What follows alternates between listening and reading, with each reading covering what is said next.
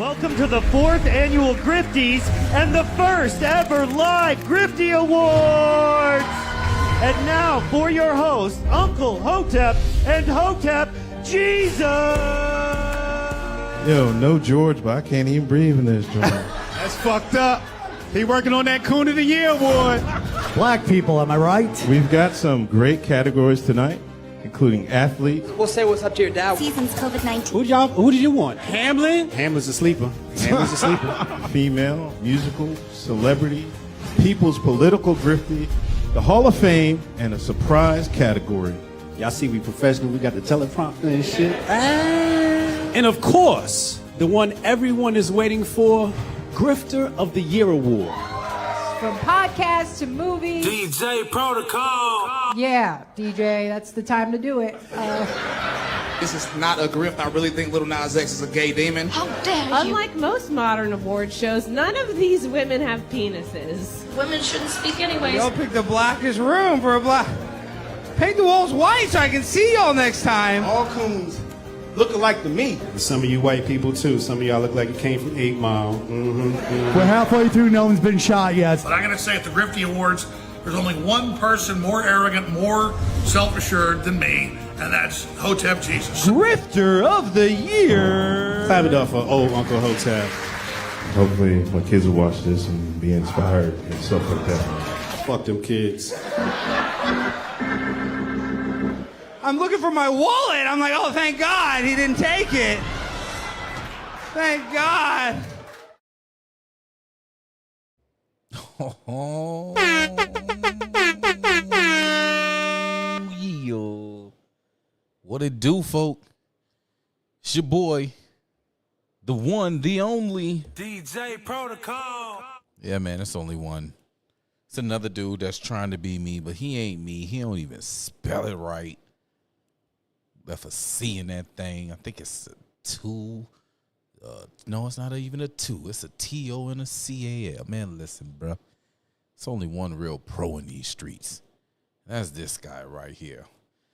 Guys, yo. Check it out. Do y'all know what today is? It's literally the 2nd of August, year 2024, man. We are making our way through this dang on year. We're inching closer and closer and closer to arguably the most important election in this country's history. For real. And you know we got to jump on that tonight. Tonight gonna be a heavy one. I'm coming with all the missiles, all the shots. Y'all listen. I've been out here precision sniping in these streets.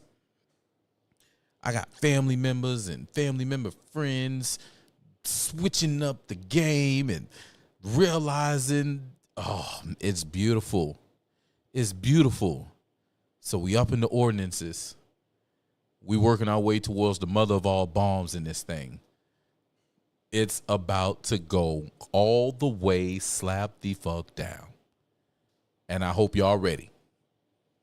I hope y'all ready because it's finna be a fun motherfucking ride. Yeah, we own it tonight. Get your drinks. Get your drinks. Get the refills together. You ain't gonna want to get up, right? Make sure you get your potty breaks in, all that good stuff.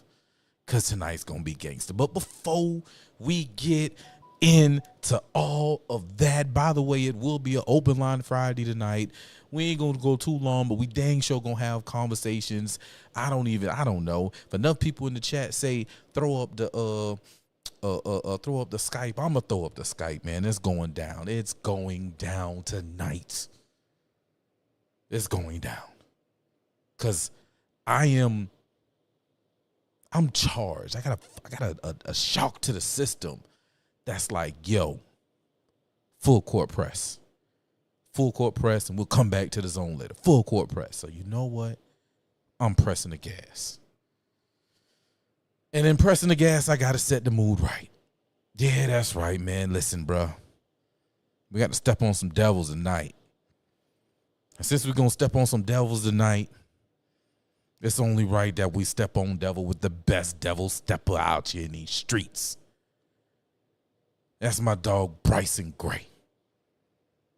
Y'all, Bryson Gray done came with another banger. And I don't know if you knew. If you follow Bryson, then you know. Then you know that this it's fresh out the box. I'm talking about that Stop, Look, and Watch. Yeah, man, this thing dropped out 2 hours ago. That fresh heat featuring the Marine rapper. And since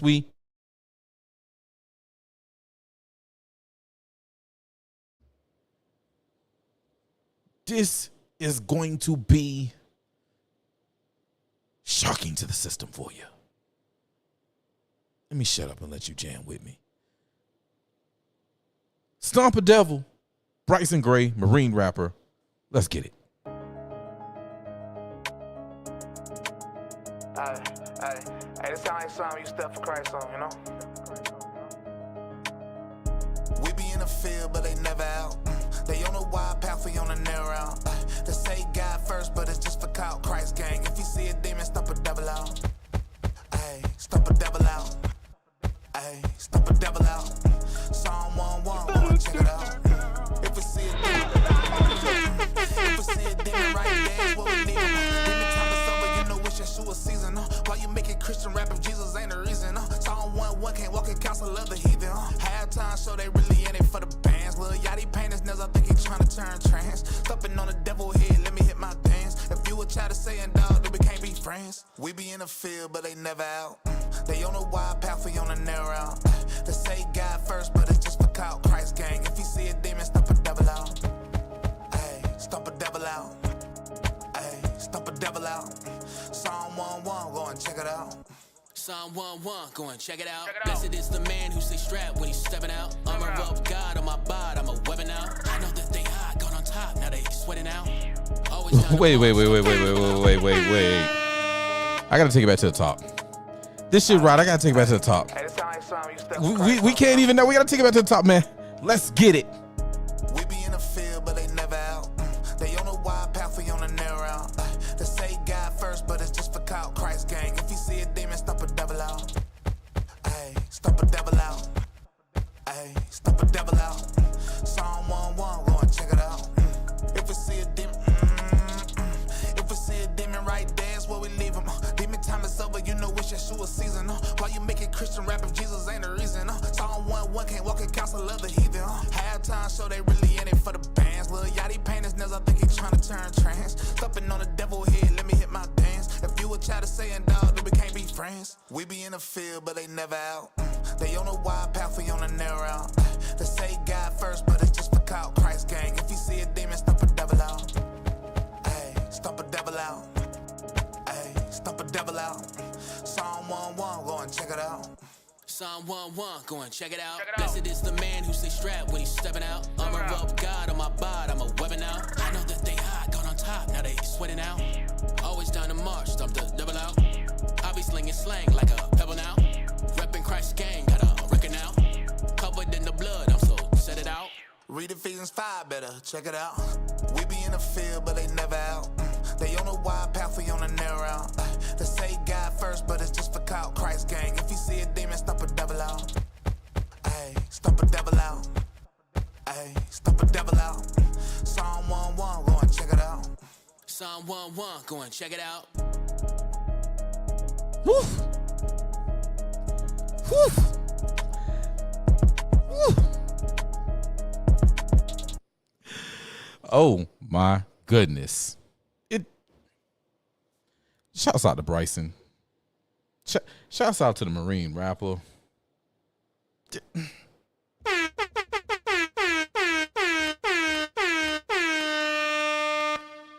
Man, listen. Now that don't make no goddamn sense. That don't make no sense for y'all to drop such heat like that. Like, is this how we setting the Friday off? Huh? You know what?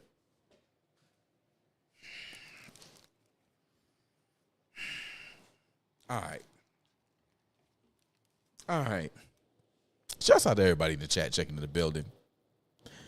PT Pod, the homie, Fresh Mizzle, the partner, every Sunday nights, 8 p.m. It's in the building. Mr. Fresh Mike. He said we in here. And then the first one is always Fuego. He's in the chat. But then the mysterious one with all the knowledge be talking about earlier my boy said Full Metal Koofy. Now I'm gonna tell you who's Full Metal Koofy. My dog Troublemaker Jonah, man.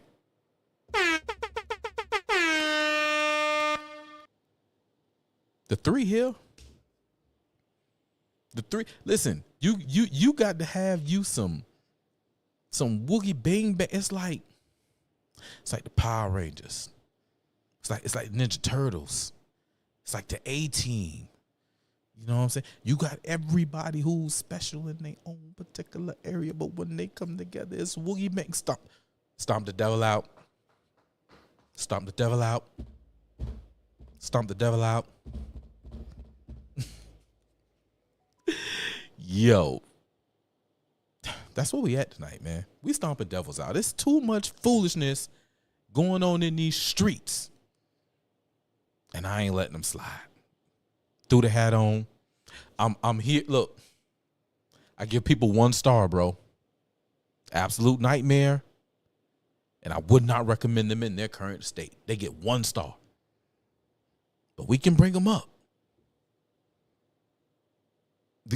We gonna get them right. They either gonna get right or they gonna get laid down. It's one of the two. It's one of the two. And tonight I'm coming to arm you to lay it down. As my brother Mike say, if you don't got a Jonah, you need to get you one.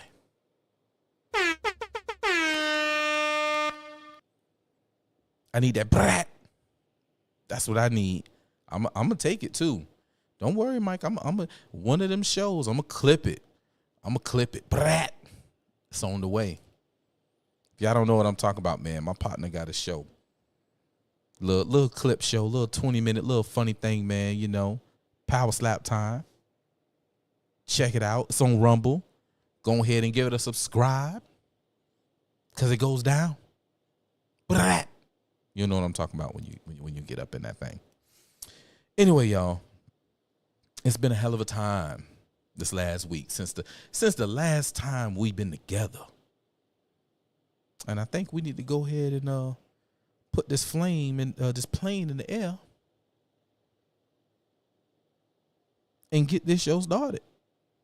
Open line tonight, by the way, guys. Yeah, it's one of them. It's one of them bad boys. Open line on deck. I hope you're ready. I hope you're ready, cause I'm ready. It's going down. Yeah, y'all, I'm feeling it, man. I'm feeling. Listen, bro. Okay, here comes Jonah. We stomping the devil out over here, Jonah. We stomping the devil out. I'm feeling charged and invigorated. We're gonna do some stuff. We're gonna stomp the devil out. Anyway, guys, let's get this show on the road, shall we, ladies and gentlemen? Welcome aboard Friday Night Flights with services covering everything you knew and might have missed. We're clear for takeoff, and we'll be in the air in a moment's time. As that you please place your baggage in the overhead area or in the seats right up under you, you know what I'm saying, and put your trays in an upright position and that chair in an upright position. Can you feel me? Can you do that? Also, put your phone on charger, Mike. Because we don't want it to die on you. But make sure your laptop's on the charger as well, because it's so much going on, you ain't gonna want to miss it. All right? Appreciate y'all for checking out Real Ninja Airlines. Light your blunts, pull up your drinks. Let's get jiggy, shall we?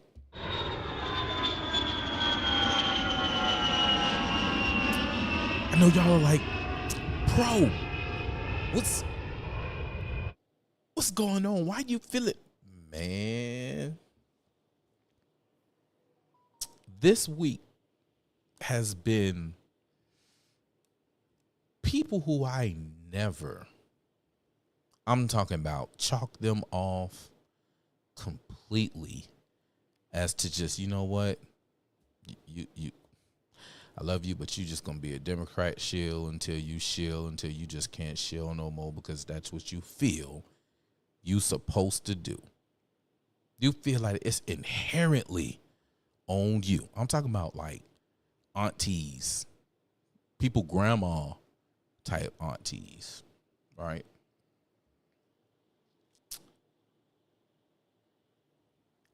Woke up to the foolishness that's being portrayed to them by the media and the Democrat Party. It gave me a sliver of hope because, see, listen, guys. Most of us, we already know what the media own. This ain't nothing new. They did it in 2016. Raise your hand if the media silenced you and got rid of you between the time frame of 2017 and 2021.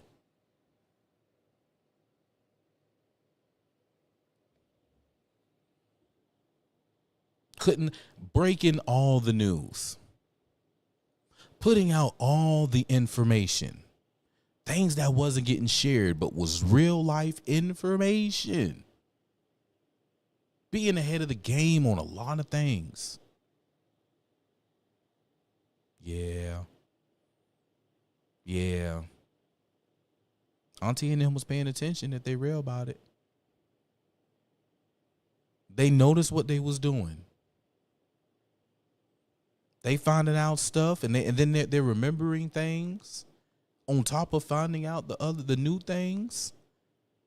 Oh man, beautiful. So guess what we gonna do, y'all? We gonna keep throwing it. We gonna keep throwing it. Because they want it. They need it.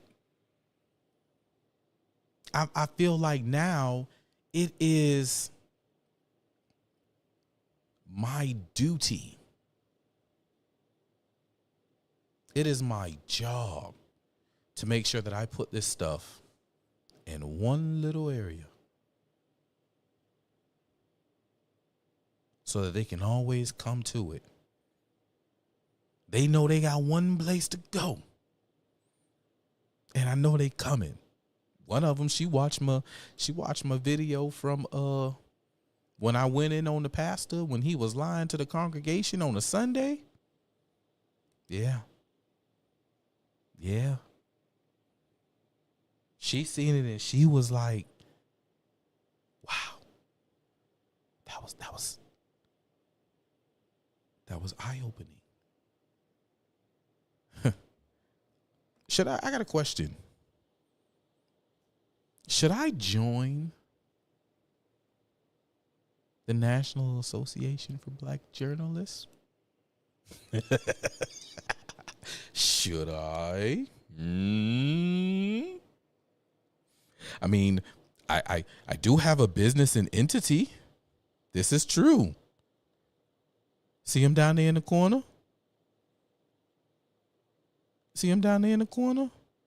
3LZNT, Rec Radio Savannah. I mean, my own, but we gonna get into that. We gonna get into that too. One time, man, the homie is in the building. My dog. All right, chums up. Ready, guys? Let's do this. Leroy Jenkins. Leroy's in the building, man. Shouts out to LS holding it down in the ATL, boy. We're going to talk about, y'all got a nice little centerpiece in the show tonight, my boy. Share the stream, boy. Let everybody know, man. If you know somebody who need to know something, that need to know about something to see about it, boy, let them know we live tonight. Because the ATL and the black community, y'all in the co-pilot seat today, boy. And y'all is the precious cargo in the back. Yeah, I'm about to drop some bombs on you. I got y'all in my sights. Yeah, let's get it. Let's go. All right, guys. I'm gonna lighten this up with just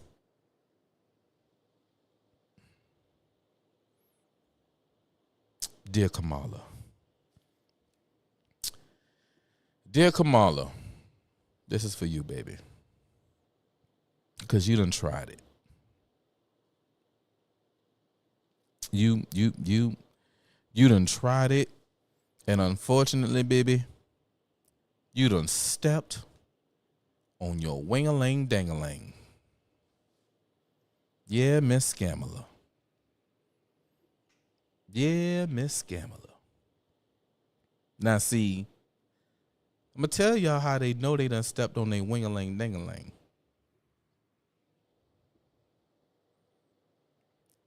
Somebody, anybody in the chat, tell me, when is the Democratic National Convention supposed to start?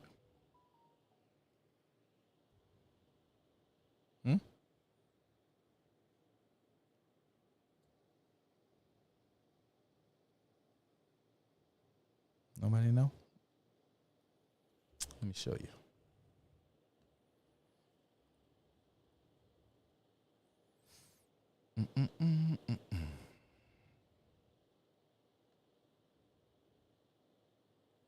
Get out of here. Oh, you're not going to leave this time?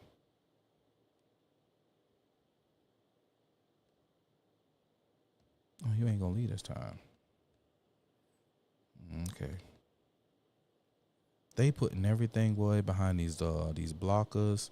And then this thing say something about an ad blocker. I don't know what you're doing, guy. We'll do it this way.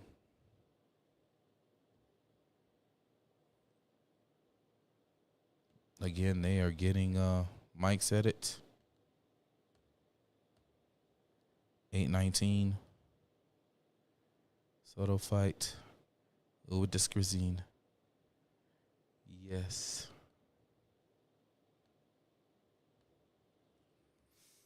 All right.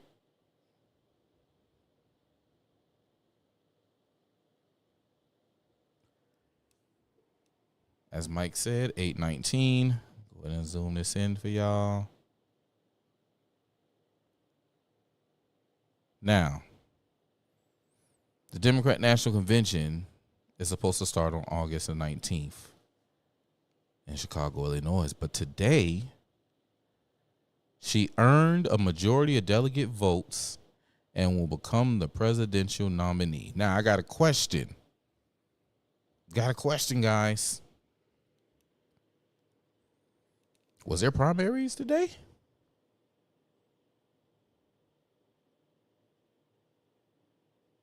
Was there an emergency primary on today? Across the however many states, I'm going to go see if there's a list of how many states just delegated their delegate votes. Because, see, there were no votes cast. Now, this is election interference to the highest degree. I just want to put that out there. All right?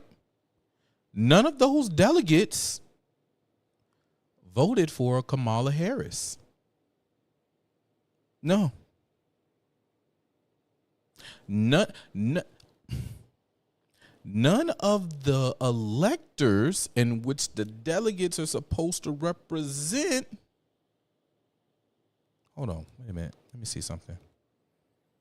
Let's see something, guys.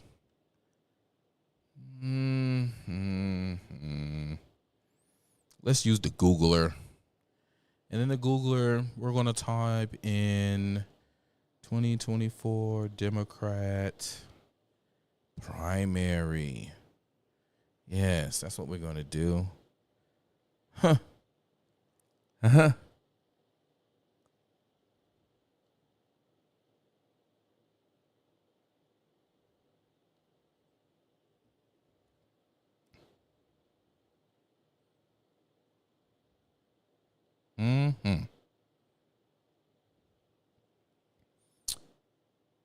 From January 23rd to June 8th, presidential primaries and caucuses were organized by the Democrat Party to select delegates to the 2024 Democrat National Convention to determine the party's nominee for president. Incumbent President Joe Biden had repeatedly expressed his intent to run. I don't need none of that. So let's look over here. Presidential primary. These are the people who ran in the primary. And okay, we got Biden. We have uncommitted. So the people chose. So what we're seeing right now is what the people in their different states said who they wanted for their presidential representative. Because I don't know if you remember, but there were states that started new things, like Georgia, which was a preferential presidential candidate. Oh, let me see if I can pull this up right quick.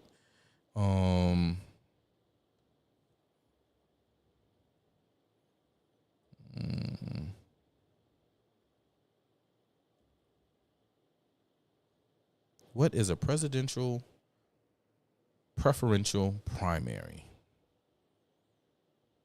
Let's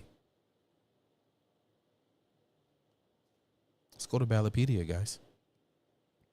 Presidential preference primary is a primary election in which a voter indicates a preference for a particular candidate to be a party's nominee for the presidency. Pretty self-explanatory. Let me zoom in. Okay. So, really, honestly, we can spoil some ballots. See, they just stepped on and they yelled insurrection and election interference and election tampering and, oh yeah, I'm on my shit tonight, yo. I'm on it.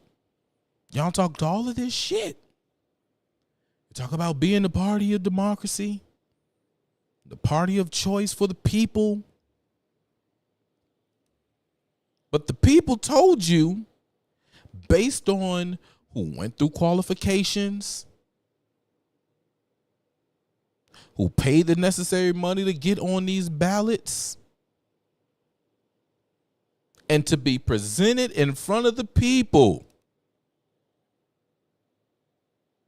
who they wanted and who wanted them. Joe Biden, Dean Phillips, Jason Palmer, and uncommitted. Uncommitted won and should be next in line. Because the people ain't commit to nobody.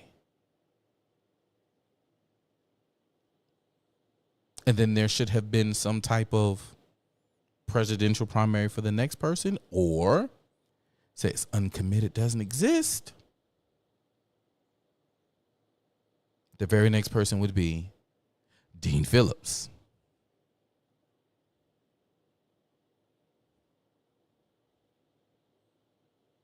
But in all actuality, it's supposed to be handled at the convention, which is what I found funny when I scrolled up here. Because they say convention nomination is on August 19, 2024. And there is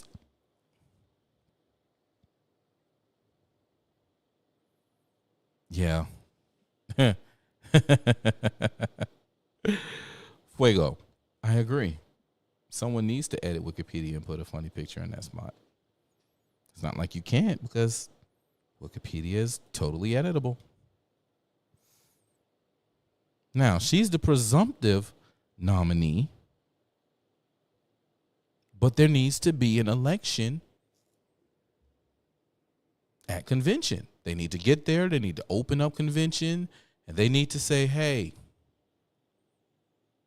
bring this convention to order. We're going to go ahead and select our parliamentarian. This here is the chair, the co-chair, the secretary, and everything that's needed for our convention, for our bylaws. We're going to bring this to vote. All those in favor, aye. All those who oppose, nay. The ayes have it. We're moving forward with the next order of business. We have our credentials committee for our convention, and they're going to tell us everybody who we have in here and the numbers and what is quorum that we need as far as votes is concerned. And the credentials committee going to come and tell you everybody who signed in and all the delegates from all the different states and all their numbers. And then per them, they have super delegates, so they have to make sure they have the proper amount of people who are super delegates. Because I'm just going to be real with you. Just because 200,000 delegates signed up, I'm just throwing a number out there. I don't think that's possible, but all 200 isn't going to show up. You got 200,000 signed up? Might get 150,000, 130,000. Just on scale. Even on a smaller level, you may have, 600 delegates for your county, and out of those 600 people who are slated to be delegates and should be there voting, all 600 are not going to show up. You'll get like 450, 300, somewhere around there. Shit, some conventions you only get about 30, 40. But they're registered voters. Just like you. On the regular, you're a registered voter. And just because you're registered to vote, an election comes around, you may not make it to the election. Yeah, I'm going to not go. Happens all the time, especially with special elections. People be winning special elections. 60 people showed up, and out of the 60 people, 31 came and voted for that person. Literally be that type of margin. And that'd be an election of 60 people in a district that may have 2,000, 3,000, 4,000, 5,000 people registered to vote. And 60 votes decided for those thousands of people. And that's what be happening in these situations. That's how I ended up. Well, I'm not going to say that's how I ended up, but becoming the third vice chair of my county party. I got the people to vote for me. At the convention, I went through the nomination process. I submitted my credentials for qualifications. I made it through the nominating committee, which is a committee they have a convention. And then the people of the party, they voted and I got in. There's a point there that even though you have people who submit and don't want to come, they go up and want to stand on stage. Some people just get nominated from the floor. Now, I'm not going to go through all that. I'll be nominated from the floor. And that's what's supposed to happen with her. But not only her, anybody else. Now, the funny thing about her is I don't think she filled out any paperwork to actually be on a ballot anywhere.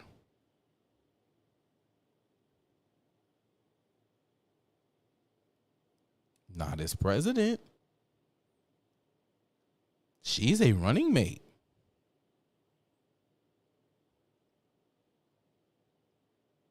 She's running mate. Presidential preference primaries didn't have her slated as a choice for who you would want as president. So that issue would come in along. And the Dems know that. Which is why they're trying to rush her through. See, they're calling her the presumptive. They say up here. Did they say it up here? Or maybe down here? I think it was up here. I saw it. Oh, yeah.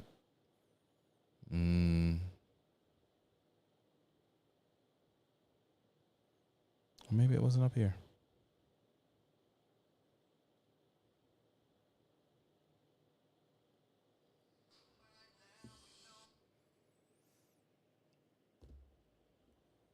table below reflects presumed delegate count, blah, blah, blah, blah.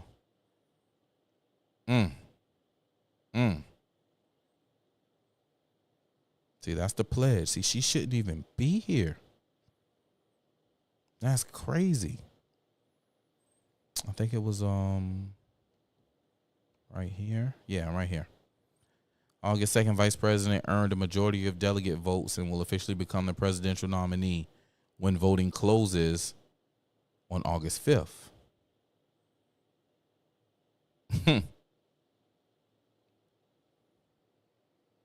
How did y'all just open up special voting on August 2nd to August 5th when your convention begins on August 19th and it ends on the 22nd?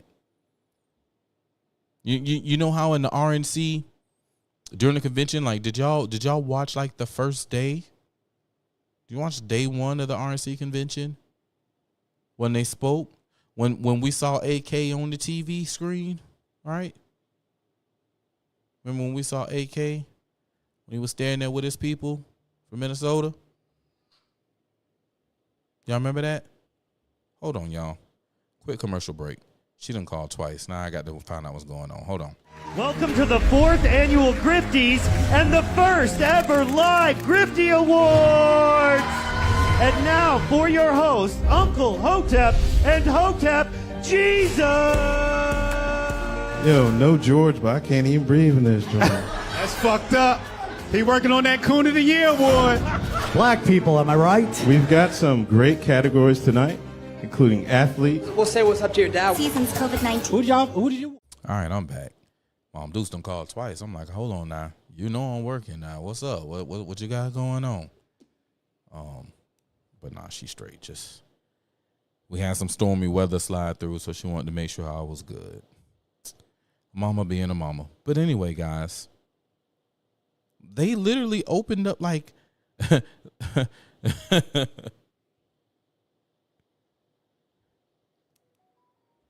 literally 2024 Democratic National Convention is a presidential nominating convention in which delegates in the United States Democrat Party will conduct party business.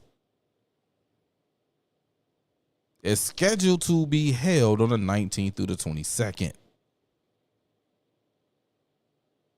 But they opened up a special voting period on the 2nd through the 5th. You see how they're subverting elections? Dems, this for you. All my Democrat friends, this is for you. They're subverting an election. Didn't ask for your vote. They're telling you to get behind Miss Kamami. Yeah. They're telling you to get behind Miss Kamami. For what reason? For what reason? Let's see. Question. Anybody seen her policies? Anybody see her policies? Let's go see her policy. Let's go see.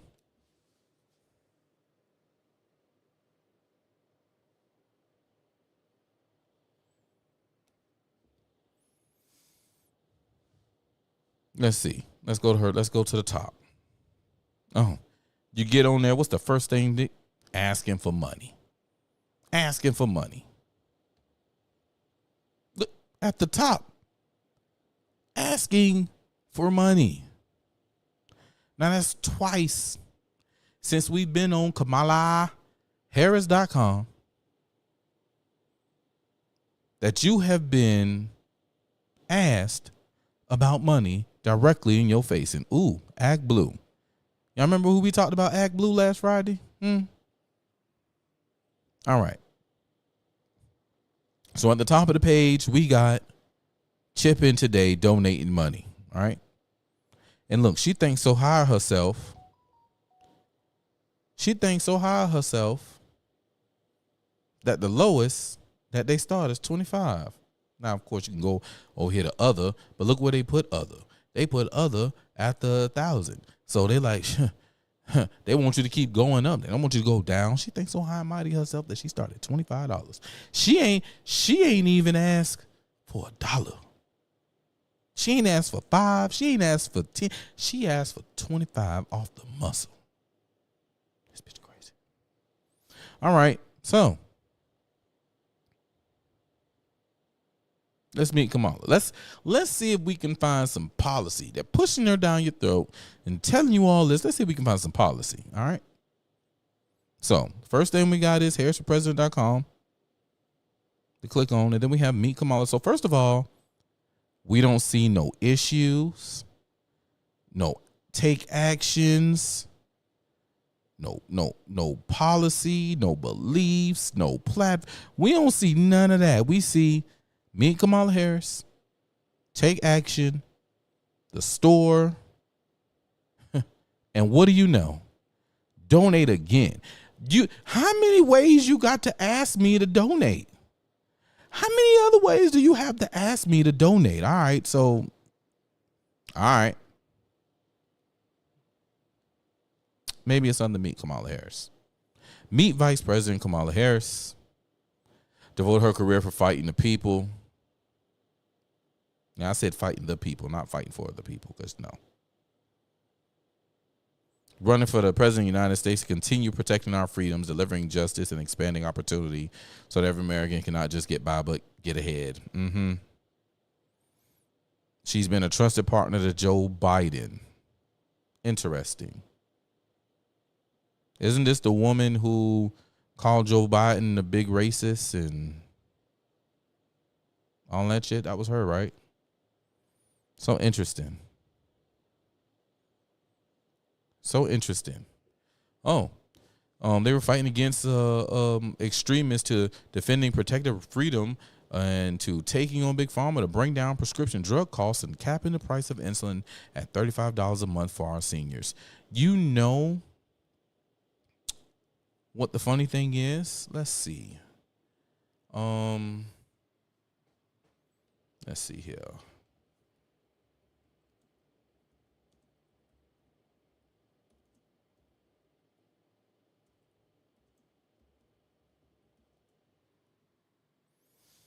Do. All right.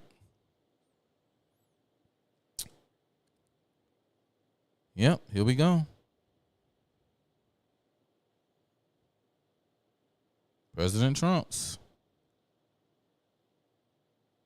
executive order, July 24, 2020. Talking about insulin.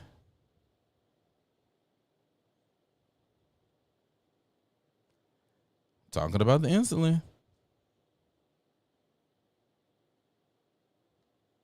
There we go. President Trump talking about, now he did this to executive order, right?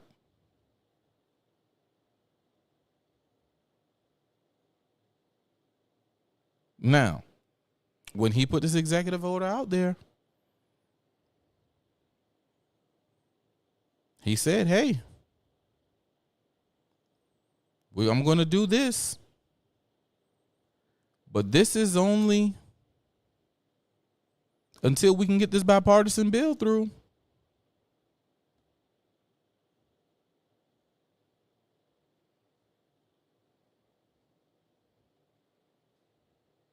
Expanding access to life-saving drugs. President Donald J. Trump is taking action to greatly improve the affordability and accessibility of life-saving prescription drugs.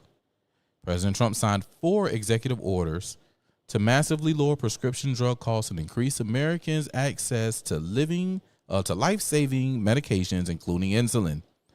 The first order directs federally qualified health centers to pass along massive discounts on insulin and epinephrine. You know, the EpiPen. Just going to call it the EpiPen because I hate trying to say that fucking word. The EpiPen received from drug companies to certain low-income Americans. The second order will allow state plans for safe importation of certain drugs. Third order will prohibit secret deals between drug manufacturers and pharmacy benefit manager middlemen, ensuring patients directly benefit from available discounts at the pharmacy counter. Fourth and final order ensures that the United States pays the lowest price available in economically comparable countries for Medicare Part B drugs. The U.S. often pays 80% more for these drugs than other developed countries. It's time to reduce the price Americans pay for the costly Part B medication. So now, when we have Cammy Camel Toe Harris talking about she's taking on Big Pharma to bring down the prescription drug costs and cap the price of insulin.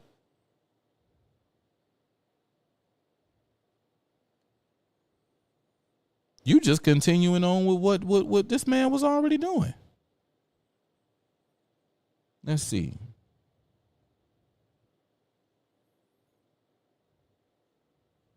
Where is it? Where is it? President Trump has vowed to always protect patients with pre-existing conditions. Now, it's the other day. Just the other day, Cammy stood on stage and said, hey, he wants to get rid of your pre-existing conditions. He don't want you to have health care with pre-existing conditions. I don't know. This says that he's always protect patients with pre-existing conditions.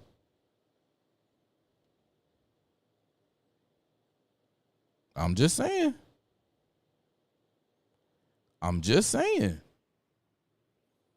So let's go back to this line heifer. Trying to ride the work of what somebody else was doing. The Biden-Harris administration has achieved historic record of accomplishments, including bringing our economy back from the brink of disaster to create nearly 16 million new jobs. You can't create They were already there. Message. They were already there.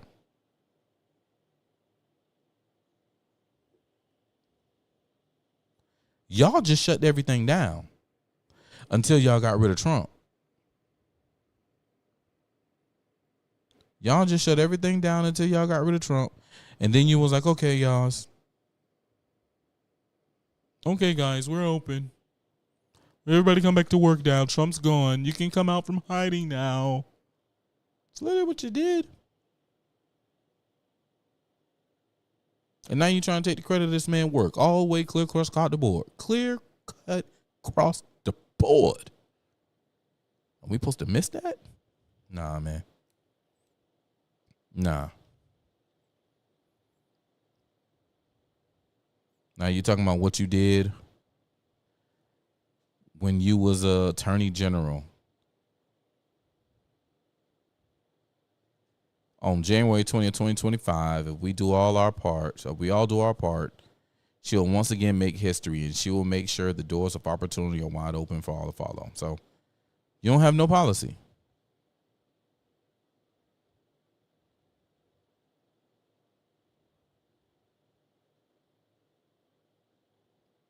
You ain't got no policy.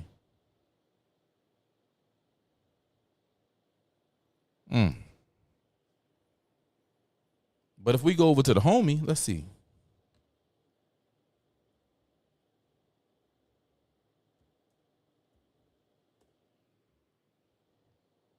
Look at that. Platform. Now, they're not after me. They're after you. I'm just standing in the way. You can contribute or you can volunteer.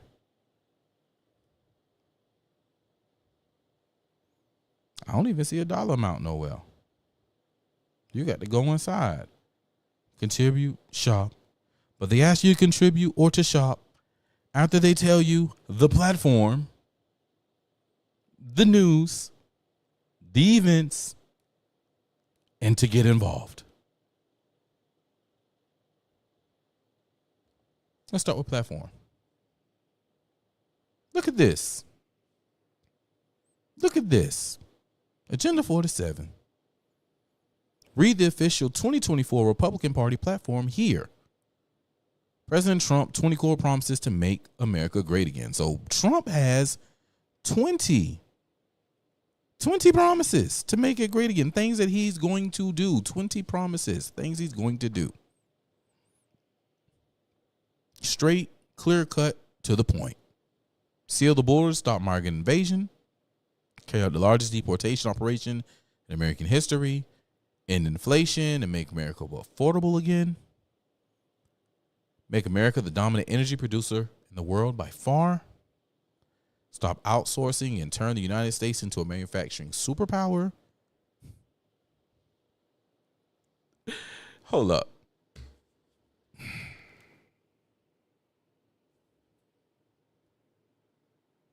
Black folk, remember I told y'all was on the chopping.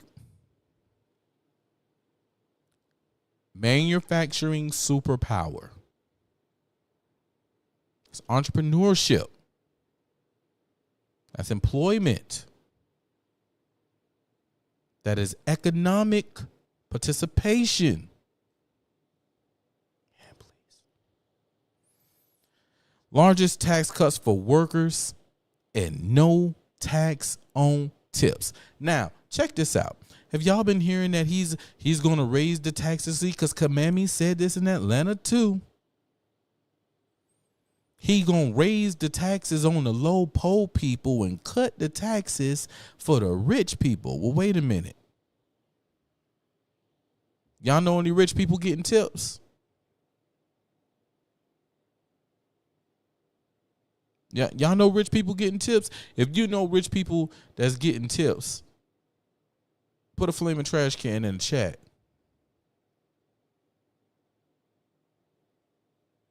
If you know a low class person, right? The lower class person, I ain't gonna say low class like poor, but poor people get tips.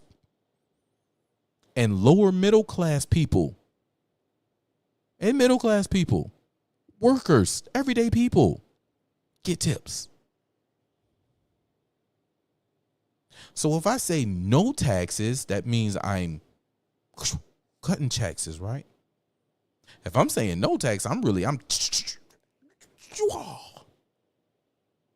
all over them, just chopped up. They gone. No more. Out of here. So how can they tell you that he's going to get rid of the taxes for the rich people, but he's telling you that, no, I'm not taxing tips. You know what? My friend, Sir Dumpster Fire, you're absolutely correct. You're absolutely correct. There are some high-class hookers who are getting tips.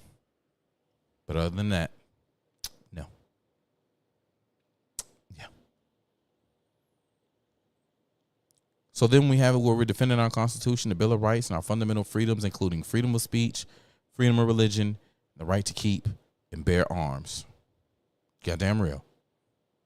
Prevent World War III, which I don't think that's going to happen, not with what's developing right now. We may be in it before the election.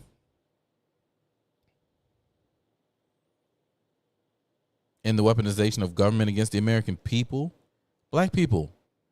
Didn't the FBI go after? Look, you know, when I hear people talking about Project 2025, he wants to get rid of the FBI. Bitch, you mad? You know, they got some of y'all delulu, and we going to talk about this tonight because I done heard y'all say some stuff about LBJ, and I'm just like, is you niggas crazy? Y'all done said some shit about Kamala. I'm like, is you niggas crazy? We gonna talk about it. Y'all niggas lost your mind. LBJ he did good for us. He did the Civil Rights Act of 1964.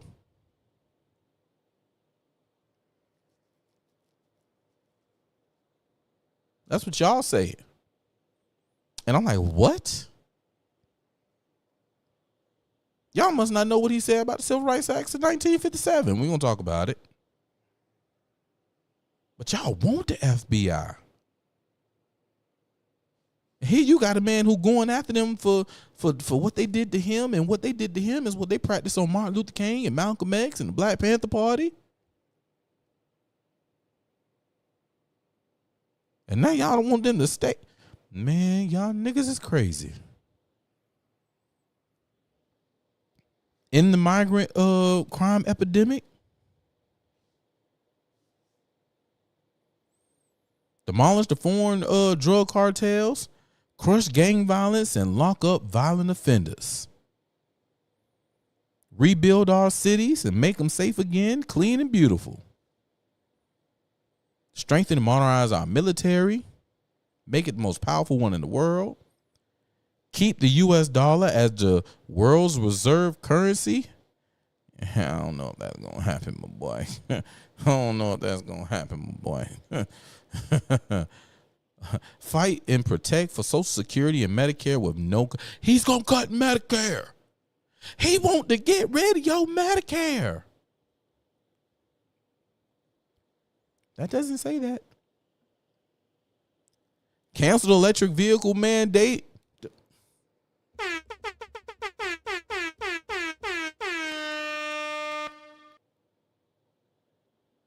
I ain't driving no damn electric car.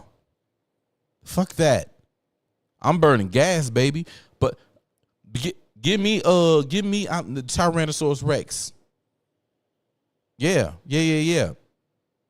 Petrie and them? Yeah. Sorry, Petrie. You and Littlefoot. Y'all was my ninjas back in the day. You, Barney, Baby Bob, y'all was cool, but guess what? I need y'all to drive my car. Y'all was cool. I loved you. You got me through a lot, but I need all of your waste, which was your body, in the crudest of ways so I can run my vroom vroom. Straight like this. I won't Dino fuel to run this rig, bitch.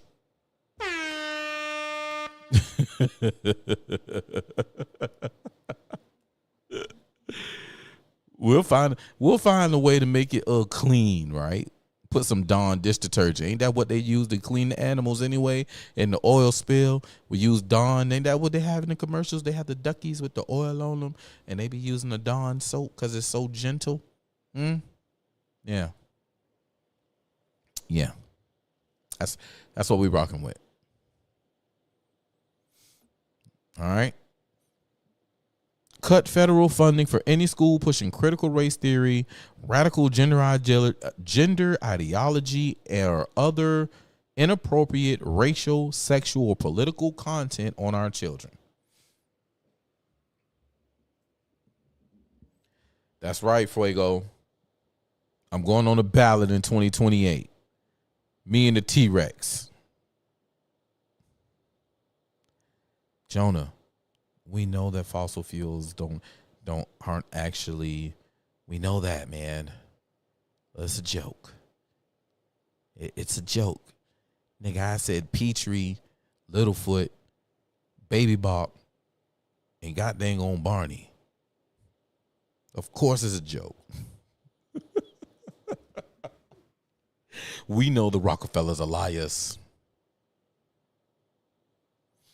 Now, getting into the federal funding of any school pushing critical race theory, radical gender ideology. J.R. Bell's in the building. Peace, my brother. Illuminati gang, we all up in this thing. Hotep Nation in the building. Shouts out to all the folk, man. Hit that like button. Hit that like button. Share. Let everybody know, man. We running through this thing. Feeling good, man. If you just coming in and you see that I got a little bit more pep in my step, I'm feeling good, even though it looks like we had some type of demise at the moment. I've had some greatness happen, man. I got people waking up in my family and around me that I never thought would wake up. People who I really had written off, they're waking up. Black men have woken up. Ain't nobody stunting these young, stupid broads. Nobody's stunting them. Nobody's stunting them. We gonna let them drown their damn selves. They're going to drown themselves, and then they're going to come back looking for real men, and we just going to, you know what I'm saying, we're going to have to give them that MD 2024. Got to get that MD 2024. They got to get broken back in. Right now, they done broke out, and they running around all around the world, and you can't catch them. They real evasive. They elusive like I don't know what. But you know what? They're going to come back, and when they come back, we got to break them in, MD 2024 style. That's just what it is. Nobody care about them. These stupid young silly broads. Because the old women come around, the old men come around, the white men come around, the black men, they been around. We just was cooling. We was just cooling on the low, trying to get it how we get it, run the checkup. But now it's time, they bowed down, and now, hey, look, they stepping out. The pimp hand's getting real strong in these streets right now. Yeah. And he's all right. But the federal funding for any school and serving critical race theory, I'm gonna be real. First of all, most people don't even know what they mean by critical race theory. It's as simple as this, right? No one cares, like truly in having my conversations, no one cares if you teach about racism, slavery, things that no one cares if you teach about it. It's the matter of you saying, if you're white, you're automatically and inherently a racist. And if you're black, just because you're black, you're automatically a victim who can't do anything in life. That's what they take issue with. That's what they take issue with. Now, you got some people who, they're stuck on slavery on the black side and the white side, right? And they're just stuck on the fact of, my people were slaves, or you was never a slave. No. The shit goes so much deeper than that. It's so much deeper than that. Status, property, access to capital. All that day. All that plays a major part. Because you ain't got access to capital, you can't do shit. And I want y'all to understand, just as recent as my parents' lifetime, my grandmother, my great aunts, my great uncles, in their lifetime, they couldn't just bank.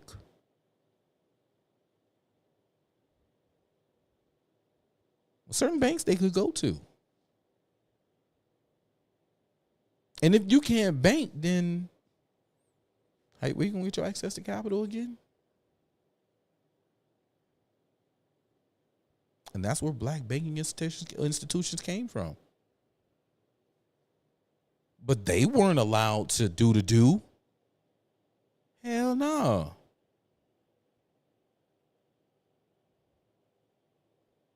And that hinders people.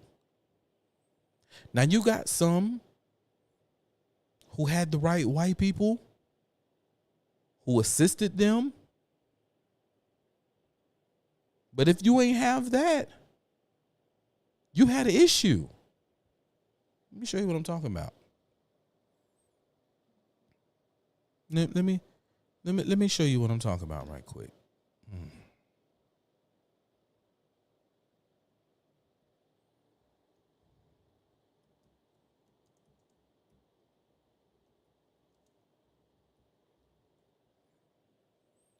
Yep. This guy. We talked about him earlier. Let's go ahead and bring him to the forefront. Let the people know what we was talking about.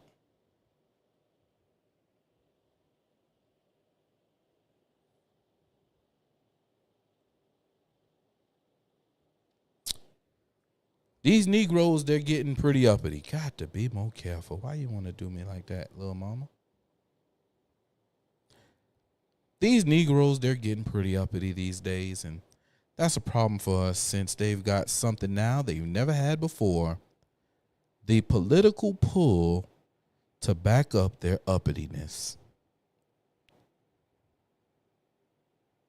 Now, this statement's from 1957, okay? The political pull to back up their uppityness. And you know what their uppityness was? We're starting to get our cities, our businesses, our Black Wall Streets and things really churning. We had music coming out like never before. Jay Pylon's in the building.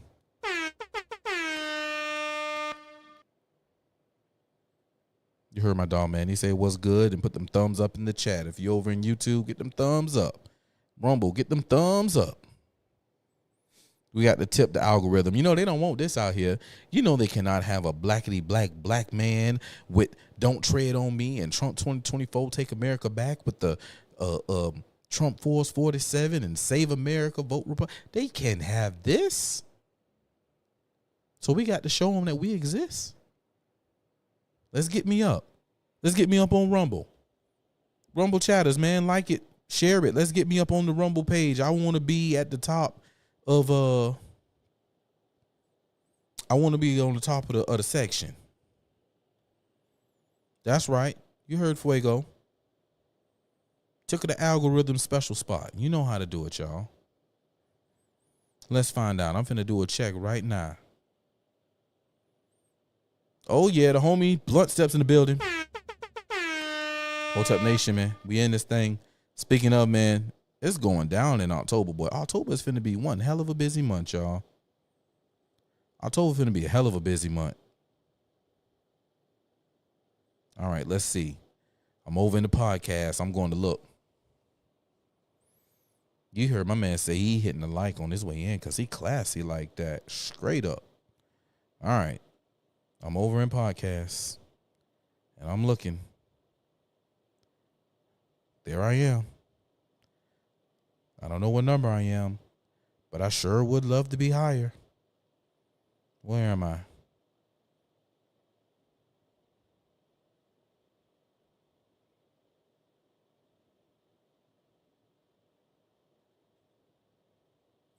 I am 22 under the podcast tab. Wonder if I can get higher. Am I under Republican politics? Yes, I am. I am 1, 2, 3, 4, 5. I am number 6 under Republican politics. With 45 views. Let's see if I can get that 45 to 47. And that 47 to 60. And that 60 to 120. Yeah, we gonna get up there. So yeah, our uppityness, our businesses, our music, our entertainment, our intellectuals. And now we were starting to get back into politics. So what does he say?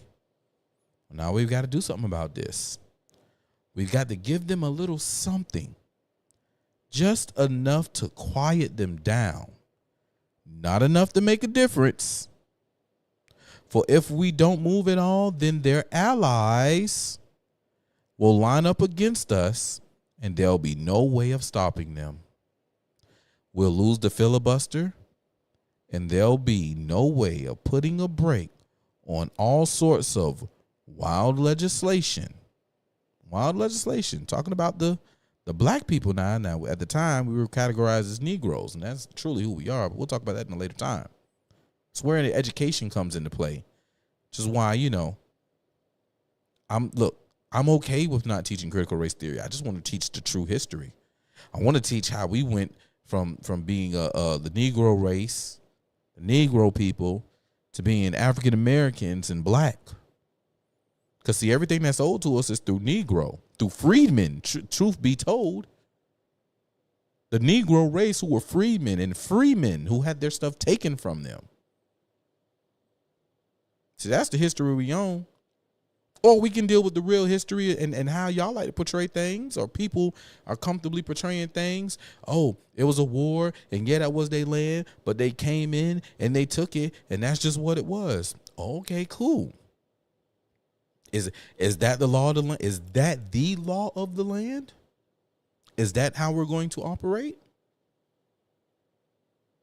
Because if you're saying that is okay because it happened in the past, well, if it comes to pass again, don't be mad.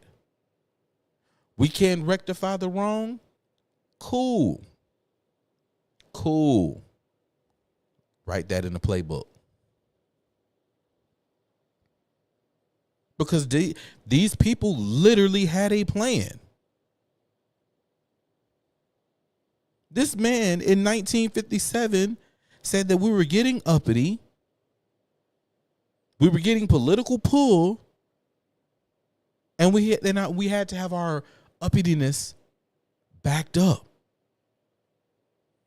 And they would only give us a little something just to quiet us down. Not enough to make a difference. So when I hear that, you know what comes to mind? Anybody know what comes to mind when I hear that?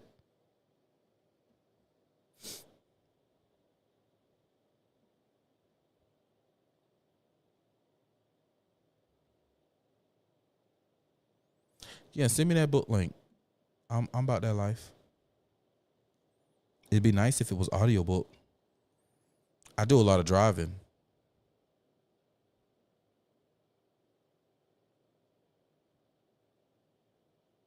Yep, sure do. Do a lot of driving. I like to listen while I drive.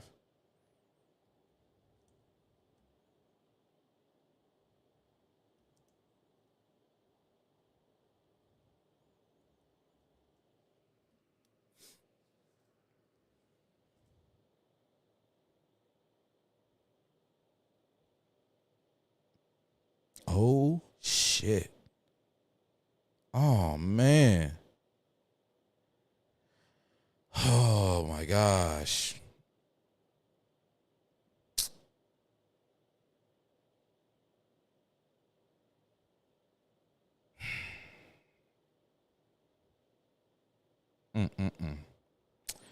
Well, maybe I do need.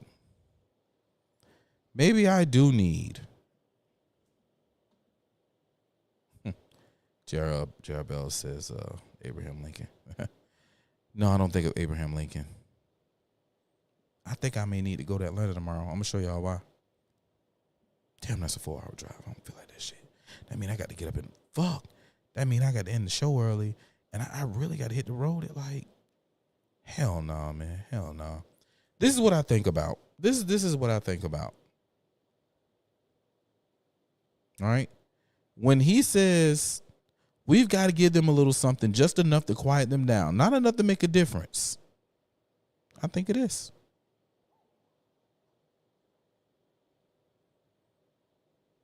This is what I think about.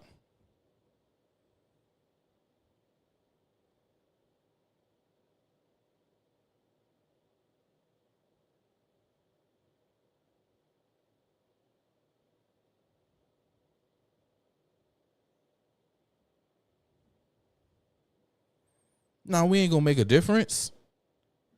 We ain't gonna make a difference. We gonna put some bitches twerking. We gonna put some bitches twerking on the stage. We ain't gonna make a difference.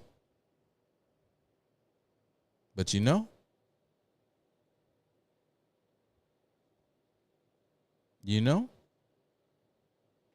people hip to the game.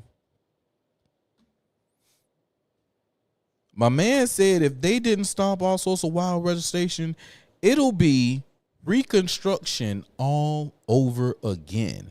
They put a plan in action. The Democrat Party is the same fucking Democrat Party it has always been. They just put a bunch of stepping fetchits in the building.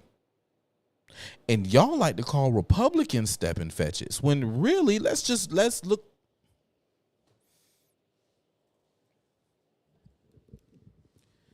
In the movie Django,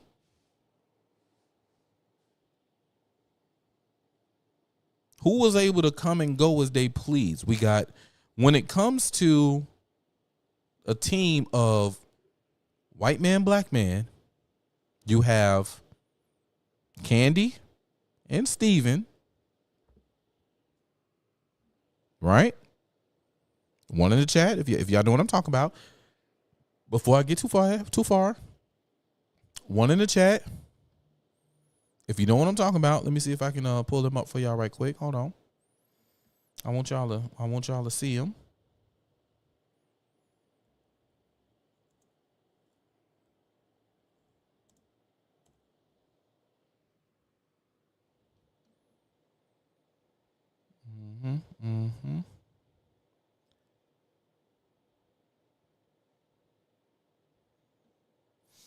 All right.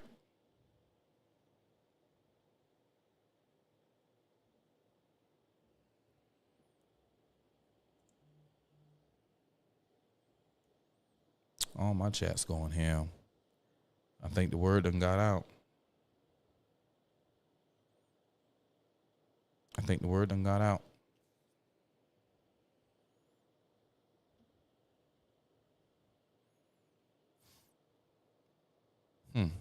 Yeah, it's going to be crazy. All right. I'm going to show y'all what the word I'm talking about. So, you got, get on back over here. We got Steven and Candy. All right. Y'all remember them too and their dynamic, right? But boss, you gonna do this. Boy, ain't I told you to. All right. Them two. These two. Oh, beautiful. And then you have these two. Django and Dr. King Schultz. All right. Now, he was his slave. He couldn't go nowhere without him saying these two. And then you have these two, Django and Dr. King Schultz. Well, Django could go any way he wanted to at any time. He knew it would be consequences. He's a free man. But he knew it'd be problems. That's why he traveled with him, a white man. Because he had some type of this a nigga on a nag with this white man. This man act up boss. I can't believe that's a nigga on the nag. That's how these Democrats sound when it come to us. Because see, honestly, we don't have a dynamic of a Steven and a Candy. At least I don't. No. When I'm in my meetings, when I'm with Republican counterparts, I move in the spirit of a Django. Yeah. Rootin' tootin' pistol shooting guy. Yes. Be with my guns and my pistols so much, they ask about them.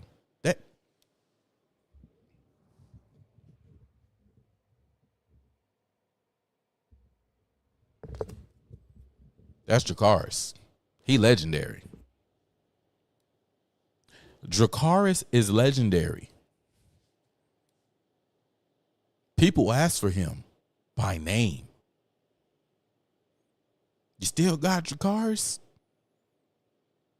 Any new ads to him? It's my pet dragon. They know. Legendary.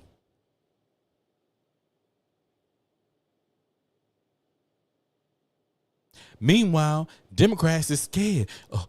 We can't walk around with guns showing, y'all.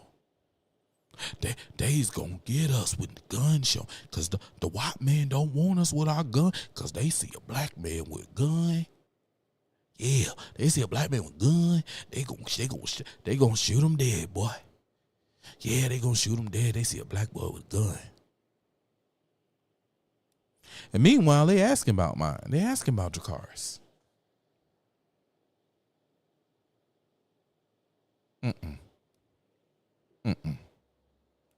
No, we moving over here in the spirit of Django. That's right. That's right. Meanwhile, you guys want some of this right here in y'all life. This what y'all want in y'all life. You Democrats. You Democrats want this in your life. Yeah. But you know what? There's some people who's waking up to the foolishness.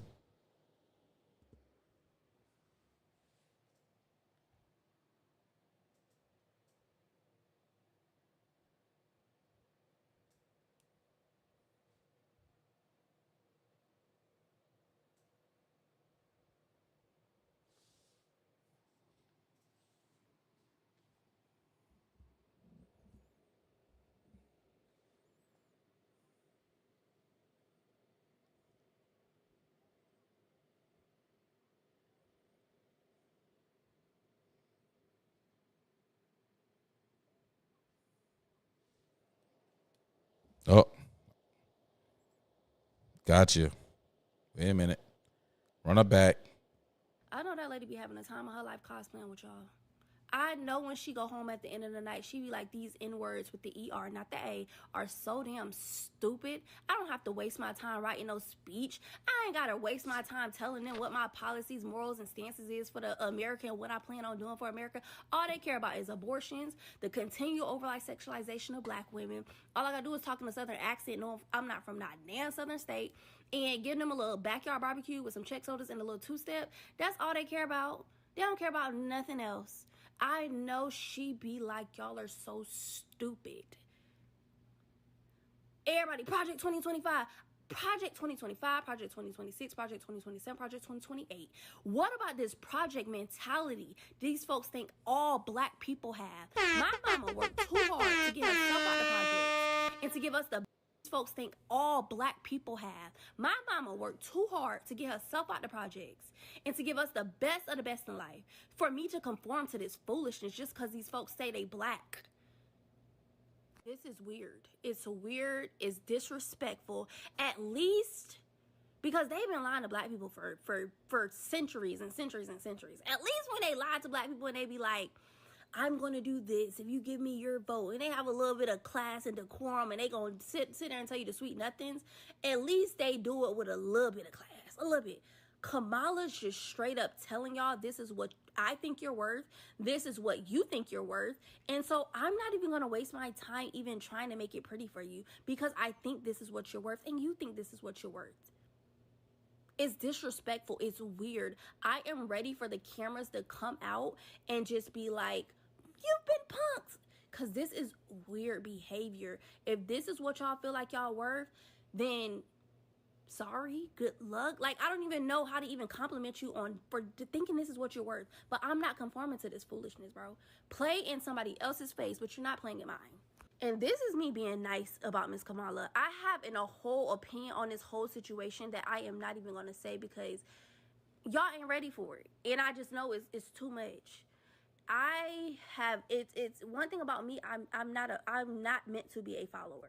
Anytime I follow people in my life because I felt like I had to conform and do what they say do, and I've always regretted it.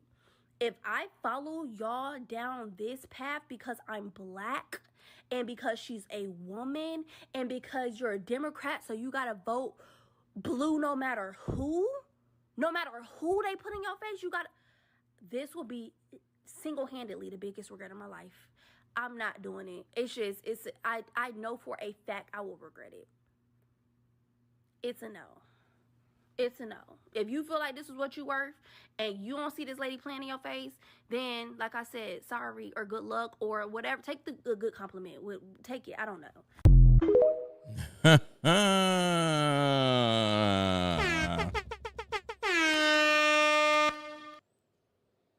You know, there's somebody somewhere that is upset.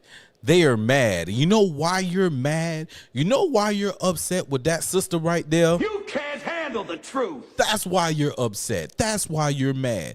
But you heard what she said. And she's not alone. She's not alone. There's a lot of young women who peeping game. They ain't following these dumb go along, get along gang. Nobody, man, please.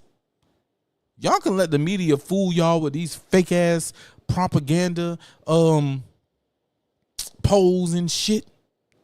Y'all can let them fool y'all if you want to. But the real people, they ain't falling for it. Nah, they ain't falling for it. It ain't even going down like that. They peeping game and they spitting the truth and they letting it be known that you ain't finna, shawty, you ain't finna play me with your fake ass accent. Y'all heard the fake accent? Tell me y'all heard the fake accent. I know y'all heard that fake ass accent. I know you heard that fake ass accent.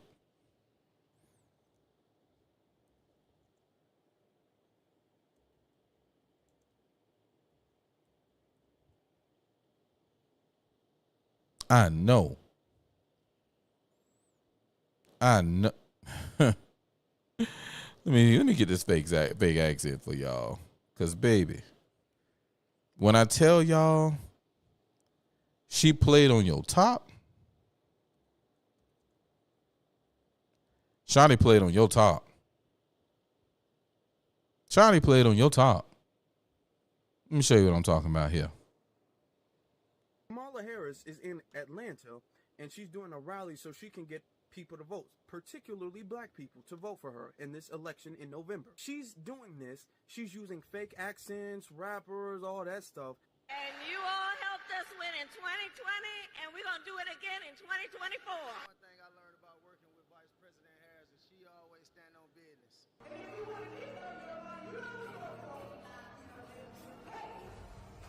She's not talking about reparations. That word didn't come up one time. She's not talking about any promises, any legislation that black people can look forward to, anything particular. No, we don't come up as an exclusive subject one time in her rally in Atlanta while she's trying to get black people to vote for her. This is what we get, because this is how they see us. They see us as naive, people who are easily manipulated, and people who are gullible. Kamala Harris has done nothing but show that her campaign cannot be taken serious and that she won't do anything specifically for black people.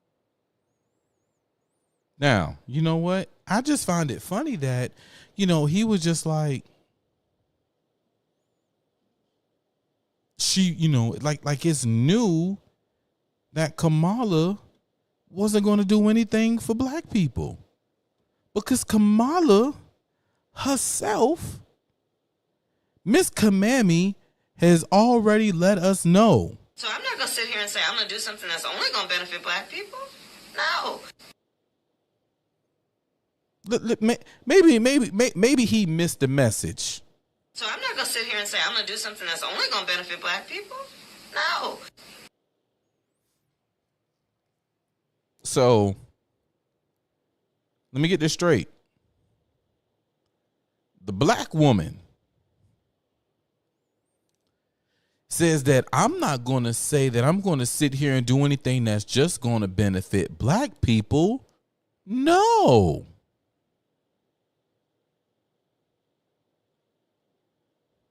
The black woman said that. But then we have a President Donald Jerome Trump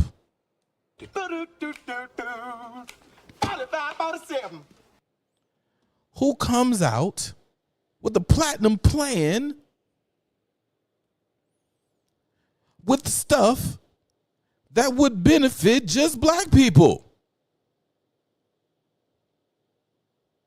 Increase access to capital in black communities by almost $500 billion. 3 million new jobs for the black community. 500,000 new black-owned businesses to be created. Give black churches the ability to compete for federal resources.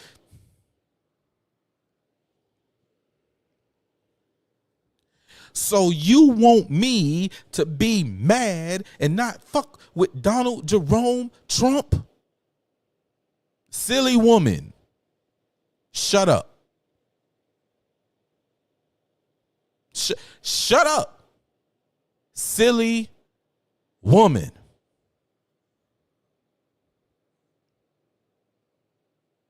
And all you bitch-made niggas Cause there's a lot of bitch-made niggas out here dancing for command me. Like, hey, Quavo.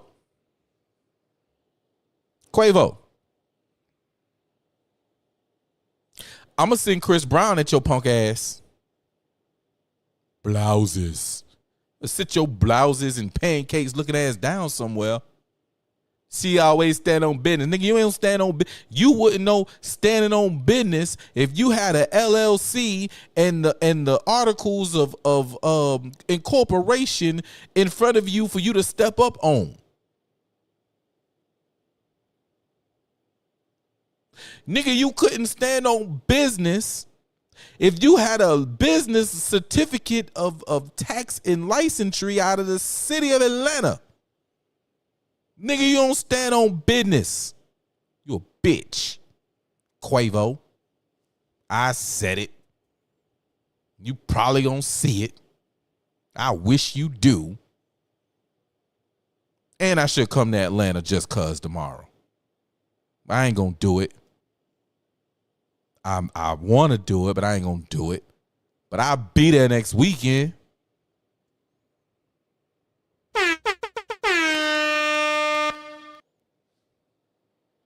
So Kamala can't do anything that's just gonna benefit black people? No. Meanwhile, 45-47 did. You know this ain't the first one, right? You know, shouts out to all my frequent flyers. See, they know. They know. They know. Frequent flyers know. Trump dropped that new deal for Black America back on October 26, 2016.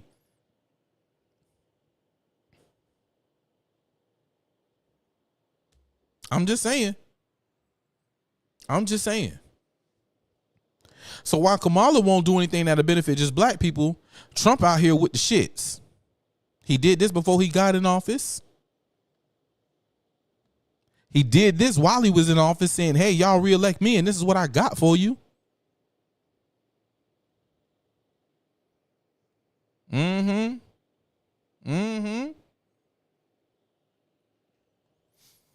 But no, he said black jobs.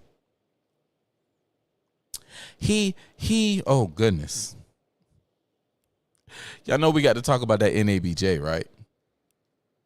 Y'all know we got to talk about that NABJ because that was a travesty for black people. The best opportunity for the people to step up and ask Trump, what you want to do for black people? What do you got? We got a bunch of cackling hoes who want to try and get gotcha moments and clips. You got fuck ass, punk ass Roland Martin, right? You got Roland Martin on the front row heckling and fucking with Trump.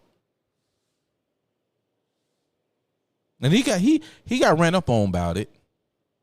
Should have been a real nigga who ran up on him, but you know, somebody ran up on him. He had some questions. He run from Sis. Shouts out to P. Ray. He run from Sis. He don't want that smoke with Sis. He don't want that smoke. See, for sassy ass niggas like that, you really got to send the women after sassy ass niggas like that. You really got to send the women, because that's the energy they putting off. Because see, a real nigga just slap the shit out of them. So you got to send the sass at him, because he a sassy ass nigga. He old saucy Santana ass nigga. Anyway, NABJ was this weekend, or earlier this week rather, which is the National Association for Black Journalists. Meanwhile, side note, is there a National Association for White Journalists? Somebody find that out for me. If not, I think I want to start one. Just saying. I think I want to start a National Association for White Journalists. Let me know if that exists somewhere. All right. Make sure y'all hit that like button, man. Hit that like and hit that share.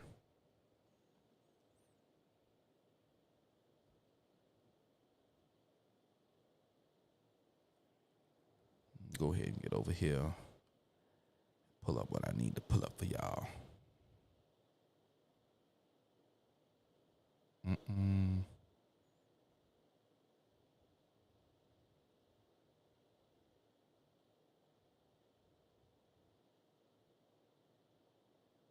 No, I'm not muted. I'm here. I thought I had what I had saved, but it wasn't saved. I forgot they had that hashtag. I didn't even look at that hashtag NABJ fact check.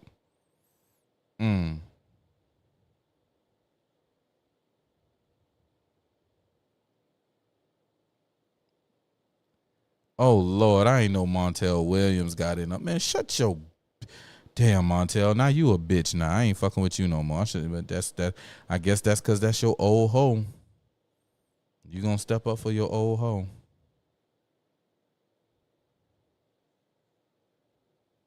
All right, first question. Here we go. This is how they open the thing. So you guys might have heard about this. You may not have seen it, but you definitely may have heard about it. This is how they opened the questioning. You have used words like animal and rabbit to describe black district attorneys.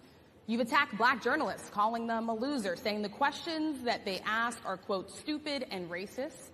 You've had dinner with a white supremacist at your Mar-a-Lago resort.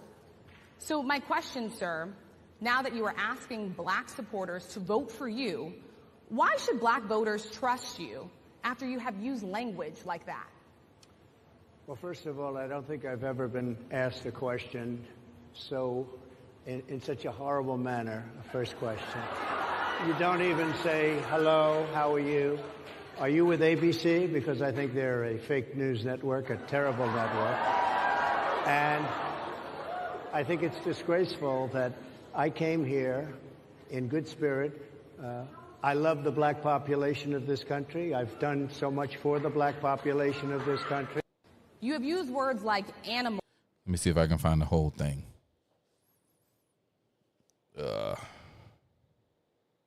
Oh, yes, here we go. Punk ass nigga got the whole thing. It was only 34 minutes and 51 seconds. Was appropriate for you to be So here look, today. check this out. Let's just see, y'all, how quick this was from seat.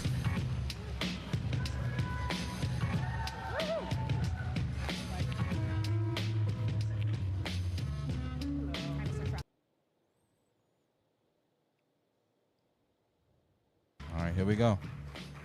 All right. Mr. President, we so appreciate you giving us an hour of your time. I want to start by addressing the elephant in the room, sir. A lot of people did not think it was appropriate for you to be here today. You have pushed false claims about some of your rivals, from Nikki Haley to former President Barack Obama, saying that they were not born in the United States, which is not true. You have told 4 congresswomen of color who were American citizens to go back to where they came from. You have used words like animal and rabbit to describe black district attorneys. You've attacked black journalists, calling them a loser, saying the questions that they ask are, quote, stupid and racist. You've had dinner with a white supremacist at your Mar-a-Lago resort. So my question, sir, now that you are asking black supporters to vote for you, why should black voters trust you after you have used language like that? Well, first of all, I don't think I've ever been asked a question so in such a horrible manner. First question. You don't even say, hello, how are you? Are you with ABC? Because I think they're a fake news network, a terrible network. All right, so where are we at? 1 minute, 49 seconds, and this man is already digging in her ass. Already. She getting the Stormy Daniels right now. All right, she getting some Stormy Daniels right now. You know what's happening on this stage? I'm gonna tell you what's happening on stage. I'm gonna tell you, she getting that MD 2024.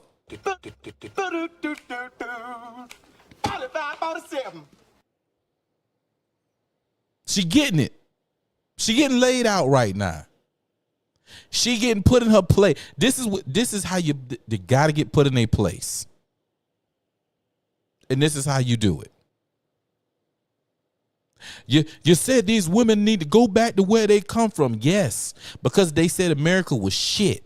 They said America wasn't a good country. They used to talk shit about the country. If you're going to talk shit about the country and you're not from the country, take your ass back to where you come from.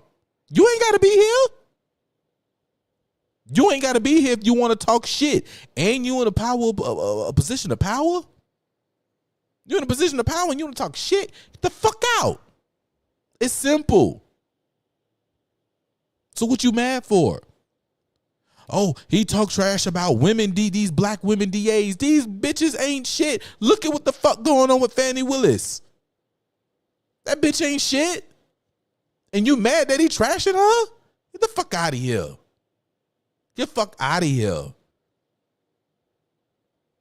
Get the fuck out of here. Bitch, you crazy.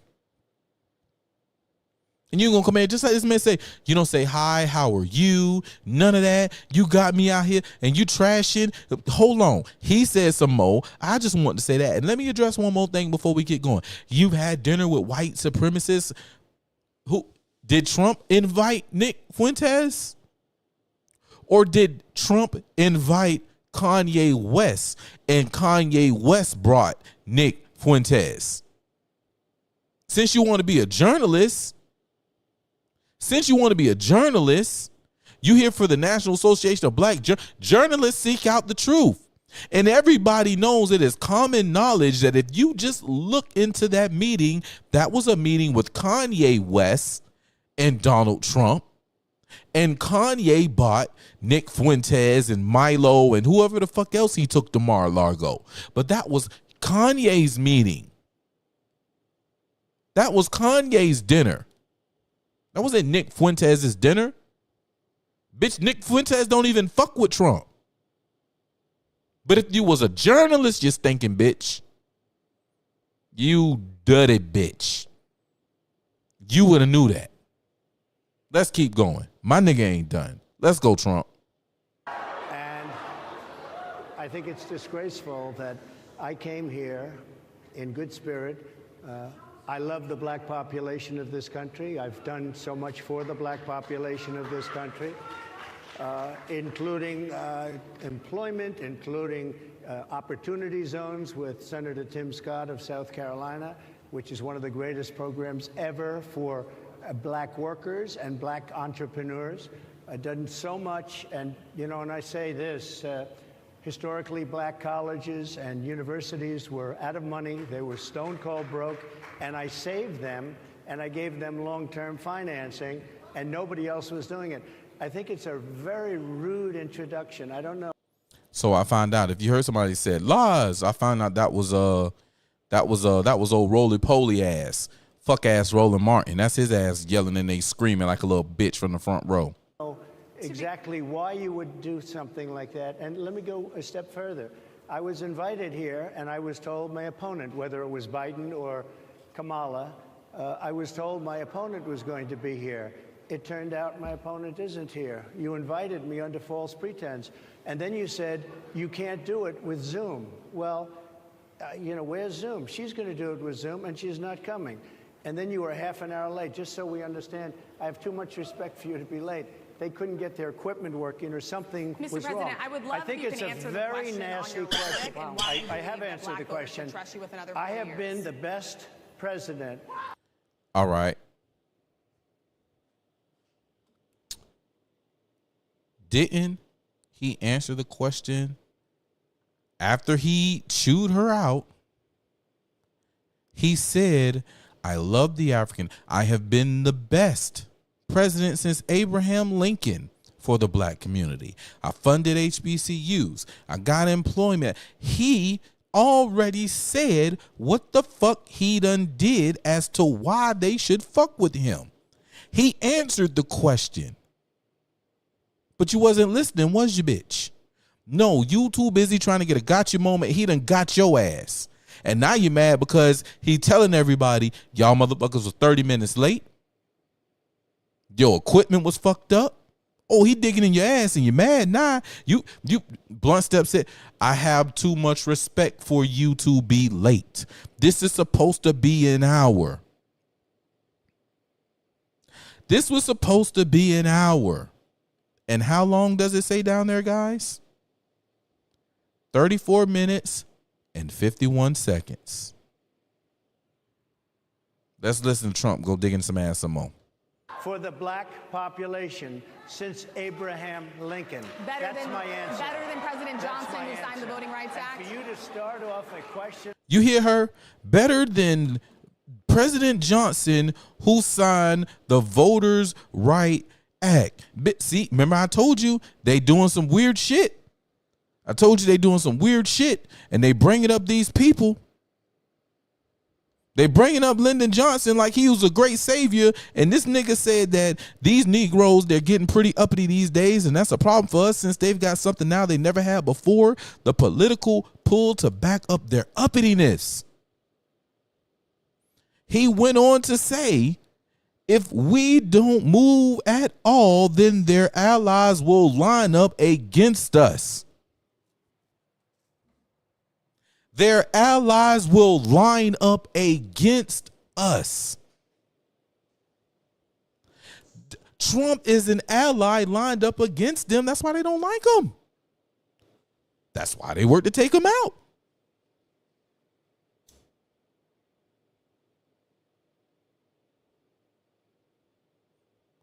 Everything that the people set forth a damn plan. We've got to get them something to quiet them down, just enough to quiet them down, not enough to make a damn difference. We got to give them these twerking bitches on stage and these rapper niggas in see-through fishnet blouses saying lingo that they like, talking to them, and I'm going to visit the South. I'm gonna put on a Southern. I hate when motherfuckers do that. You get around a Spanish motherfucker and you decide you want to try and you ain't really trying to pronounce the words. You really trying to sound like them while saying the words is fucked up. And now you gonna let her 2024, bitch. You what? What? No, you be you. Talk you.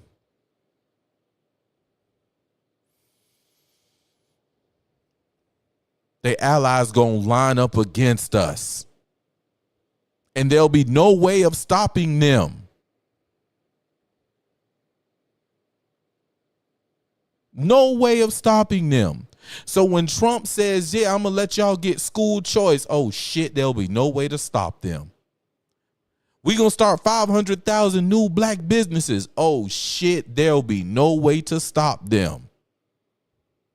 I got this trade deal with Africa that we doing for y'all to actually start doing trade and exporting stuff from here over to there and trading with them and getting their stuff. Oh, shit.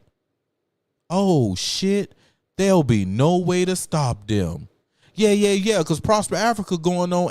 And we heard that you can get dual citizenship. Ghana, y'all got the dual citizenship popping off for the people who the children of the diaspora. Oh, shit. They lining up with their allies, and there'll be no way to stop them.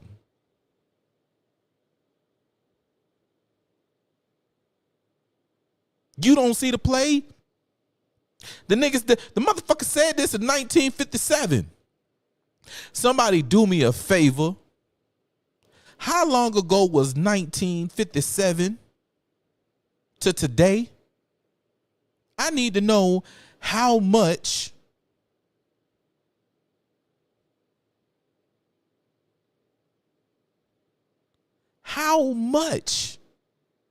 time has elapsed from 1957 to 2024.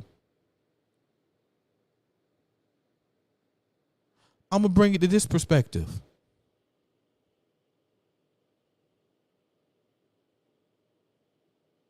My father was born in 48.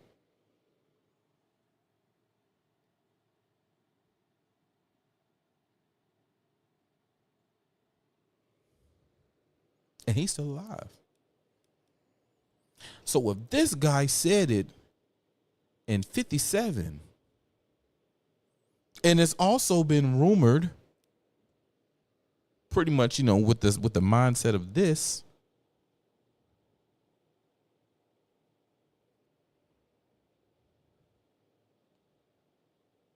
thank you, Jonah.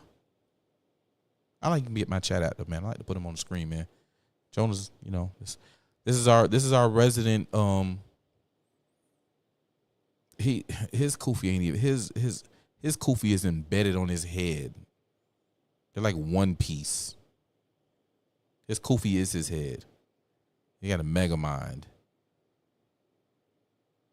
You know who I'm gonna show y'all later on who Jonah reminds me of. 6 or 7 years. Wasn't that long ago. And he's been rumored to say, I'll have these niggas voting Democrat for the next 200 years. He's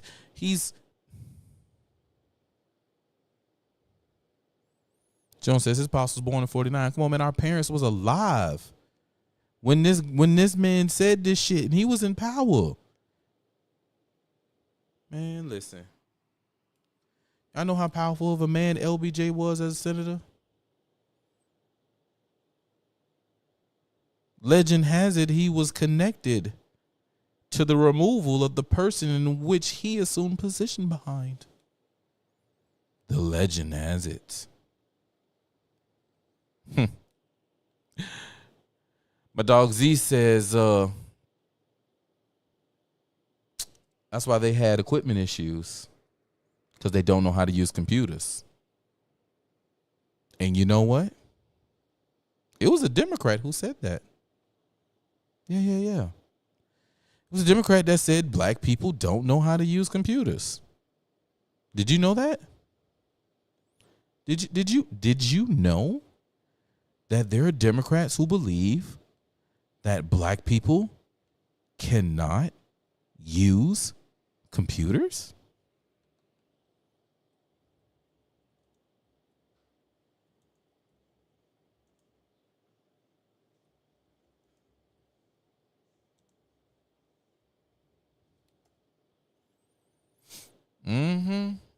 Oh yeah. This is not a game, guys. Young black. This is not a game. This is so for real. Kids growing up in the Bronx who don't even know what the word. Young black kids growing up in the Bronx who don't even know what the word computer is. They don't know. They don't know these things. And I want the world open up to all of them, because when you have their diverse voices innovating solutions through technology, then you're really addressing society's broader challenges. Black kids that don't even know the word computer.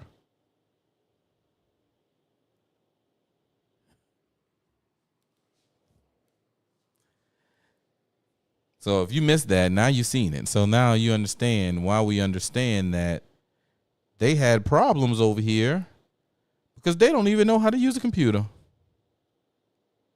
An answer period, especially when you're 35, and then you were half an hour late. Just so we understand, I have too much respect for you to be late. They couldn't get their equipment working or something Mr. was President, wrong. I would love. That man said, do y'all see? Did anybody see what he just did right there? I think somebody said it in the chat earlier. Let me go and look. I think somebody said it in the chat earlier. Yep, Blunt Step said it. I have too much respect for you to be late.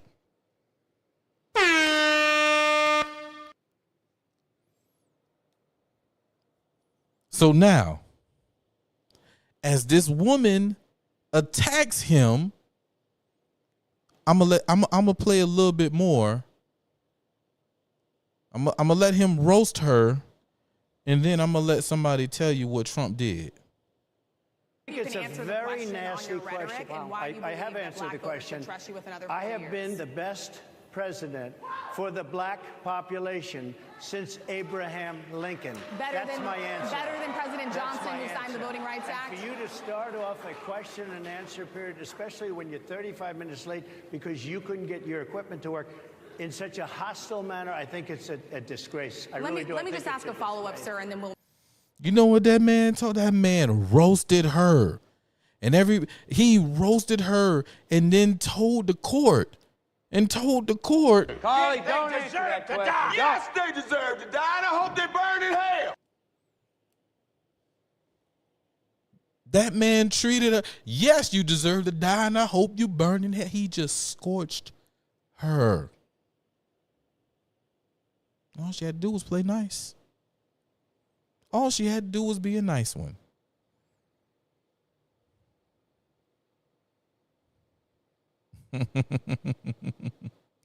Jonah says, I was thinking about the Biden clip that blacks can't use computers. Yeah.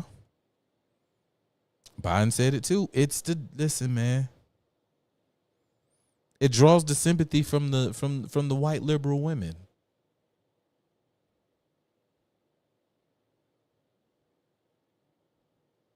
That white guilt hit them liberal white women hard. It's a good money grift. It's a good money grift. We'll move on to other questions here. Some of your own supporters, including Republicans on Capitol Hill, have labeled Vice President Kamala Harris, who is the first black and Asian American woman to serve as vice president and be on a major party ticket, as a DEI hire. Is that acceptable language to you? And will you tell those Republicans and those supporters to stop it? How do you define DEI? Go ahead. How do you define diversity, equity, and inclusion? Okay, yeah, go ahead. Is that what your definition? Now, I got a question, guys. Do you remember in English and language arts? Do you remember what they said about a definition and a word?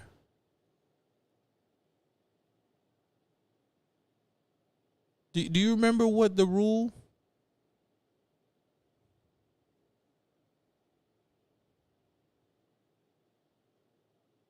I remember the rule about the word and definition. You don't define a word in its definition using the word. Y'all remember that rule? You don't define a word using the word.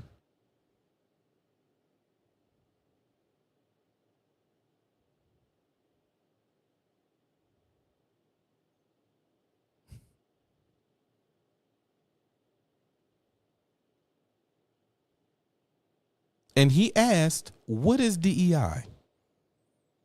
Define DEI.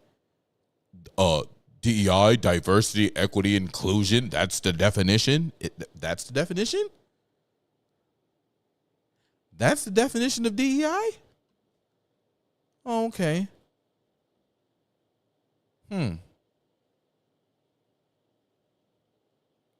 She's a DEI hire. Okay. That is give me a literally definition the words then. Would you give me a definition DEI. of that? Give me a definition. Sir, of I'm that. asking you a question, No, a you very have to direct define question. it.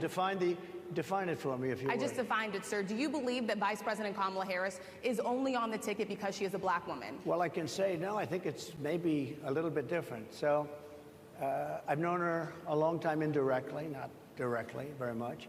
And she was always of Indian heritage, and she was only promoting Indian heritage. I didn't know she was black until a number of years ago when she happened to turn black, and now she wants to be known as black.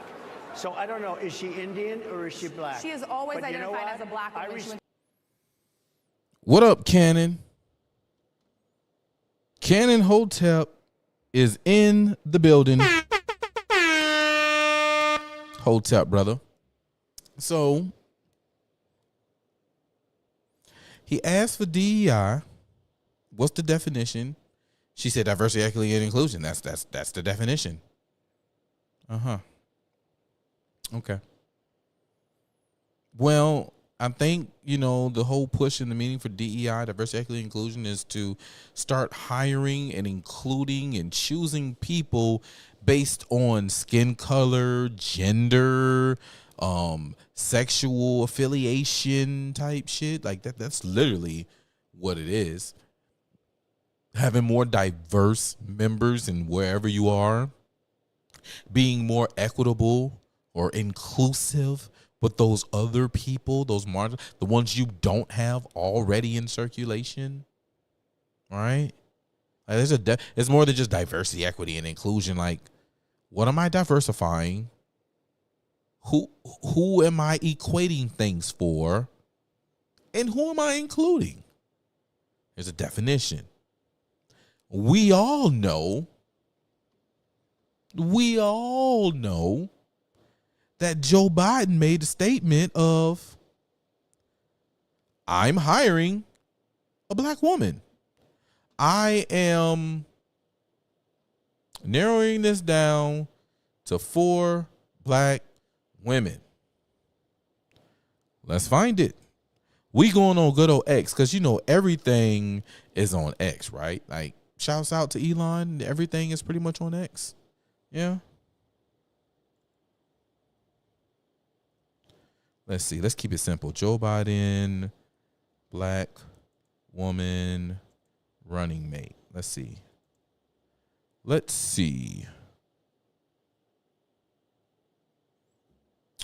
he say? Oh, well, let's see. Joe Biden says, this is CNN. Joe Biden says he's considering 4 black women to be his running mate. All right. Let's see if we, I know he said it in the video somewhere.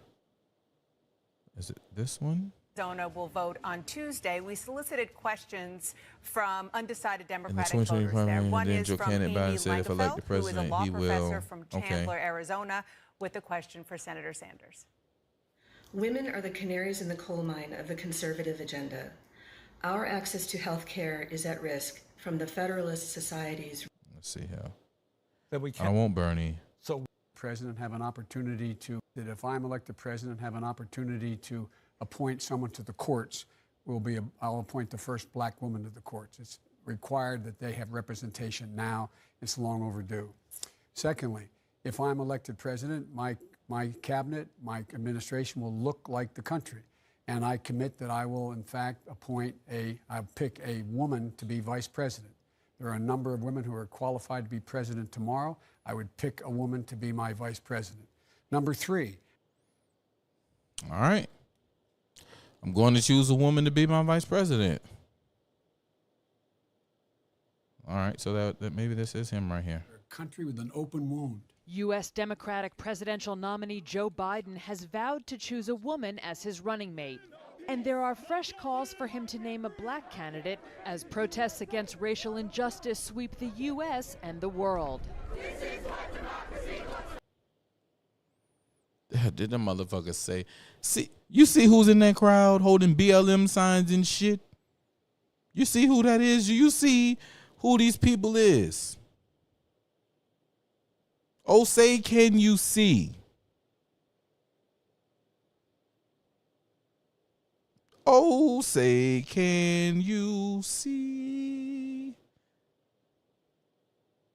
All the pasty damn whites. BLM signs they hail. God damn, man.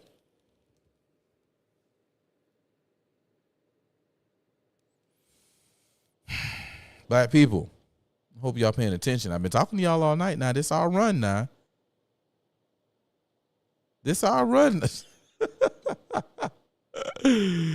Jay Pylon say people that hate black people.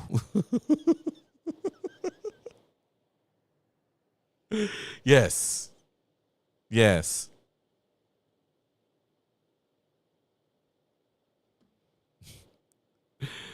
Blackness is not a weapon. Yes, the irony. The irony.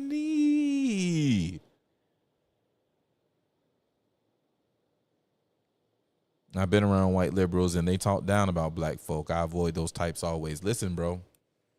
Yeah, I know. I live in a very liberal city, Savannah, Georgia. So liberal. Y'all know what? Y'all know Cammy coming here next Friday? Yeah. Yeah, Cammy coming to Savannah next Friday. I bought some new toys. We're going to have some fun. We about to have some fun. I bought some new toys, so stay tuned. Friday night flights next week will be crazy.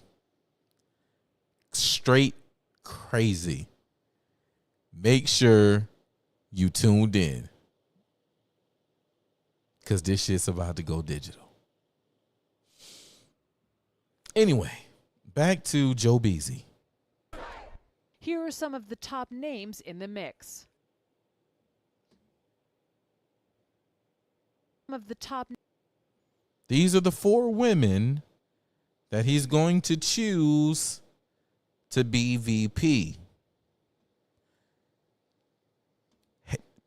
No, Atlanta's a mess. No, your wig's a mess. No, you don't have the right tone. But you have the tone, and we can put you off as black because you went to black schools.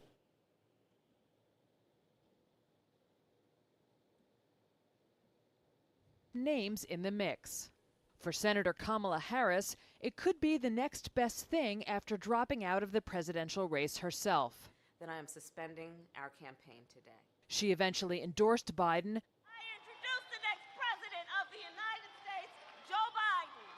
but irked some in his camp when she criticized Biden in a primary debate on NBC for his past opposition to school busing. You also worked with them to oppose busing. The daughter of Jamaican and Indian immigrants, Harris could win over black voters, a crucial part of the Democratic base. Another contender.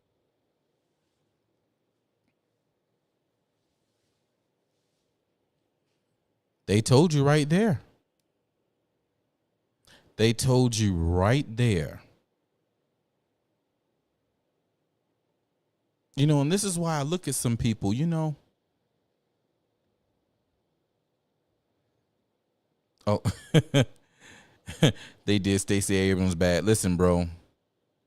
Stacey Abrams ain't fit for that. Trust me. Trust me, they ain't fit for that. Have you guys ever seen my run-in with Stacey Abrams, man? 1 in the chat if you seen my Stacey Abrams video. 2 in the chat if you have not seen it before. That may be something we jump into tonight. I got time today, at least a little bit more time. I'm pretty much made through everything that I wanted to kind of hit on. I got one major thing left.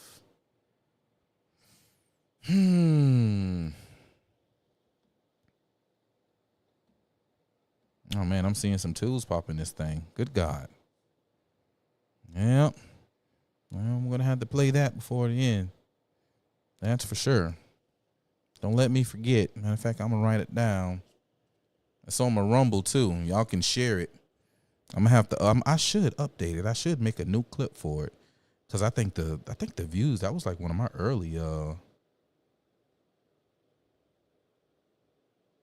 Rumble videos.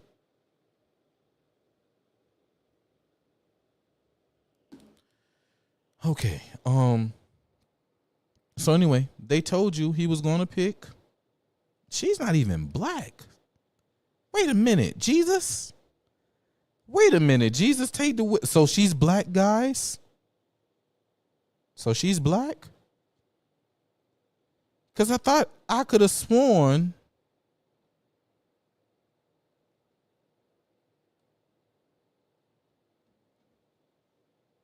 I could have sworn that it said that he was gonna pick yeah. Joe Biden says 4 black women are in the running to be his vice president. All right. But didn't they just show us a country with an open wound? U.S. Democratic presidential nominee Joe Biden choose a woman black women endorsed, criticized out of the senator. Justice sweep the U.S. There we go. They go 4 women. They trying to push us on us that she's black. But black and black. Per their definition, yeah. But damn.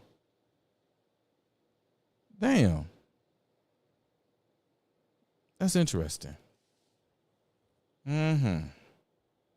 Mm-hmm. Anyway.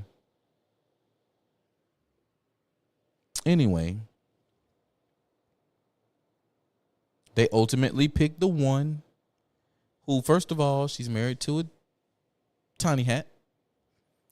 And do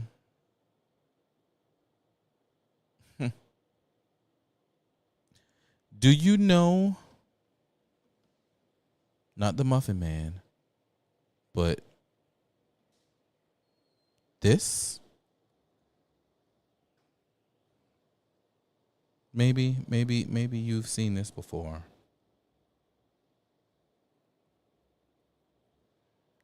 Maybe you have seen this before. Everything you want is on X, baby. Everything you want is on X, baby.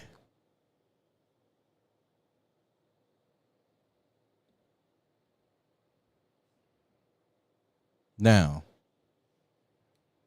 first of all,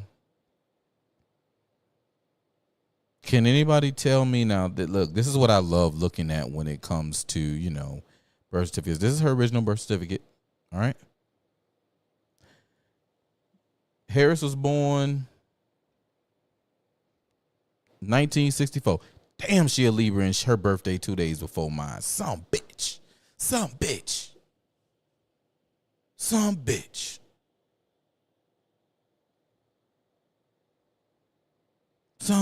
Some bitch.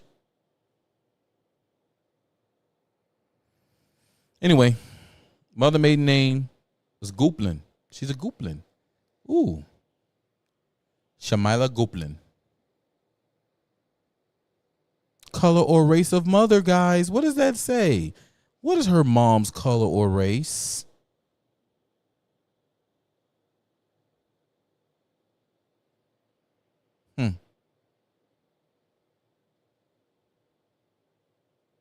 She put Caucasian.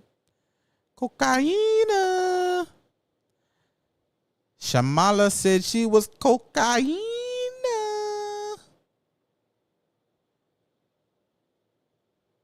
And her birthplace is India. All right.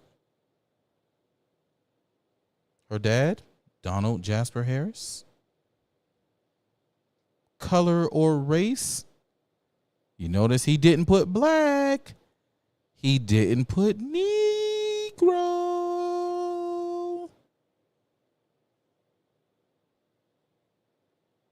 He put his country.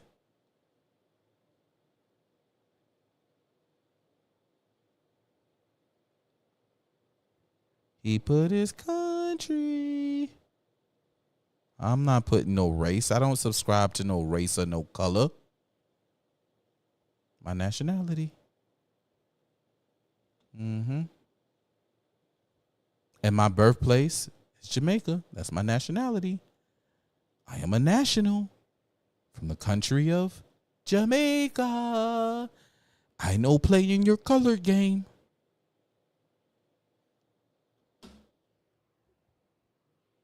I run with sovereignty. I am a national. But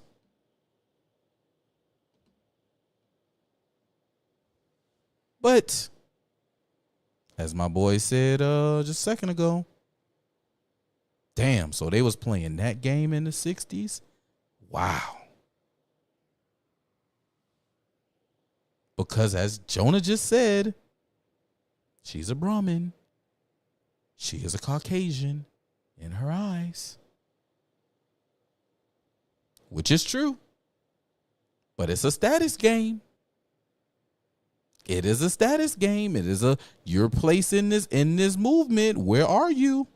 Do you control your own speech? Are you a man? Are you a captain of your own vessel? Is that you? Not going to play your color game. Nationality. I have no owner. I fall not under your code.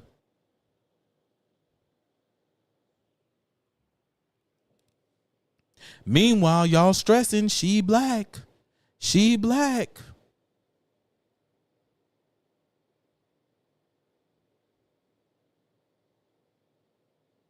She black. Nah, I got you. I got you, Jonah. Jay Pylon, they say get in the Rumble chat, which is, hey, look, if you're on YouTube, I definitely suggest you go and hop on Rumble, man, because like I appreciate y'all for helping with the YouTube numbers, but like I really want to push everybody over to Rumble. So if you're on YouTube, come on over to Rumble. Come on over to Rumble. That's what we have fun at. Eventually, YouTube gonna get me out the paint, and I'm gonna be on Rumble. So y'all come on over here. I'm working with Rumble. Shouts out to Rumble. I got paid today. Shouts out to Rumble, man. Much appreciated. We're gonna keep working through the technical difficulties. So like Rumble Studio will be the go-to. That's the mission. I like Rumble. Look, I was on my way home, right? Going down the country road, on my way home, listening to the old school station. The old school, black old school station. The station that D.L. Hughley, let me see, Steve Harvey in the morning, D.L. Hughley in the evening. That radio station had a Rumble commercial on a Sunday. When I heard Rumble over there on the Steve Harvey channel, the D.L. Hughley channel, oh, I knew I'm here.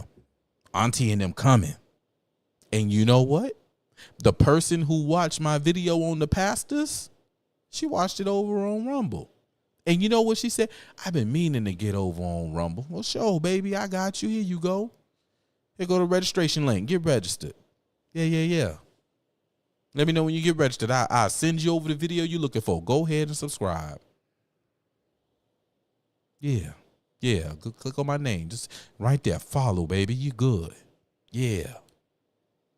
Rumble up. So I'm here. I'm gonna be big cuz that was over here chilling like, yeah. I've been over here. You feel me? I've been here. Welcome to the party. Let's get to it. So yeah, man. Jay, this message is for you from Jonah. All right. So, yeah, Mike says, pew, pew, pew, pew. And Fuego says, hit the like button on the way in, damn it. Please. Let's get me to the top. Let me find out where I'm at. It's time to look and see where I'm at over there on the Rumble, lineup. Hope I'm higher now. Let's see where I'm at. 1, 2, 3, 4, 5. I'm still number 6. Oh, no. Wait a minute. It's refreshing. While it refreshes, while Republican politics refresh, I'm going to get back over here. Mike says the party's on Rumble. And JR told me to say it again because, I was hitting y'all with them facts when it comes to the whole nationality. Uh-oh, let me see. I'm number 6 still. 1, 2, 3, 4, 5, 6. Oh, no, I done dropped one. I'm down to 7, but we got 102 views. We up. When I last talked about it, we was number 45. We done doubled up and then some. Appreciate you. That's on Republican politics. Let's see where we at over on podcasts. I got to trip you out too, Savannah. I'm about to I'm about to trash you, Savannah. All right, let's see. 1, 2, 3, 4, 5, 6, 7, 8, 9, 10. 11, 12. 13, 14, 15. We done drop.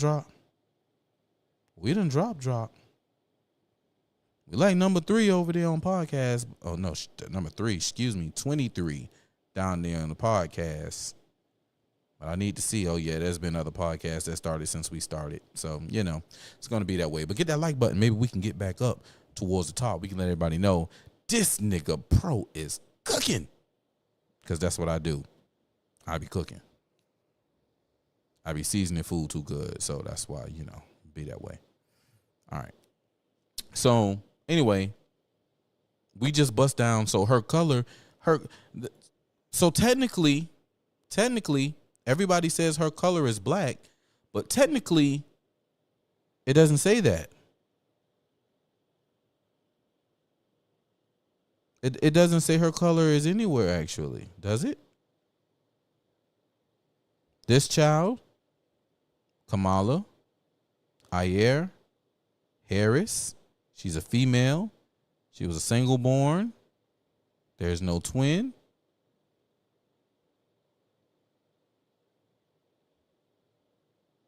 She has no color. She has no race. But her mother has the race of Caucasian. And the father has the color or race of Jamaican.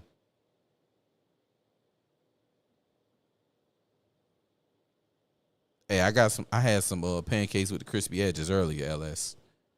Yeah. Me and my baby, we went to Cracker Barrel before I took her to school this morning. That's right. And you know what was funny, y'all? Y'all make sure you check me out. Check out my Insta and my ex. I took pictures in old Cracker Barrel today. And for Cracker Barrel to be racist, there was a whole lot of portraits of black people on the wall. Portraits, accomplishments, things of that nature. A whole lot on the wall. I don't know, man. Anyway. So, yeah. I want to know where she black at. Because technically, nowhere on here does it say black. Even where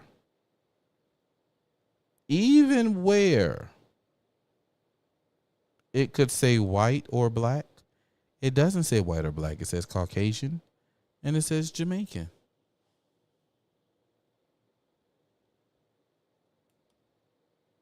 And, you know, Caucasian is a race of people and Jamaican is the nationality.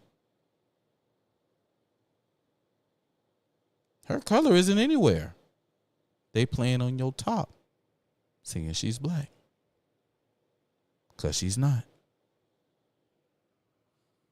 She is not. So anyway, that's what happened there with Trump and the blackness situation. And, you know, if you haven't seen the NABJ situation, you need to go and watch it. 35 minutes. Supposed to have been over an hour long. And it was cut short because they couldn't get their equipment. They didn't know how to work computers.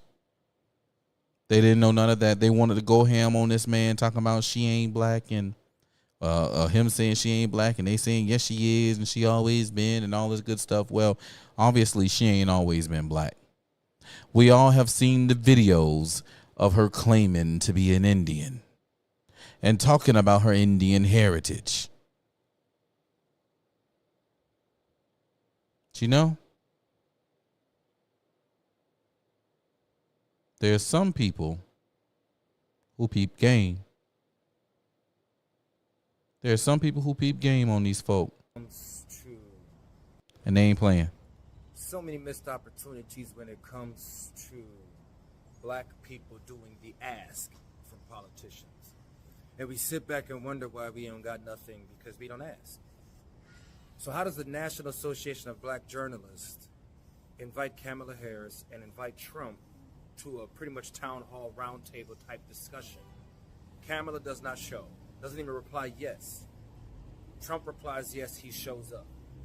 And instead of the committee taking the time to ask questions to Trump about what his policies are for Black America, what he plans on doing this time around for Black America, and giving him the opportunity to speak his piece, they attacked him.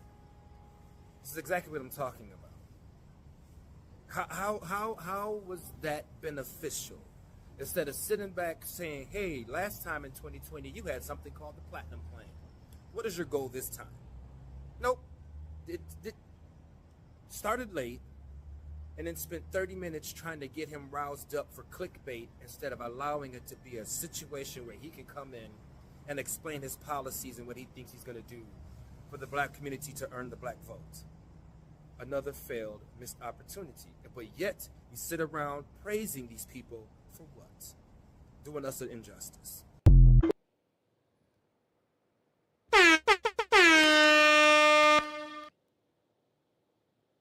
Doing us a fucking injustice.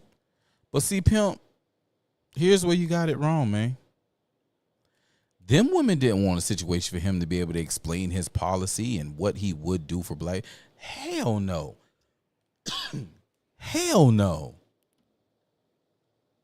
Nah, they wanted to be the ones to get the clickbait and to chump him off. They didn't want Trump. Man, listen. Listen, check this out.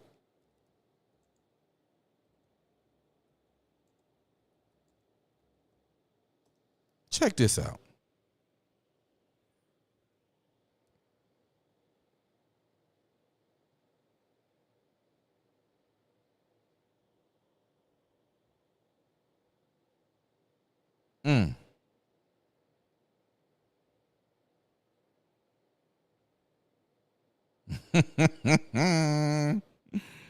There's trouble in the camp. Look, guys, I love X.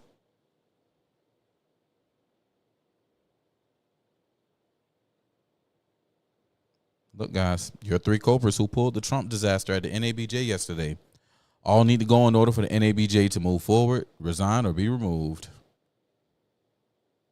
Ken Lemon, the president, Drew Barry, the executive director, and Tia Mitchell, NABJ political task force.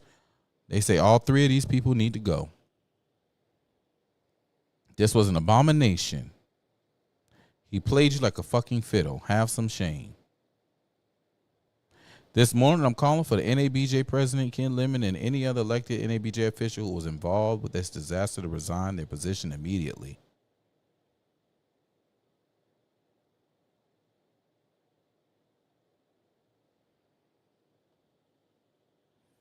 According to many familiar with the situation, Tuesday a.m., both Ken Lemon, president of NABJ, and Drew Barry, executive director of NABJ, told Harris folks she needed to be in Chicago in person for the convention. The NABJ shut down the conversation for a virtual town hall. Only after reports of what happened were posted did the NABJ leadership feverishly begin to ask the VP to now consider a virtual town hall. As of yesterday afternoon, VPT moved on after being told no by the NABJ leadership. The NABJ leadership even asked for VP surrogate replacement like, oh my God. Oh, wow. You playing. You playing.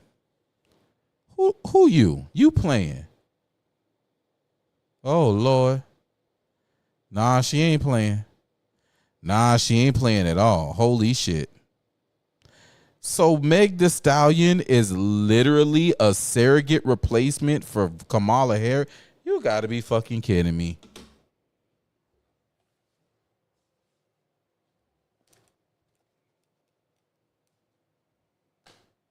You really put Megan Thee Stallion name up there with Oprah or even Barack Obama as a fucking surrogate to, oh my God.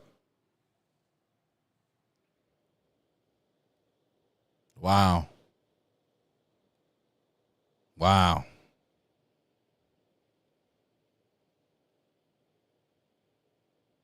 Wow.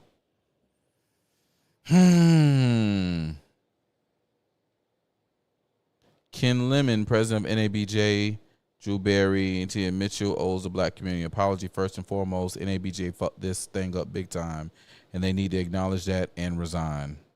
I want to know what they feel the fuck up is. Let's find out. Oh, well, resist maggots. Huh. Well, we know how she feels.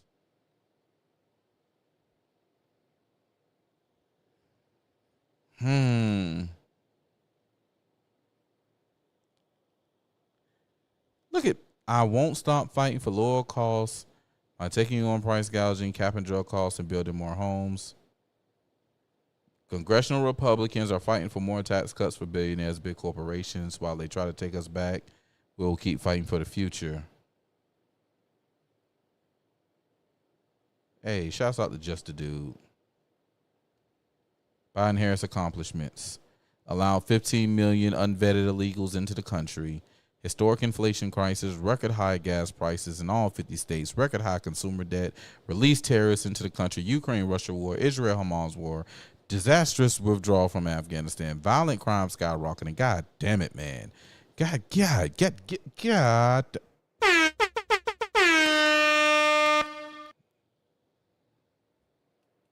Facts. Facts, LS.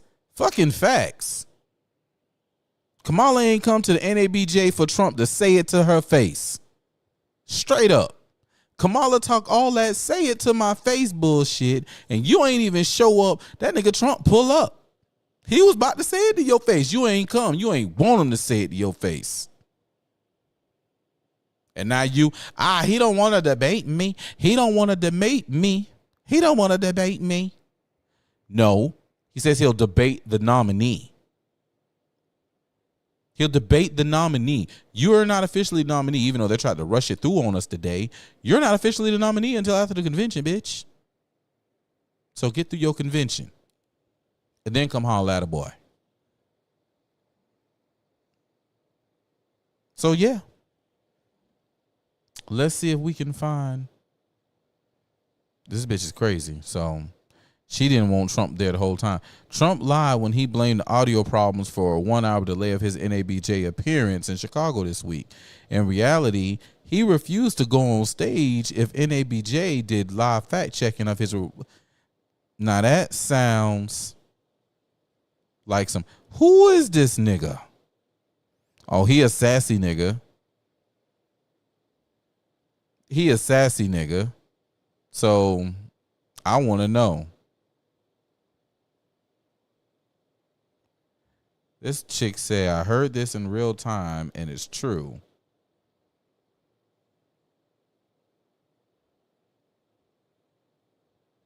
Yep.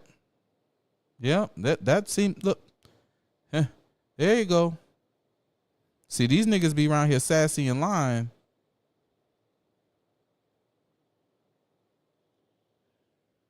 Look at these smart people.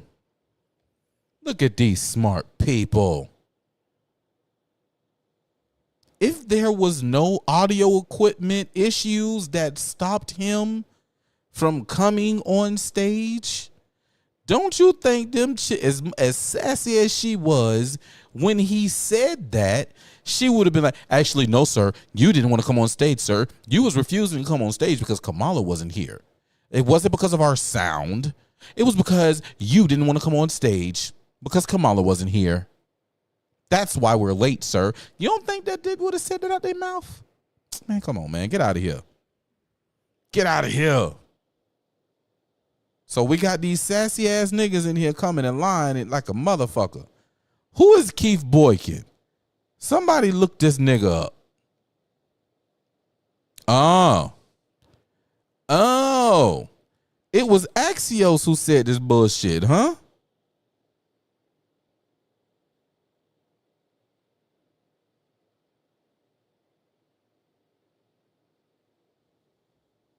Oh, wow.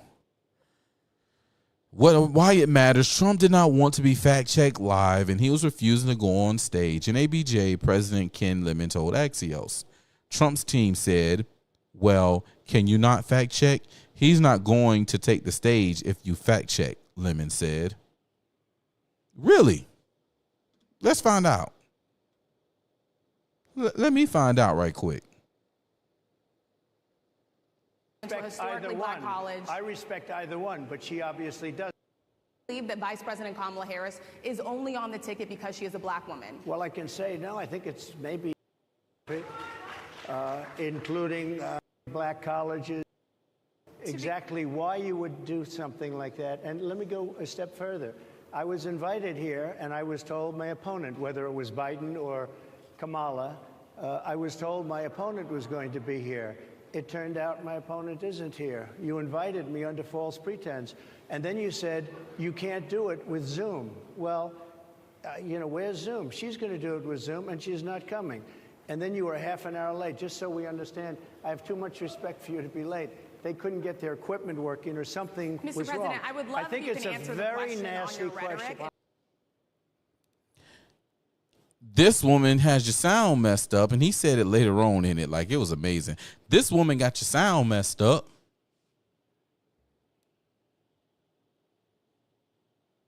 I would have been here, and they couldn't get their sound. She couldn't get her sound together. He says it all through it. You got to finish watching that 35 minutes. It's beautiful. But we got this sassafras ass nigga and Axios out here this talking about, oh no, he didn't want to come out because he didn't want to be fact checked.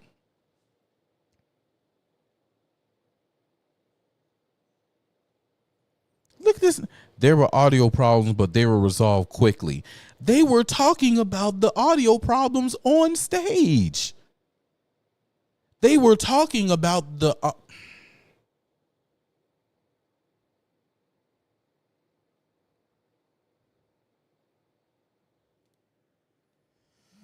wow. The bigger problem was his threat not to take stage when he agreed to go on. He did not want to be fact checked, but we could not let him on stage without fact checking.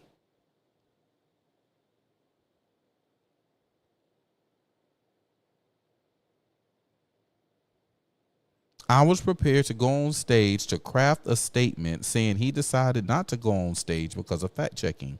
We couldn't compromise on that. As Lemon was preparing the statement, Trump walked onto the stage. Wait a minute. Wait a minute. Is that what we saw? Is that what we saw? Is that what we saw, folks? Wait a minute. Wait a minute. Using the hashtag NABJ fact check. Again, the hashtag is NABJ fact check. We have a lot to get to, and we do not want to waste any time. So let's bring out the former president of the United States, the Republican nominee for president, former President Donald Trump. Wait a minute. So the chick literally tells everybody, yeah, y'all go check out the fact check hashtag. Check out the fact check hashtag because we about to check all his facts on our hashtag. Y'all go check it out. Let's not waste no time. Let's bring out President Trump and play the music. So you told us about the hashtag. Then you gave him theme music to walk out to. But then this sassafras ass nigga who say he the president says, I was prepared to go. As he was preparing the statement, Trump walked out on stage. Wait a minute, Jesus. Mike, you're a showrunner. That's my partner. He handles shows. He does backstage, stage management.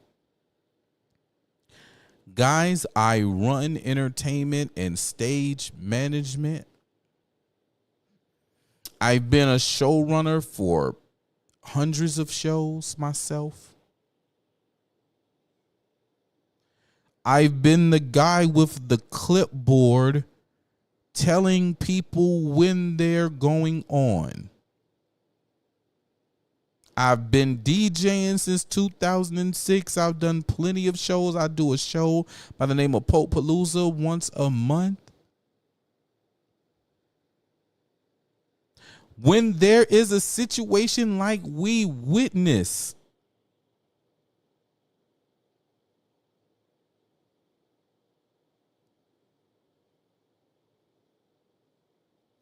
these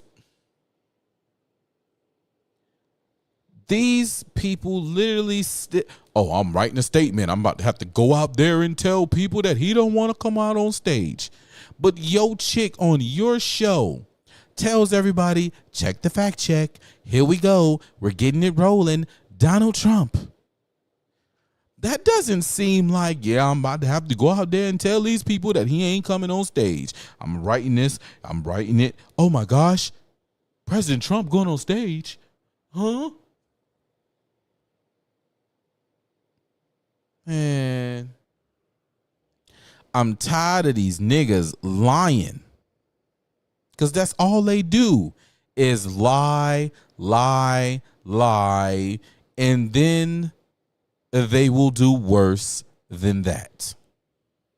Y'all ever heard that before? Y'all ever heard somebody say that before? That's going to be one of the last things I play for y'all tonight. So anyway, there was a, let me see, NABJ co-chair step down. Let's see.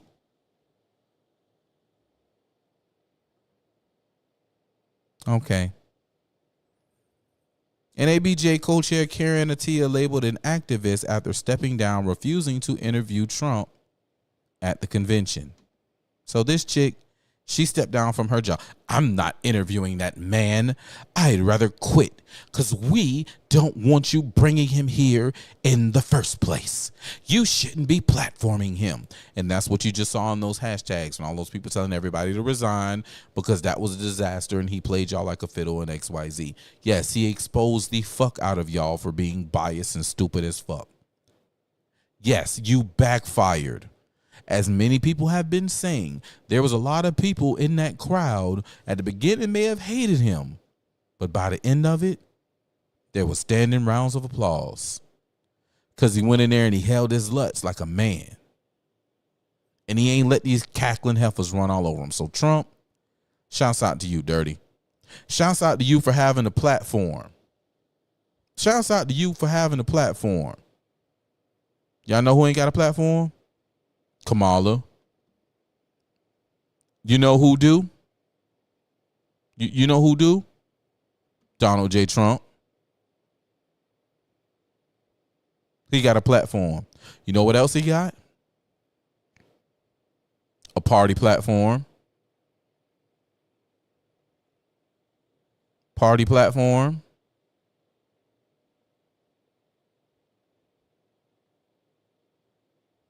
Party platform.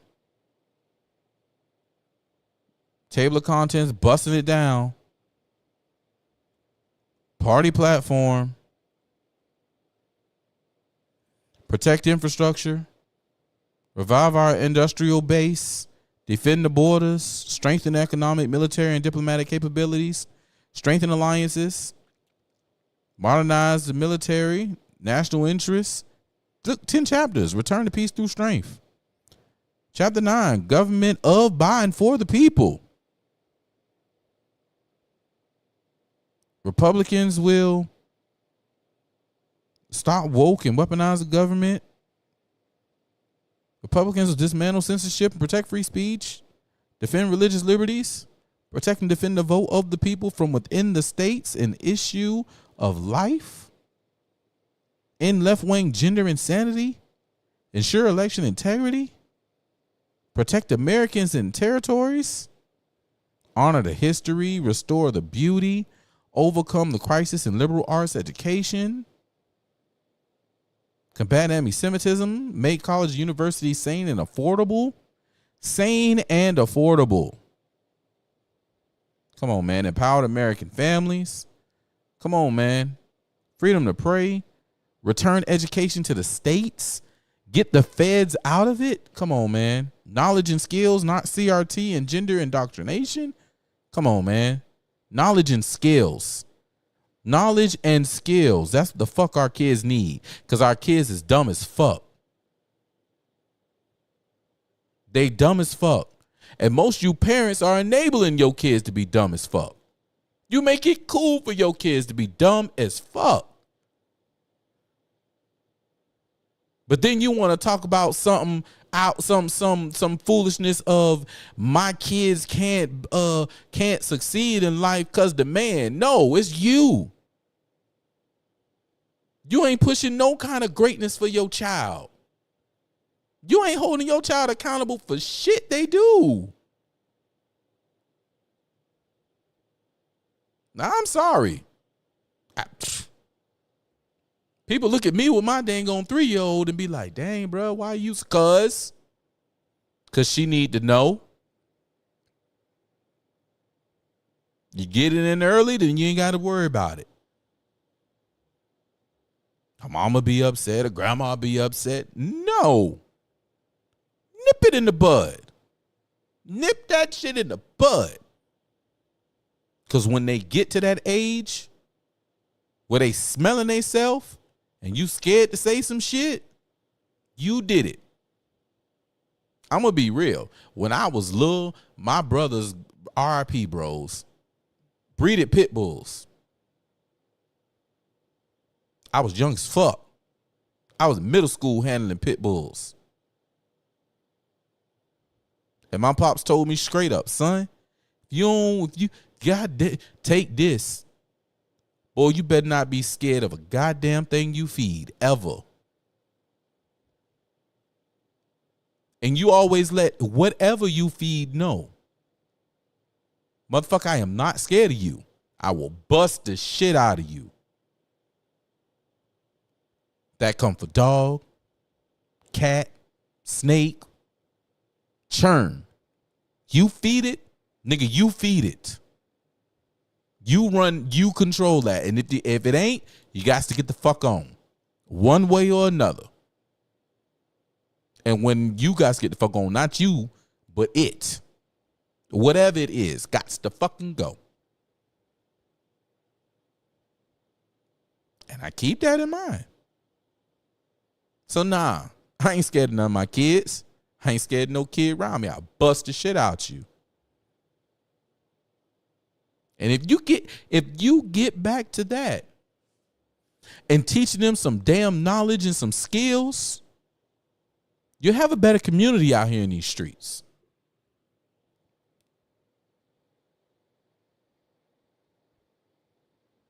You want to protect the seniors? Protect American workers and farmers?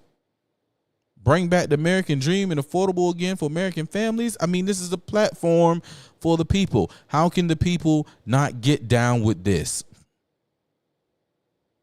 We're going to have a show and we're going to bust through this. Shouts out to DM Dub. Bro say, tried to told you. I tried to told you. AKA preach. AKA, you know what I'm talking about? AKA word. AKA, oh, you ain't know. Your ass better call somebody. Yes. That's what that is.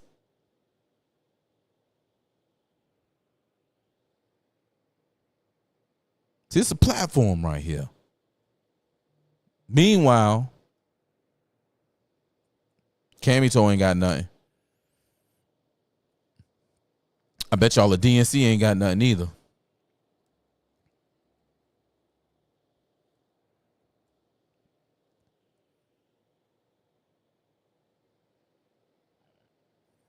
They released their platform. Oh, snap. Oh, snap. Highlights of the DNC platform. Joe Biden and Democrats plan to grow our economy from the bottom up and middle out. Donald Trump's Project 2025 plan. Wait a minute. Wait a minute. Wait a minute. Why are they mentioning Project 2025? I thought, maybe I'm tripping, but if we click on Trump platform, it don't say no 2025.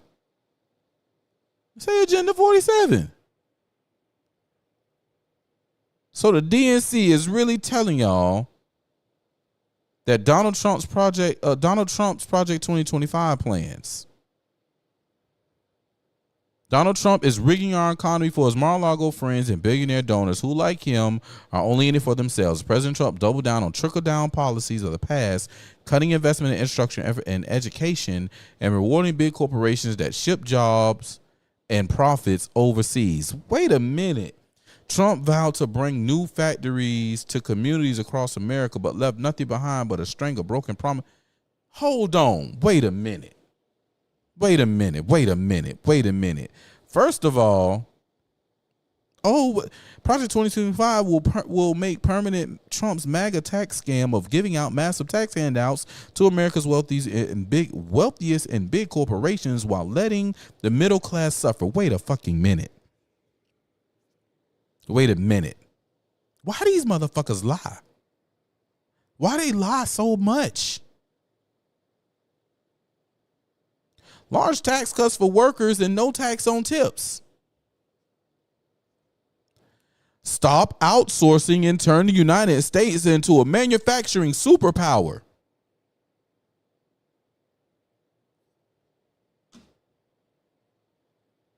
But these motherfuckers just lied.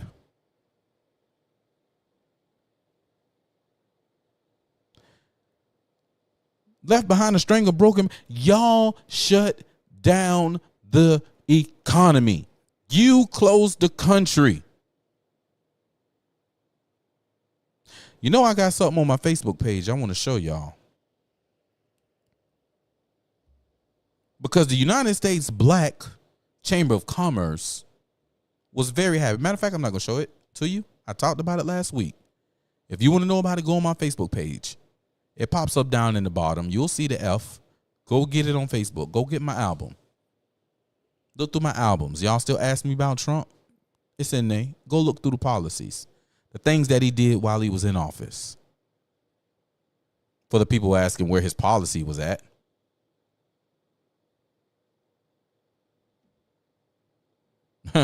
Wait a minute. If taxes are hurting the middle class, then why the fuck you have the Federal Reserve and taxes?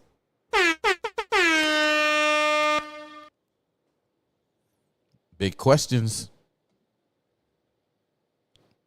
As LS just said, the DNC platform is just anti-Trump. Anti-Trump, full of lies.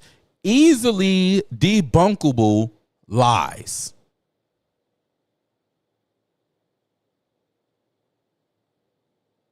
Talking about 2025. The man plan ain't even Project 2025. So what the hell? This is crazy. And this is what they do to y'all. This is what they do to y'all.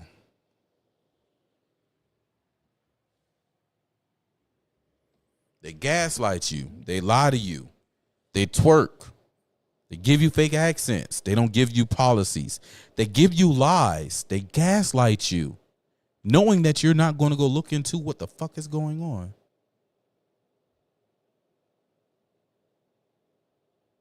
Knowing that you're looking for almighty government to take care of you.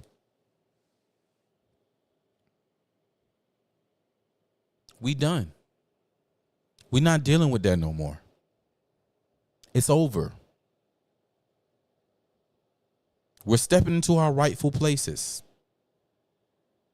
We're not letting you get away with the foolishness anymore.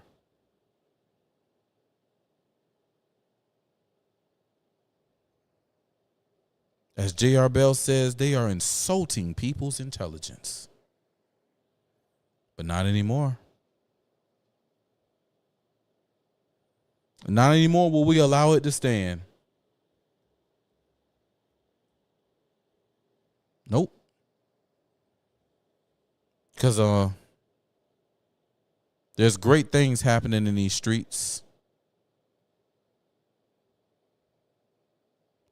There's great things happening off in these streets.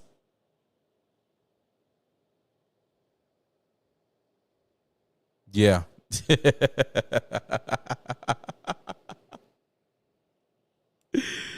Isn't it the best? I have the best shirts. I go and find them, and they're awesome. I got good shirts on my website too, man. You guys should go check it out.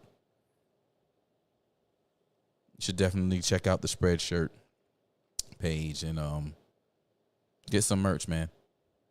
I don't know if it's in the description, but I do know that it will be in the description if it's not. And it's definitely on my X page in the pinned post. The link to the shop. You can check it out. Great shirts over there. Check it out. I don't know. I might look into something. I might add something similar to what I have on. I'm not going to do them like they did my dog Maj Toure, which I actually ended up seeing that shirt yesterday. I went to the outlets, and the shirt was literally on the mannequin, like at the front door. Yeah, so anyway, fuck them. So last night, guys, we had an amazing call. It was the Black Voters for Trump. And it was supposed to be male Black voters for Trump, but it ended up being such a huge response of people who want to be a part of it that he just opened up the doors and he just said, it was a Black Voters for Trump. So there was oh man, what's her name? Laverne Spicer. She came through. Well, it was put on by my dog. Let me start here. My dog, Reverend Damian Jones, a.k.a. the Noble Negro, and the brother, the coolest man, Pastor D. Scott. Pastor D. Scott has been doing these Zoom meetings for a little while now, and a lot of people have been conversing. Reverend Jones has been holding spaces, and we've been talking in back channels, and just what we got to do to save this country as men, what we got to do to actually get our communities right, and what we need and what we're asking for Trump. So of course, Pastor Scott still has the ear of the prez, and they're good friends. They've been friends, I want to say he said about 15 years now or so. So we're going to leverage our resources and leverage our connections, and we're going to go to the table with our plans and what we see we need as a Black community, and we're going to get what we need, and we're going to use it, and everybody else don't have to use it. But those of us who want better, we will. And there's a coalition of concerned Black men who see things happening in this country that we know we need a man such as President Trump to be at the helm of the country, while the rest of us men, work behind him and with him to make sure we get this country back to where we need it to be. Right. So, last night we spoke, we had a talk. It was a lot of people, and we're trying to be respectful of people's times, but it was the first of the connection of very many. And if you happen to be a part of it, I'm going to tell you now. I'm going to tell you just like I tell these people at all the rest of my business meetings. Don't come here to rush, because we got shit to do. Okay? So when we hit these meetings for work, come to do the work. And come with the mindset of knowing that we have work to do. Okay? Don't come with we'll try and be mindful of the time and not be no 12 hours, but listen. We got work to do, and you can't get shit done in an hour. Not the shit that we got going on, and not in the time that we have to get it done. All right? So, in the future, know which way we head and how we working, because we got to get it done. We got work to do. Y'all can't cry about time. We got work to do. So shouts out to Noble Negro. Shouts out to Pastor Scott. Shouts out to all the people who was in attendance. I saw Marcel Dixon in there. My dog Deion Black was in there. Like I said, Miss Laverne Spicer was in there. I think Miss Patton was in there. Miss Lynn Patton was in there. Who else was there? I mean, it was so many, bro. Like, it was pages and pages and pages of people on that Zoom, man. It was freaking amazing. It was awesome. Everybody is on point. Everybody understands that, look, we Black. We ain't never forgot we Black. We know who we are. We know what we got going on. We got some things that need to be checked that hasn't been checked and addressed, and we're going to do it. You know what I'm saying? Mike said it was powerful. He knows what was up. It was beautiful, man. Make sure y'all catch the next one. Make sure you catch the next one. All right? All right, guys. We're going to wind down. And in the wind down, I want to show you guys. I got a couple of things that I want to show you, man. Make sure you hit the like button, man. Tickle that algorithm. Let everybody know Pro's live. And he's getting into the business. You feel me?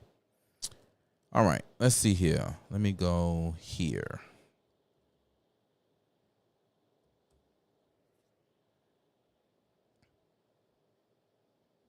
Oh, man, I love it. I love it.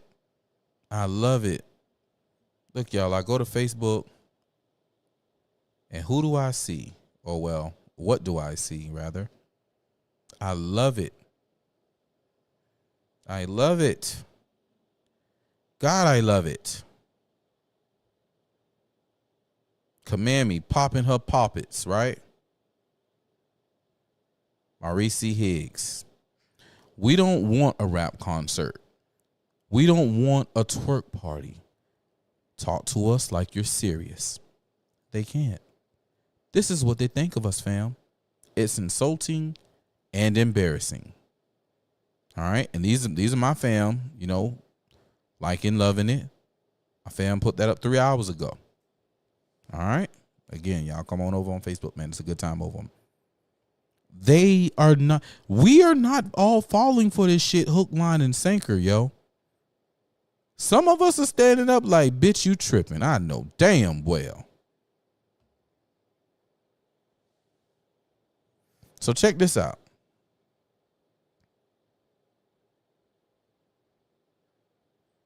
You know, it's a lot of flooding going on in the Pope right now.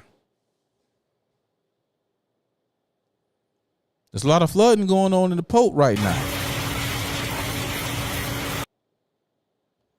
Let me show y'all why it's a lot of flooding going on in the Pope right now. See, this here is the vac people who clean out the.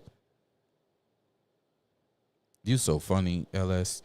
They clean out the stormwater drains. The big old vacuum. This is business now.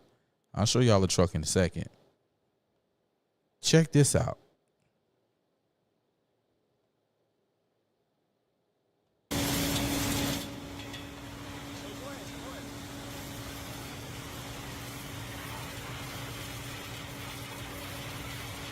So when people ask and they're talking about the flooding that's going on, the flooding.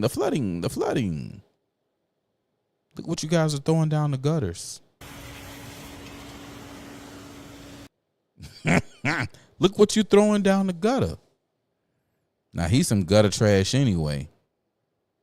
He should have never been in the Senate.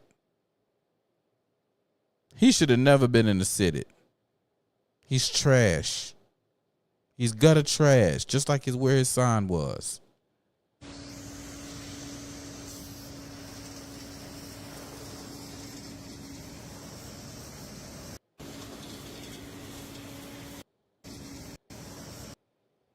That's the vacuum truck with the big water. Leroy. So you just wanted to dox yourself, huh? That's how you felt? Huh? You just wanted to dox yourself. You see, damn, listen.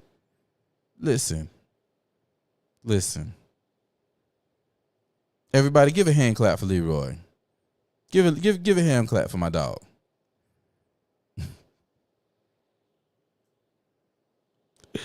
Give a hand clap for my dog, Leroy. Video's gonna make rounds. It's probably gonna go viral in the city by the end of the weekend, maybe. I don't know. I'm trying to tickle my algorithm because they done down me, man. They got me bad. I can't even go live on Facebook. Matter of fact, let me see.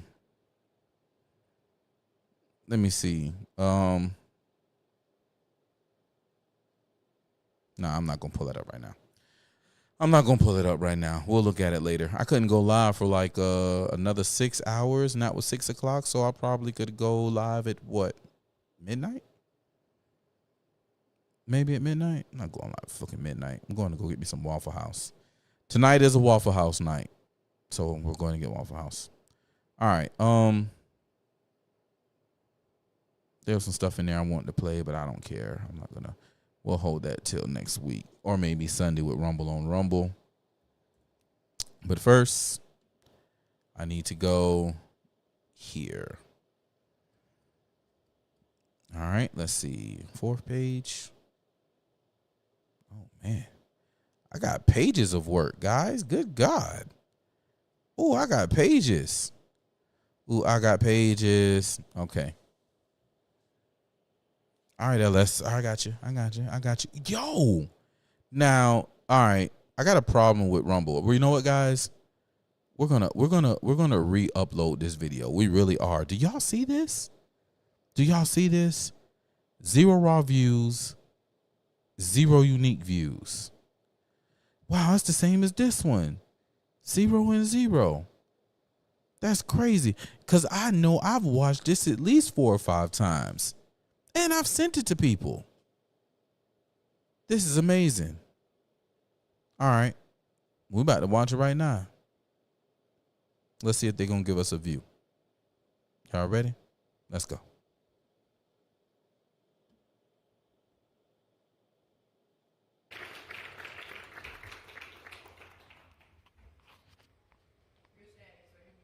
All right, thank you. I missed the conversation about abortions, but what I do have a question about is there are a lot of young men that are sitting in jail due to child support, right? Whether they can't afford it, they just don't want to be a father. So my question is, what is it that, since we're pushing this whole, well, it's a woman's right to choose, and she has a choice of whether or not she can or can't be a parent, whether she can afford it, what are we going to do about these men who just don't want to be a father, or maybe they can't afford it, who are thrown in jail due to the child support system that we have here? Amen. I feel like it's an issue that there are a lot of men, especially during COVID, who lost their jobs, and missing just one payment of child support canceled them as far as receiving any of the funds that came for the stimulus check. So I want to know, since this is what we're pushing, and we're talking about reciprocity, we're talking about being fair across the board. If a woman can choose the right when she can and can't become a parent, when do we offer that same right over to these men who can't afford it or just aren't ready to be fathers? So I'm going to unpack what you said a little bit. No, it's okay. So I would not say that reciprocity. So you heard some of them cackling geezers was blowed. Reciprocity is the proper frame for abortion rights and child support. Because as a woman, only women have the capacity and the responsibility for carrying and delivering a child into the world. Only women. And therefore, I do agree with you that we have to deal with the child care system and the child support system, but I cannot co-sign on this notion that there is direct reciprocity, that there's a reciprocity conversation here. A woman's right to control her body is something a man never has to think about. And when you equate a woman, there is no other part of our civil lives where the law says a man cannot control his biology. Women alone, no, women are the only ones who have laws written in Washington, D.C. and Atlanta, Georgia, telling us what we have to do biologically. Men don't face that. Yes, sir. Go ahead. So my question is, so this last year, everyone didn't face it when people lost their jobs, when it came down to getting a shot? No. So they didn't lose their jobs? A COVID shot is not the same. So let's be clear about it. No, I'm going to answer you. A COVID shot, you got to make a choice about whether you wanted to have the shot or not. There were consequences, but there was not a single law. You got to make a choice of whether you wanted to have the shot or not. And there were consequences.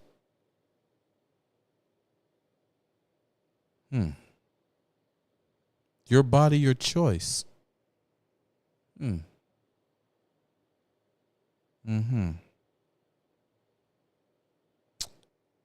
had to choose whether or not you was going to take that dick, too. Law passed that said that every single man in America had to have the COVID shot, whether they wanted to or not, and had to have their body torn up from the inside out, carrying another human for 9 months, and had to face death because of that without any support systems. So we could get into a larger conversation, but let me just say this. My point being, I think you made a valid point about the issue of child support. I do not agree that criminalizing men for child support makes sense, because what happens in Georgia is that because of that, the very ability to take care of the child is actually eviscerated because of the laws that say you lose your license, you lose your job, you lose your opportunities. If that's a solvable problem, and I agree with you, we have to solve it, but I could not let go unanswered this notion that a woman's right to choose and that the bodily autonomy of pregnancy was somehow equivalent. Because it is a unique situation where in the United States of America, we are the only gender compelled to use our bodies in a way that may or may not be compatible with our needs without a single say after 6 weeks in the state of Georgia. That is a very different issue. But let me go to a larger issue. As I see someone about to take flight, raising their hand. My belief system is that I do believe in equity and fairness. I do believe we have to revisit how our child support system is structured. I do believe we have to have a very different framework for how we address it. And I agree with you that that has to be done if we want to have equality in the state of Georgia, if we want to have access, and we can't allow people to lose their jobs and lose their livelihoods because they're trying to do what's right. Equity and fairness, huh? But you don't believe in reciprocity and parental rights. So how can in one instant you say you want equity and fairness as far as a father and trying to do the right thing, but you don't want reciprocity of parenthood? If a woman doesn't want to be a parent, she gets to abort the baby and there's no issue at all with it. Yay. If the woman decides she wants the baby, but the father is like, I don't want to be no daddy. That's not my, I'm good. I'm good. Oh, he's a deadbeat. How dare he? But she got to kill the motherfucking child.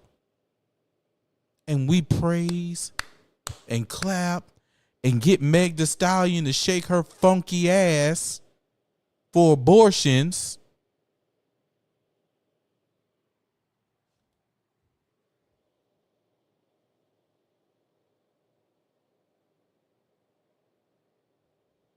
Man, listen. Now, so she said we would finish talking later, and I'm going to go redo this video. I'm going to flip it, put it sideways like it's supposed to be. This was early Rumble, man. This y'all say is a year ago. This was actually like 2 years ago. This was 2 years ago, so this was during her last election run. This was actually the day before Herschel Walker and Warnock had did their debate down here in Savannah. So, yeah, man, I had got that video. My cameraman, he, well, you see. Anyway, Blunt Step says, I think we should be quiet and listen. She's the president of the United Earth. So for women, it's my body, my choice after you choose to date the D, huh? Yeah, exactly. Yeah, JR, that's pretty much what it is. It's pretty much what it is. All right, so my boy LS sent me something earlier that had me rolling. Well, actually, it wasn't earlier. He actually just did it. You guys seen it when it popped up. He sent it, and I seen it earlier. Let's see. Did I share it here? Try not to go back on. Yeah, there we go. Yeah. This was hilarious. So I'm going to play just a portion of the music, and then I'll let you, then I'll mute it and let it finish out. All right, let's go.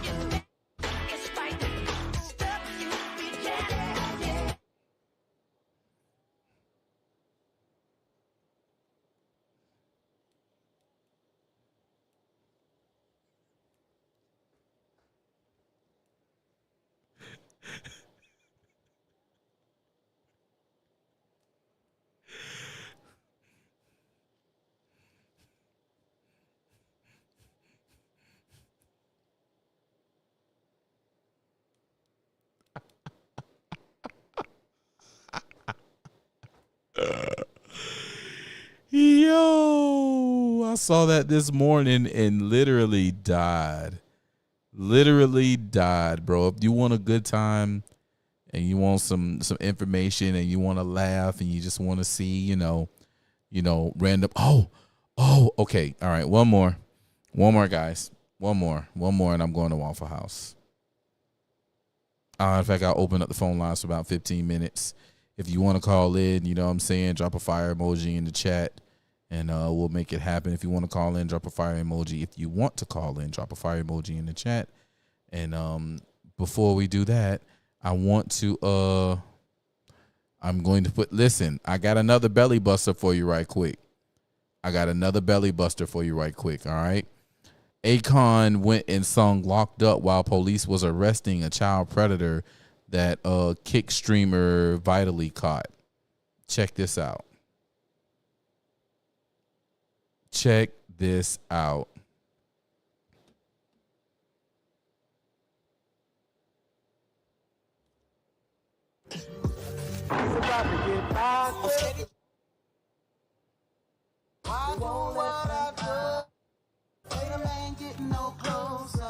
No matter how far I go.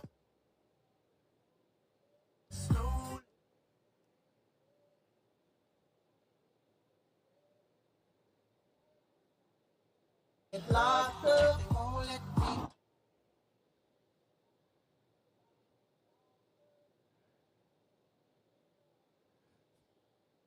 I'm locked up.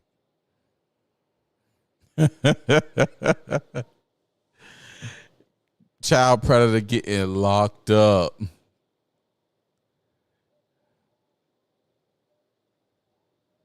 But the police ain't gonna do nothing to Akon. Akon got entirely too much money. They think it's funny.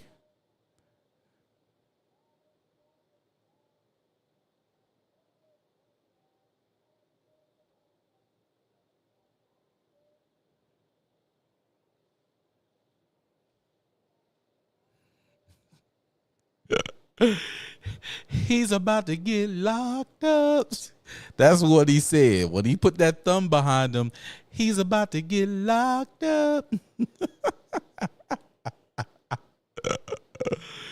Oh, my goodness. I hope I don't get a strike over on YouTube. I probably will because I play this music.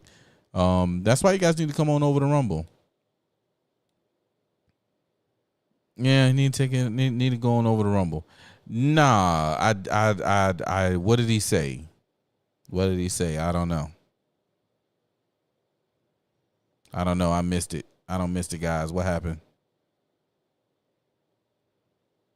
I missed the take. I really just seen this today and thought it was like funny. Because it was funny. Funny as fuck. All right. Let me see here. All right. Well, tell you what, guys. I'm going to do this for the brief moment. Shouts out to the new followers. I see y'all coming in on the Rumble side. Shouts out to y'all. You know, for all those people who feel inclined, you know, you can, drop a Rumble rant. I am not shy of Rumble rants. I put them to good work. I actually just got my, I got my first Rumble check today, and it came in good time because I bought some new equipment. Yeah. Bought some new equipment. I got another piece that's on the way. Going to the rally on next week for Kamala. And I'm going to interview some people. I'm going to talk to them and find out what people's feeling. So, I'm pouring into the stream. I'm pouring into the equipment, man. You guys drop it, I buy it. That's just like earlier off when we started the show. You know what I'm saying? I was working on getting me a new laptop. People dropped them donos in the chat. You feel me? I went and got the laptop. So if you want to drop the donos, man, look, we got to cash out. We got the Rumble rants. I haven't made it to the point of having the YouTube money. Probably not going to get the YouTube money anyway. So, it is what it is. I don't care. I don't care because I ain't a fan of YouTube like that anyway because YouTube don't like me. But I fucks with Rumble, which is why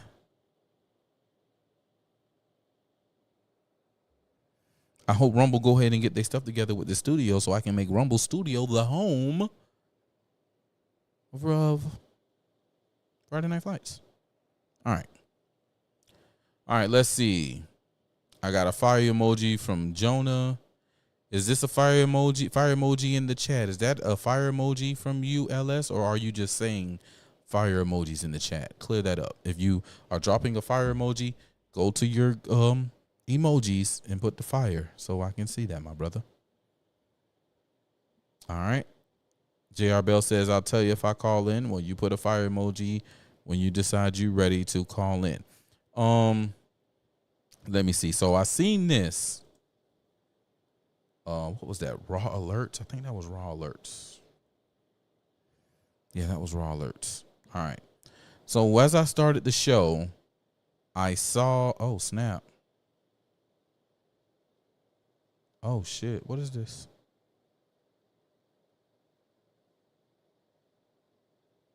Oh, that's in Michigan. Oh, wow. 2 tanks exploded in Michigan yesterday. Interesting. Is that a retweet? Okay, so maybe it was leading report. Yep, it was leading report. Okay.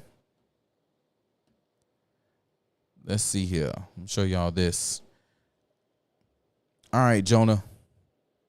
Look, Jonah. We're not going full Kufi on tight tonight, okay? We cannot go full Kufi on tight. Hit the people with some knowledge that they can actually digest. All right? Give them some digestible information, okay? Give them some digestible information, Jonah. You know the people. We need them to be able to swallow it, all right? Phone lines are open, guys. 912-376-9383. 912-376-9383. I'll wait for you guys to call in. This is why I was thinking that I wanted to go to the rally tomorrow. Although I got to be responsible. I can't go. But I will be watching it. Breaking. Former President Donald Trump warned Kamala Harris that he plans to unleash hell on her during his rally in Atlanta, Georgia this weekend, now that she is his official rival. All right. Call from Troublemaker. To accept, press 1. To send a voicemail, press 2. Jonah. What's good? What's good? Man, I can't call it, brother. What's happening? None. So I was going to call in about that book that I was telling you. It's actually by Howard. It's actually really funny. Hold on. Because, hold on, Jonah. Hold on. Leroy, I will tell you when it's your time to call. That's why I said put a fire emoji in the chat, and I will call you up like I just called up Jonah. I got you, Leroy. Let us go ahead. I know what's happening. You need to bring your chat up to, bring your video up to date, Leroy.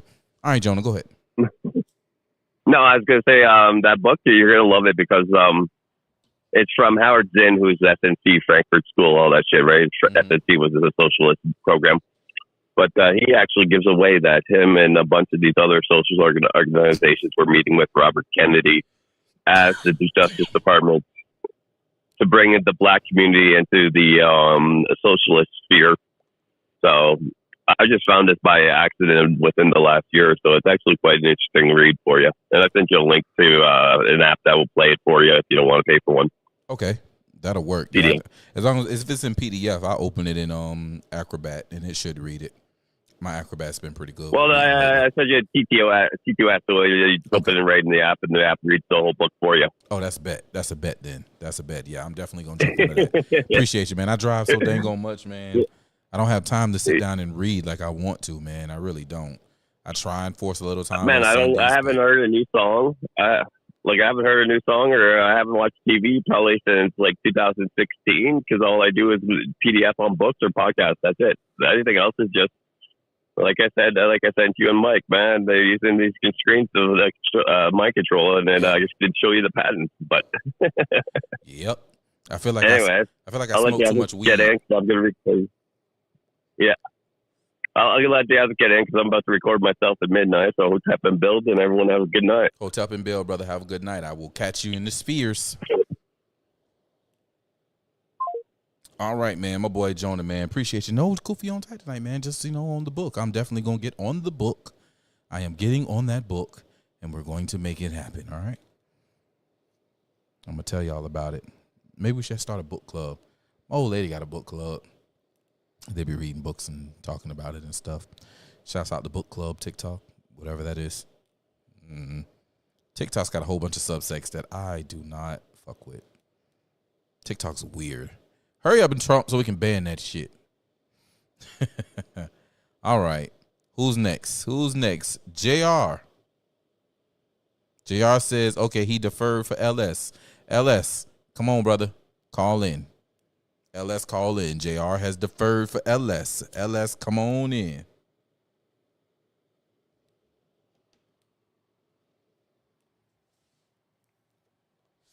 Shouts out to the chat. Shouts out to the fam. I really want to go to this tomorrow. So bad. I want to go so bad. Call from Leroy. to accept. All right, y'all. All hail. All right, thumbs up. Ready, guys? Let's do this. Leroy Jenkins. Leroy is in the building. What's going on, kidpo? Man, I can't. That's right. That's right. What's going on? Man, I can't call it. I'm beautiful. I ain't gonna lie, boy. I'm feeling amazing, man. I am feeling great. I am feeling freaking awesome. These aunties. You must have been at that. You must have been at Megan Thee Stallion concert. Nah, I ain't gonna flex now. That was it. It would have been a day. You already know them Albany State University, Savannah State days. It would have been, I would have been there. I probably would have been the DJ. See, listen, I ain't gonna lie. Trump and them need to let me DJ, bro. I ain't even gonna flex. The whole energy would be different. Like, Trump, I'll play your playlist, Dirty. I'll play your playlist. I'll make sure that your playlist get played. But, man, there's a certain way that energy got to move through that arena. And you got some good songs. But I think if it was curated by a DJ, the rallies would be that much better, brother. I swear to you. I swear. We're going to talk. Yeah, without the freak show. Without the freak show. What? I've been seeing a lot of sisters making videos where they pissed. Oh, yes. Because they realize they being played. Oh, yes. That's why I'm feeling great. Auntie seen it just took them 8 years to figure it out. I can't drink when I talk to you, bro. You're gonna make me fuck my equipment up. You're gonna make me mess my equipment up. But you're right, bro. You so right, man. You are so right. They peeping game. And they really willing to step up and say, boy, y'all tripping. Y'all tripping. You seen that what one of their new talking points is to call Trump and the crew weird. Weird, yeah. The weird. It's weird. Meanwhile, she the one doing commercials with the LGBTQ All-Stars. That's who they was, the All-Stars? I don't know. That's what it looked like. Wait. What does this say? You haven't seen that commercial? No, I saw the commercial. No, I just saw something. Chinese citizen was arrested Wednesday for trying to enter Mar-a-Lago, claiming he had documents that tie his government to the July 13th assassination. Wait, somebody just tried to break in? Wow. Somebody was Wednesday. Interesting. I don't know, man. I was looking for the weird video, and then I just came across that. Like, anyway, yeah. Yeah, it's a very weird video. I mean, good night, bro. What are they doing? They playing in our face, but that bro. Divine Nine don't care. That Divine Nine don't care though. They blue no matter who. It could be a paper bag over there. They gonna vote for it. Yep. Simply because it's them. And the NABJ slipped because they could have asked some real. You got him there. You can ask some real questions. Mm-hmm. Instead, they want to get off in their feelings bag and act as weird as the people that they want to win. They were controlled. You know, they could have asked them about reparations. Mm-hmm. They could have asked them about a lot. Mm-hmm. And look, and give the reasons. Mm-hmm. Right there in front of him. So, you know, you don't even, he can't say he don't know after that point. Right. You know, we really don't want to give the reasons. I'm finna bring something up on the screen right now that I don't. Who don't? Not. I'm talking about like them on that stage, right? Them on that stage. I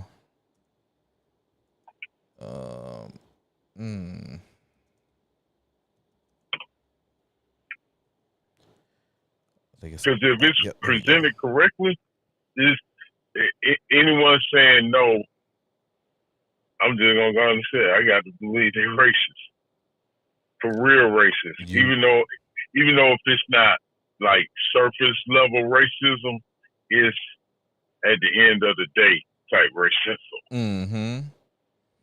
So when it comes to reparations and the ability and the willingness to address it, or just address the history of what it is, right? Where it comes from, what happened.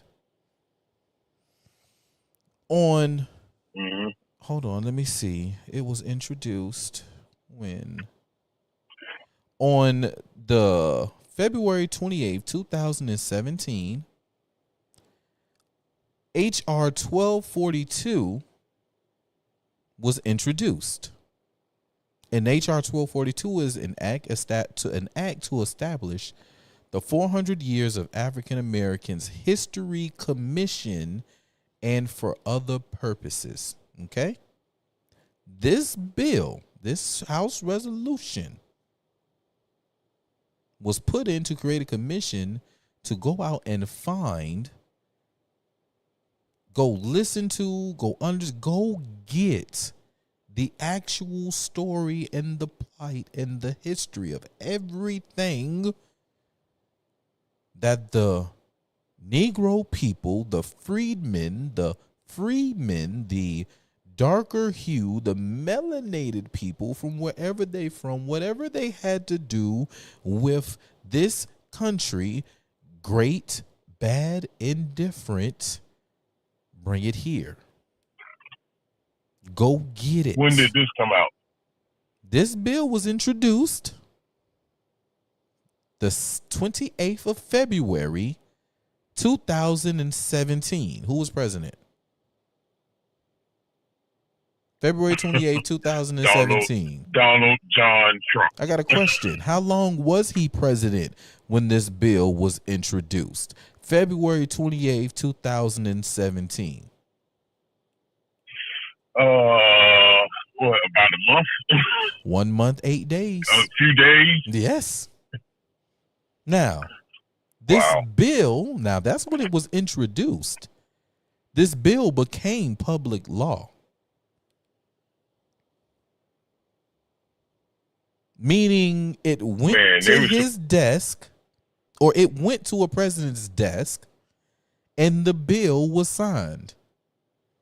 Do you want to take a swat at who signed this law into action? You want to take a swipe at it? I can tell you who didn't sign it. Jim Crow Biden. He didn't sign it. You would be correct, sir. He didn't sign it. And the only other actual president that has a resolute desk would be a one Donald Jerome Trump. Now, it's Jerome. Yeah, it's Jerome, bro. That's Jerome, bro. You ain't see what he did on that stage to them women, bro. That was a Jerome. That was that was Jerome Rome. Okay. Yeah. You know, it's a little bit different. You know, I didn't know she was black. That was Jerome Rome in the house. Okay. And the trip part, did you hear the people laughing? Rolling. Because they know. They seen the pictures before he even started talking about it. They knew what it was. They just couldn't believe it was being said out loud in their face. Say it to my face, huh? Right. I'm going to say it to your face. She ain't really black. I know y'all know that. She ain't really black. She Indian. She was Indian all the way up until 2020, and everybody know. What killed him was when he said, I respect both, and she respects neither. Hey, you know what I need somebody to find? Jonah, one of my great research family members. If you could, maybe you can find it right now. If you could, that'd be awesome. If not, somebody, one of us, y'all work, I'll work. We're gonna find this. I need to know, did Kamala Harris receive a minority scholarship for attending an HBCU? I need to know. Oh, wow. I need to know. And look, I don't know if she did, but what I can tell you is that when I was at Savannah State, I saw some on campus. Of course. Me too. Yeah, and that was the 90s. Me too. So I saw when I was there, we had Indian, we had Asians, multiple Asian descents, and then we had the white boys and white girls. And all of them got minority scholarships for going to HBCU because the majority of the school is black. Was black. Which means that anybody else will be a minority. And y'all get to go minority schools. Y'all get a minority scholarship. So I need to know, did Kamala receive a minority scholarship? Because if Kamala received the minority scholarship, then that means she ain't black. Well, she did join the AKA though. She was an AKA though, or is. Well, funny both. You know what? She was the AKA. Now, didn't the AKAs have a rule at one point in time that if you was lighter than the brown paper bag? Yep. Oh, okay. See? Oh, okay. But your girl Sonny Houston, and the Bout on there talking about the one drop rule. The one drop rule. Like, I mean, in that Jim Crow, and they celebrate. People in the audience clapping. Like, dude, are you serious? So what would have happened? That's one drop rule. What would have happened? What would happen if Obama used his one drop rule and claims to be a white man? Oh well, I mean, Bill Clinton was the first black president. What are you saying? Hey, what if? We talking about the one drop rule. You know what I'm saying? They're saying that, hey, Kamala is using one drop. Okay, all right, one drop rule. Okay, all right. What if Obama just came out? He certainly wasn't the. He certainly wasn't the president of Black America. No, he said that. I'm not going to be the president of Black America. I'm the president. I'm the president of all of America, and I'm going to lead and I'm going to do it, and we're going to come through this thing together. Sure. And never underestimate the ability for Joe Biden to fuck something up. Right.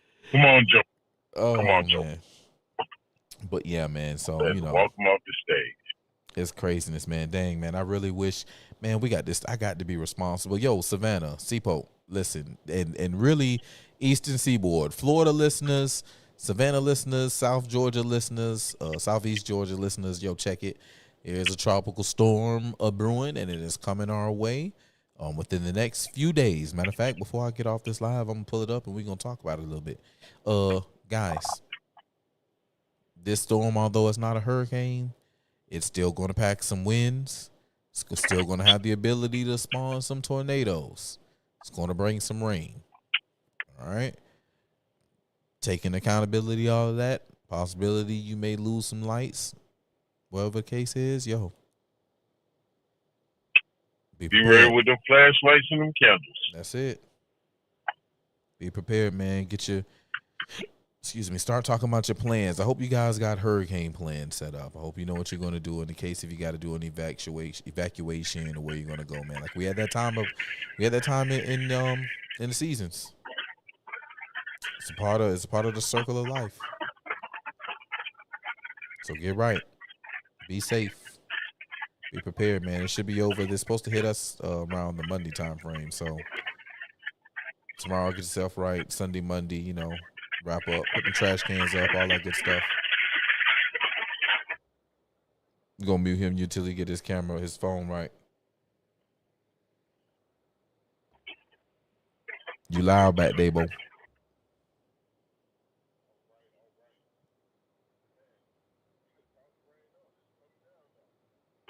Oh, that's what that is. Oh, that's the rain coming like that. Okay. Man, let me pull up this pull up this weather. Anyway, yeah, bro, we were talking about the reparations. He would have been willing to have that conversation because he signed that bill, HR 1242. He signed it on January 8th, 2018. So the bill was introduced. Okay. The bill was introduced on the 28th of February 2017, and he signed the bill on January 8th, 2018.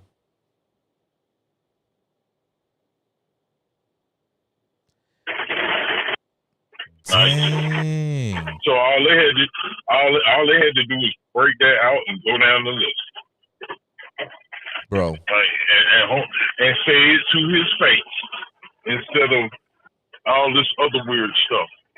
Nah, man, they about the weirdo stuff. Asking him about what he called somebody. It was this lady up here. She recently lost her daughter to gun violence, and black lady. You know what she called the people that did it? What's that? Animals. Animals. And I just looked at the TV like, why isn't there a firestorm about her calling these people that killed her daughter animals? I guess it's only bad if a particular person says it. And to speak to what you were talking about earlier, how they've overthrown democracy in their own party, your boy Little Rashad said, well, both parties are basically companies. Okay, but the problem with that is the Republicans didn't do what the Democrats did and told people not to run or take them off the nomination list. Because it was a real primary.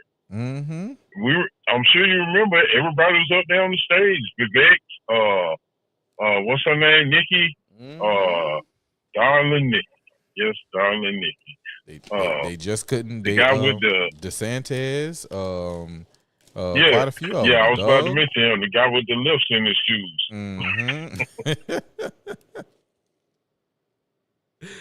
Yeah, they was all up there.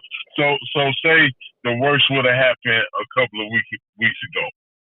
If they could have picked from somebody that was up there. But the dummies on the other side said, no, it's Biden. RFK, get out of here. Jill Stein, who cares? Beat it. We're not even putting y'all on the ballot. This is not up for discussion. And really, you know what?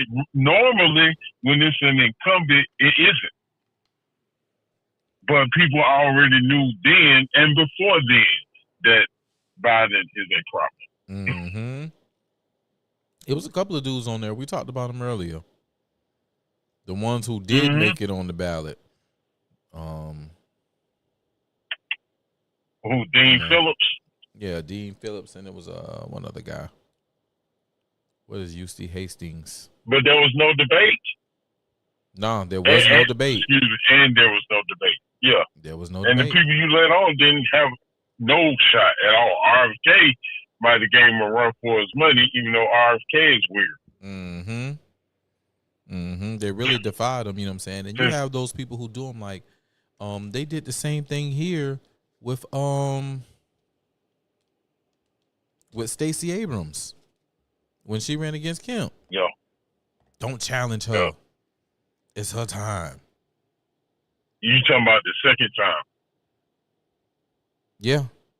Yeah, it was the second time she ran, because the first time she was supposed to debate Stacey Evans at Atlanta Metropolitan College on better known as Stewart, currently called Metropolitan Parkway. But she didn't even show up, and that was on the west side. Yep. The people you want to vote for you, black men that come out, you didn't even come over to the hood to put your case out there. But you put her feet to the fire, and she danced around it. She wanted to talk about how, that's our body and all that. That ain't your body. And she admitted it. When she said, we carry around another human for 9 months. Well, if the child is a human, then the child is alive. But I mean, I don't know if you know, but it's clowns out here who actually believe that you're not alive until you draw breath.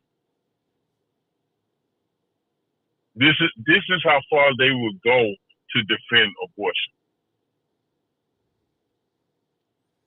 These people are sick.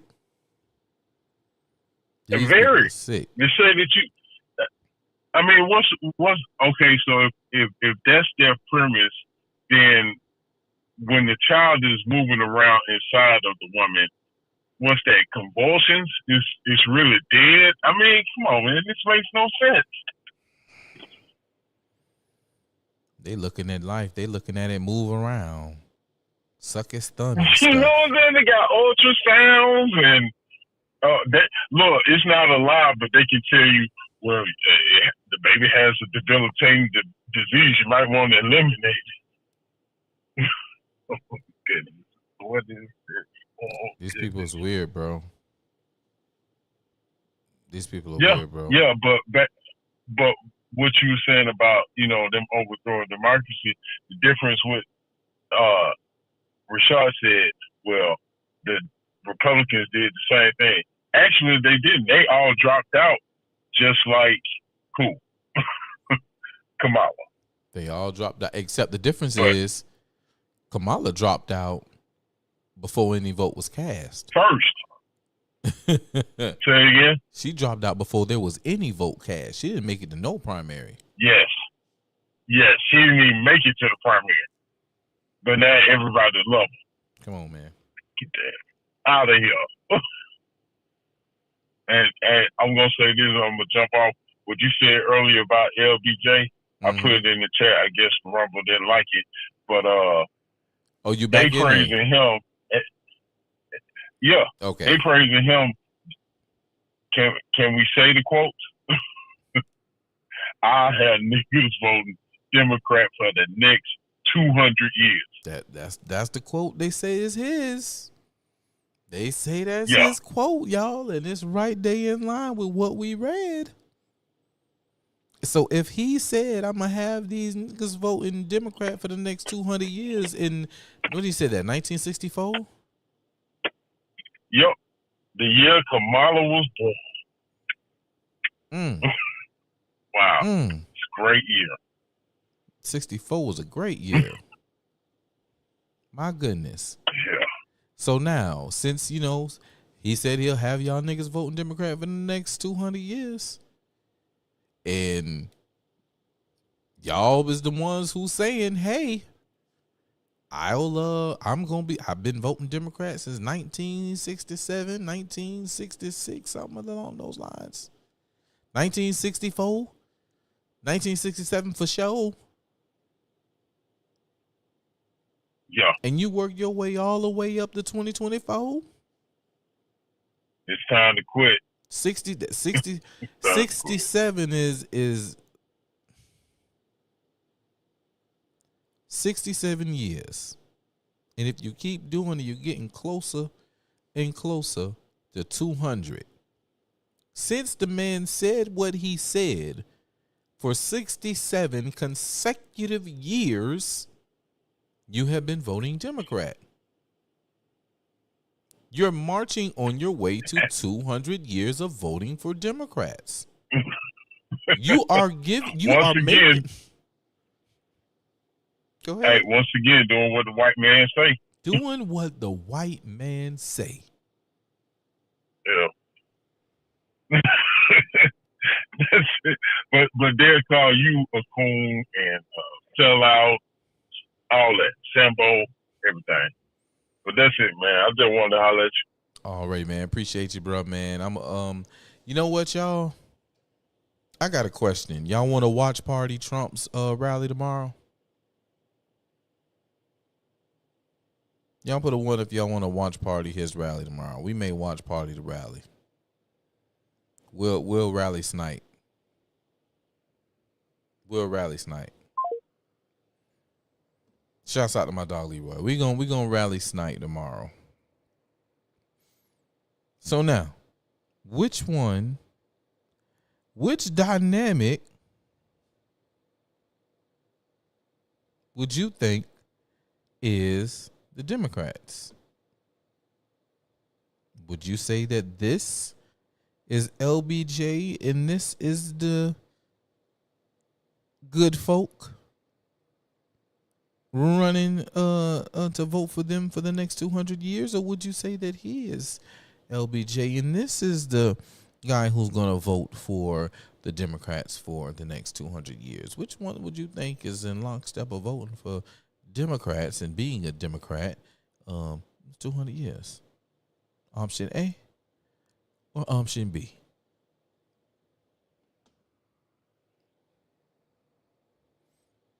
J.R. Bell, you up, brother?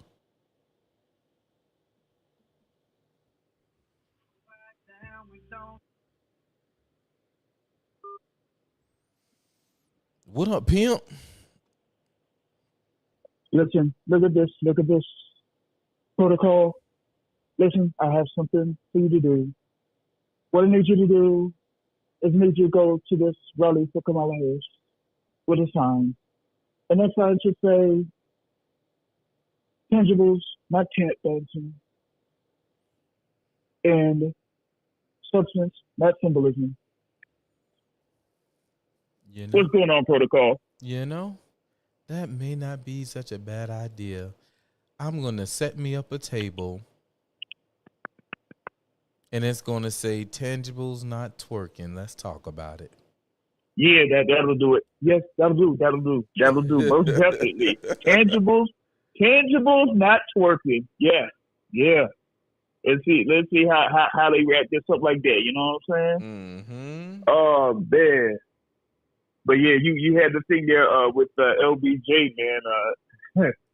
Pretty much like coming up with that civil rights voting thing or whatever it is that they have to renew every 25 years or something like that. Mm-hmm. Oh yeah, it'll have them vote for the next 200 years because they pretty much putting it up for y'all to even have the so-called right to vote every 25 years.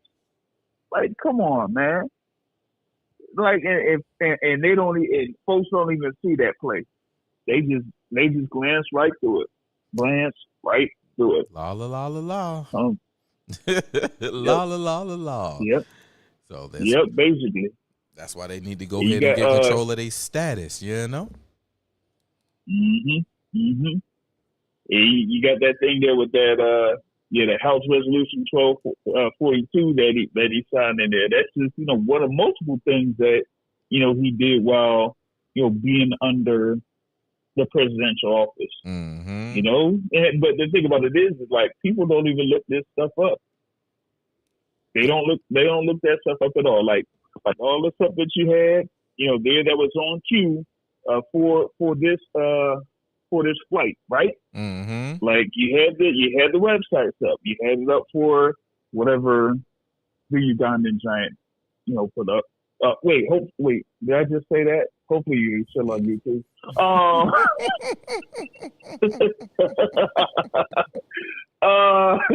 But you had what the DNC, I guess, put up, and you had, of course, what Trump has, and he basically just debunked anything that the DNC or Kamala Imhoff pretty much claimed with Donald Trump. So it's like, but when you see something like that, actually, what that proves is, as I said before, they're basically insulting people's intelligence because they don't think that a good number of people will actually do the research. Mm-hmm.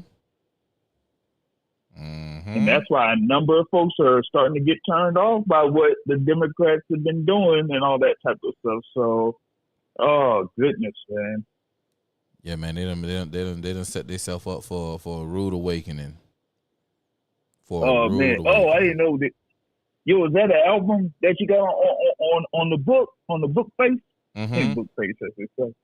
Yeah, man. Mm-hmm. There goes all the receipts. There go all the receipts right there. Mm-hmm. All the receipts right there. And the other thing too, I was gonna say about that is, like, how come people don't even look at the executive order records for these presidents?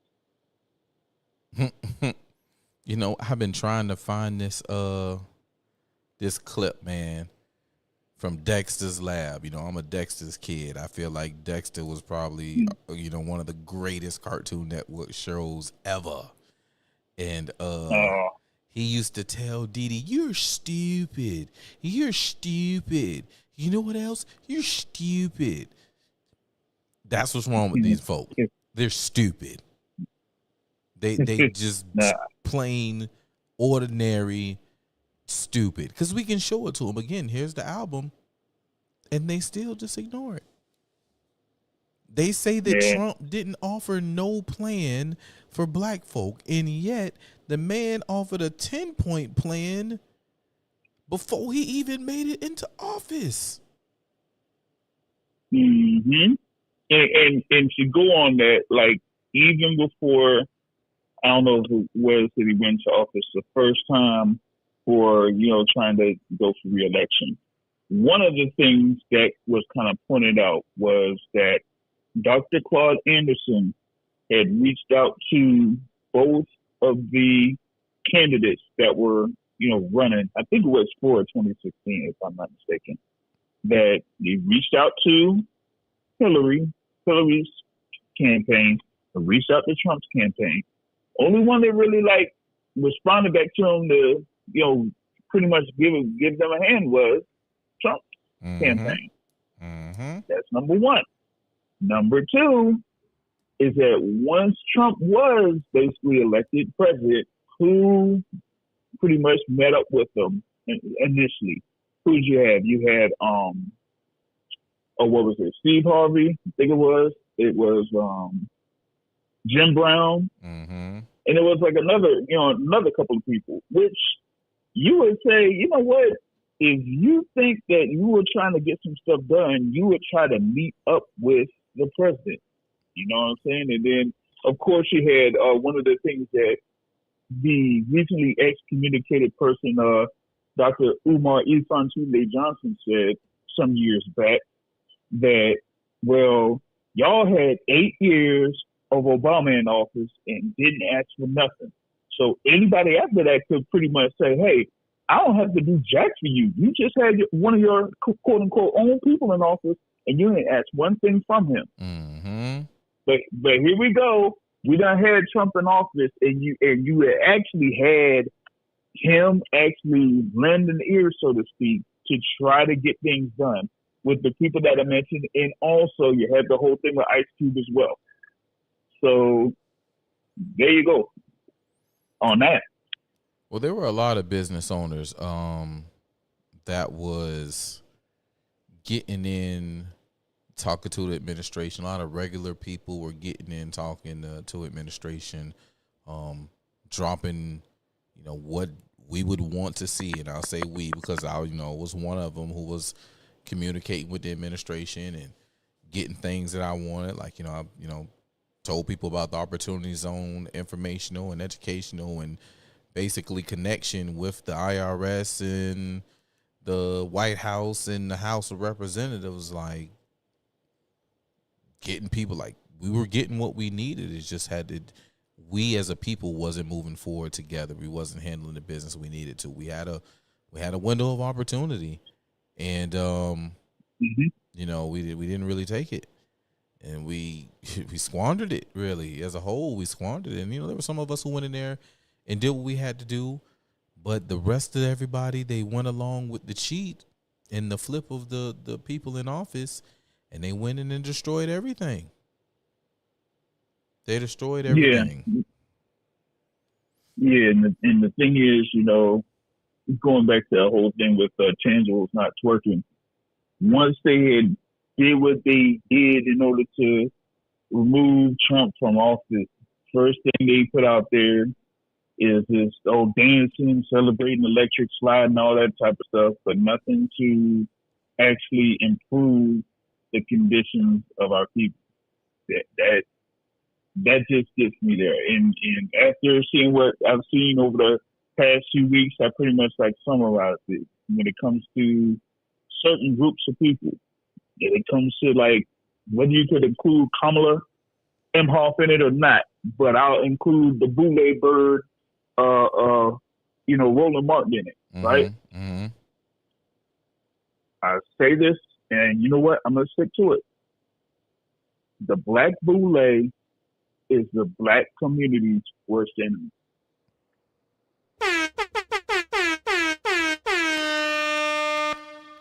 Say that day, bro. Say that day.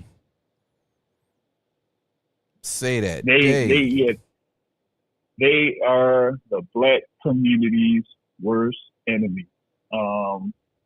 Because it's like, hey, they bring up, certain things or certain topics and, the whole thing in reference to, of course, racism and all that type of stuff. Hey, I ain't saying that it doesn't exist, right? Mm-hmm. But they kind of push it out there almost as like a grip.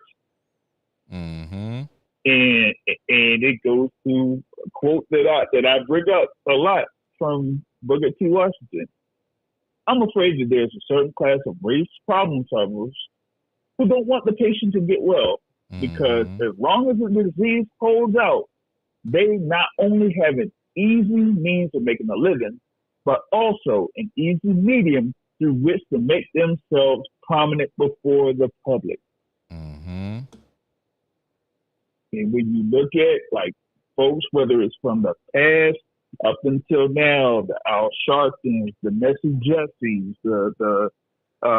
you could come up with, a few other people.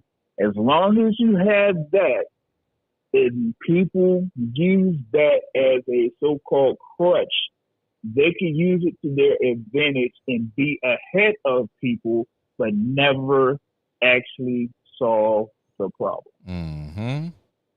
Big facts. Big facts. So that, yep. Yeah, it's like, brother, as Osby says in the chat, yeah, gatekeepers. That's all they are, gatekeepers. Because if they really was about that life, they would try to do something to fix the situation or the problem that they say is our problem. But they don't want to do that. They don't want to do that. Mm-hmm. So you feel me? So that was that joint, man. One thing before I roll out, man. You had that clip there with Akon before you opened up the phone line. Right. And the thing that they were saying that was an issue with the whole thing about putting it out there as videotaping it and kind of over publicizing, right, is that you could get it to the point where they may end up sympathizing with those people. I can see that. And that is where things could get really, really dicey. Really dicey. I mean, you're on there. I mean, it looks like they're saying that they almost trying to add them on to them other alphabets. And remember, they're definitely what working was on it that. about? Yeah. And remember, it was like, what, 60? It probably was about 60 or so years ago that those other letters were part of that DSM 3 or 4 that were actually classified as a mental defect or a mental disease. Mm-hmm. And then eventually it got removed. So don't be surprised if they try to do that with them people.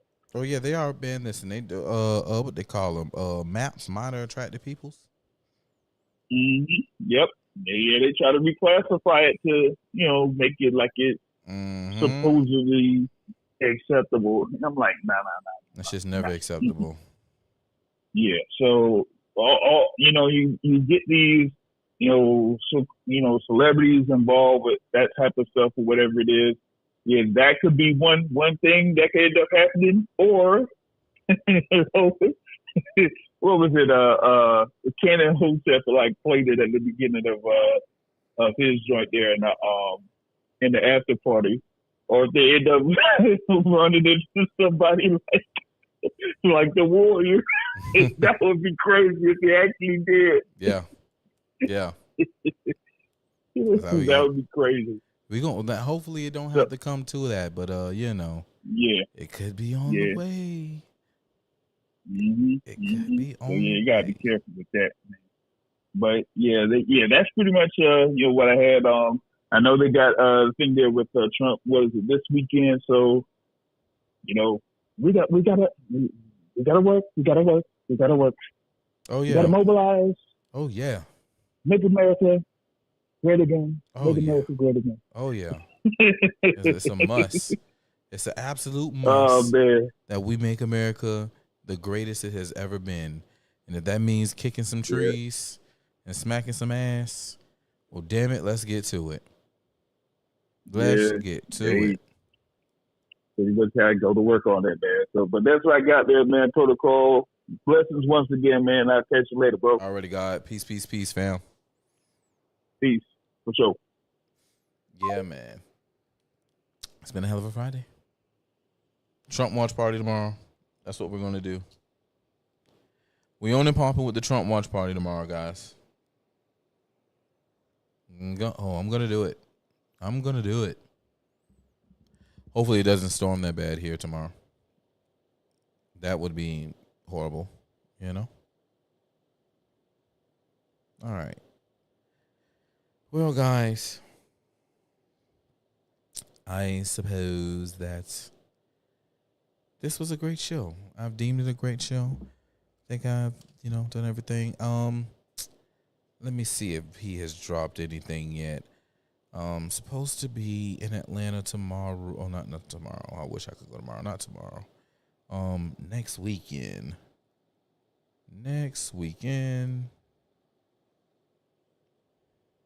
Atlanta. Maybe.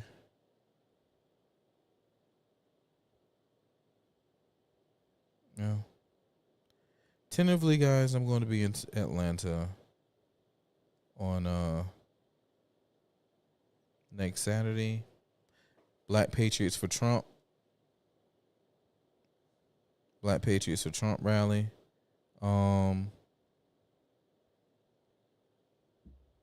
Liberty Park, Atlanta, Georgia. I'll be there with Pastor Damon and Judge Joe Brown supposed to slide through, and Kevin James and my girl Trevian Cootie. Yeah, man. It's going to be dope. It's going to be dope. Can't wait. I will see y'all then. For all those who pull up in the A. If not, y'all know what's going down Sunday. Rumble on Rumble, 8 p.m. Let's see. Oh, before I get out of here, and I'm going to get the last song together. Before I get out of here, I want to show y'all how your boy got ran up on Roland Martin. 4 hours, 17 minutes. But 4 hours, probably 4 hours of actually doing some work. Yeah, because we had an extended intro. Yep. All right, let me show y'all this. We're going to get ready to get up out of here. Roland Martin's a hoe.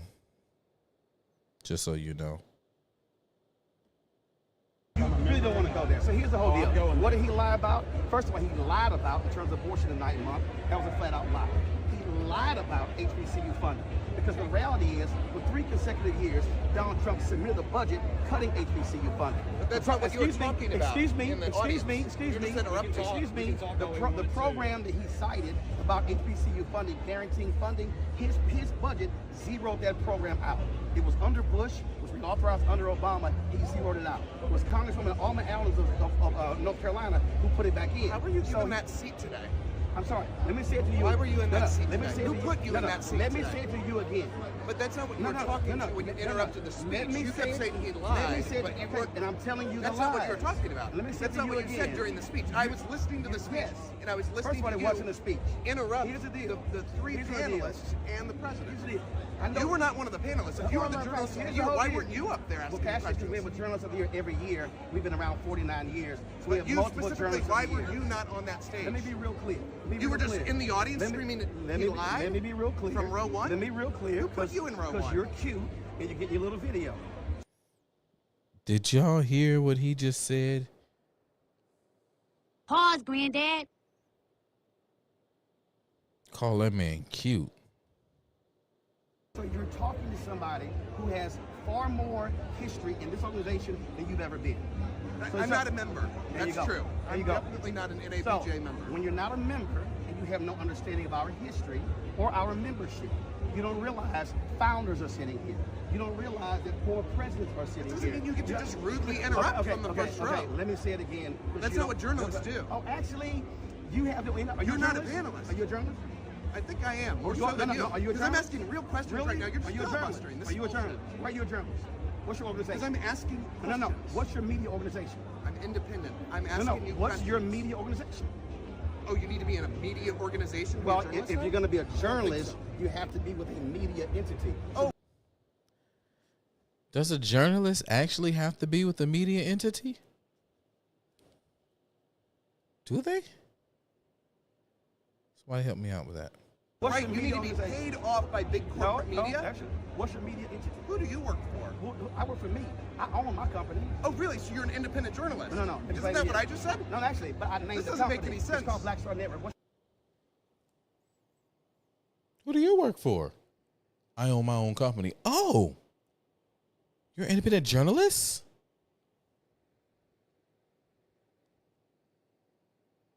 Now see me? See Roland and that nigga run for me when he see me. Yeah, he run. Huh. That nigga got me insta-blocked, right? I guess I'm on a list that he has. Like my new look, I have never had interactions with Roland Martin on this page. Right? Never.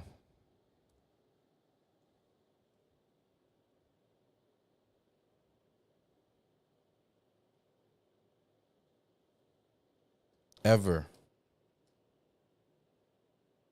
This was automatic. Like, I don't even know how.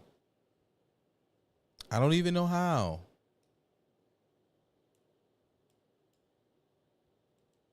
went to troll him not long after I created this page. And that's what I saw. I saw that I was blocked. So, you know. What can you do? All right. Anyway, guys, I'm going to go ahead and get up out of here. Get me some Waffle House. Chill. Probably watch a movie. Yeah. Gonna do that. Anyway, guys, this was fun. Again, Sunday, 8 p.m. Rumble on Rumble with my partner, Fresh Mike. Tomorrow, Trump rally watch party, man. We're gonna do that. We're gonna grift on that. I'll open up the camera, man. See what's up, man. I'll send it to Cannon. I know what Cannon got going on. See if you want to get on and grift on that. That shit going down, bro. Anderson to A, that shit going down. I swear I wish I could go, man, but I gotta be smart. I gotta be smart with these little storms coming through. I can't even do that. I ain't gonna have enough time. Damn it. I wish we had the Nancy Hanks. Yo, can we please get the damn train from Savannah to Atlanta going? I know we working on the bill, but I need y'all to Georgia, call your representatives and your senators and call the other reps from the other places and tell them motherfuckers we need that train. We need that motherfucking train. Gotta have it. There's no reason why there's no train from Savannah to Atlanta. There's no reason why we don't have a train. Let's get it, motherfuckers. Anyway, yeah, gotta be smart. Can't go to the A. That's a 4-hour drive, 8-hour trip. No, not gonna do it. Not gonna do it. Not when I gotta be there next weekend. No. Anyway, guys, this is real. Have fun. See y'all tomorrow for the Trump rally watch party. Make sure you guys hit the like button on the way out. If you have not hit the like button, share the stream if you enjoyed it. If you felt it inquisitive and you got some good information. If you enjoyed it, just, let people know, hey, this is a 4-hour listen, but that's why we do it on a Friday night when we home chilling, going over what happened over the last week. That's what we do. Anyway, see y'all tomorrow. Then I'll see y'all Sunday, and yeah, get ready for Kamala time next week. All right, y'all. We're gonna watch this last track. It's a fella Hotep homie. A brother in Hotep. Excuse me, a brother in Hotepistan. H&B to the end.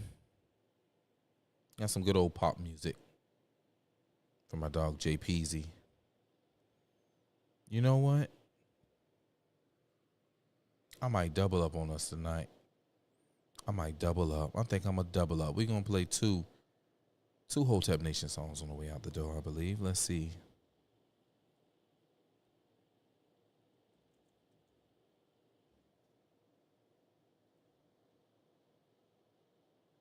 Oh, yeah. Oh, yeah. All right. Let's see.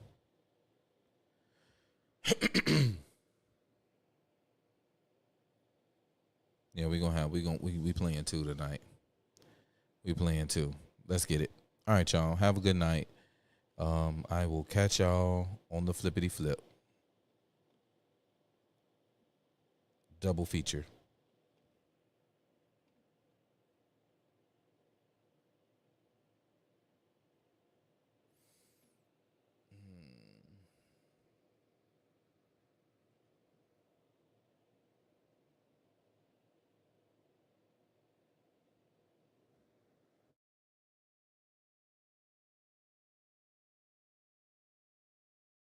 Lights all go. Where did the night come from today? I guess I have nowhere to go. If there's no place to call a home, so where do I go? Hold on now. When I lost just underground, trying to rebuild the world that's no longer around. So just hold on now. Hold on now.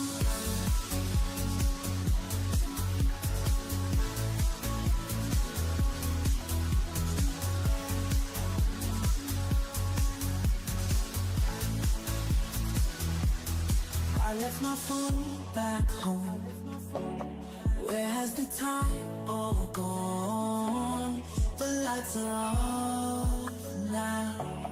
The dark is all I see. If there's no place to call a home, so where do I go?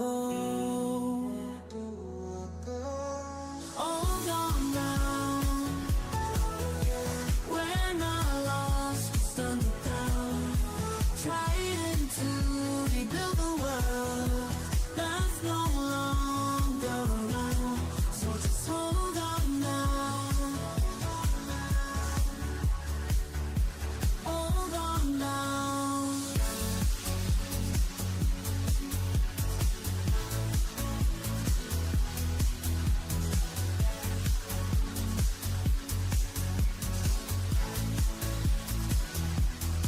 I left my phone back home.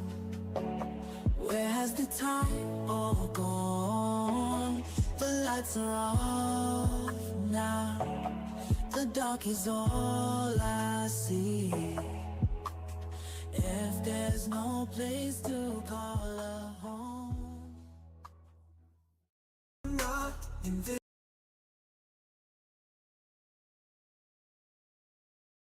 All y'all rapping about ops this, ops that. I don't rap about the real ops. Shit. Let me get busy, bruh. The war on drugs ain't nothing but some government greed. They oughta plug. They dug the hole and covered the seeds. Now communities will look back in utter defeat. The CIA took crack and flooded the street. Visualize the evil that they planned, it's dramatic. Victimizing people of a stranded demographic. The farce we're facing is part of a violent system. Mass incarceration is profit off private prisons. College has devoured a generation who listened. Knowledge might be power, but application is wisdom. Apparently it's clear that the merits that they fear are critical thinking skills and not parroting your peers. When you carelessly adhere to a doctrine they prescribe like Suboxone, that's a toxin that is rotten from inside. These liberal pseudo-types ain't willing to act different. Unless the shooter's white and he killing a black victim on the right. Hurt and pain is measured as regardless. Unless the person slain had a record that was flawless. Is that a statistic or just a carcass? Either way, they miss the significance of the hardship. Media's complicit, but they just hitting their target. They need clicks and fixed algorithms to market. The motive's clear, democracy dies in darkness. Sowing fear in the masses, hoping we're the masses sparks it. Y'all bugging wild, this whole shit is demented. How the fuck you drug a child cause he's a little eccentric? What's the percentage of adolescents on antidepressants? They call it ADHD. Shit, I'm skeptic of the metrics. Don't ask questions and ingest it. A bastion of oppression. That ain't no politician, that's a fascist with his henchmen. I battle in the trenches, that's what honor is for. Cause I'd rather die on my sword than be a pawn on the floor.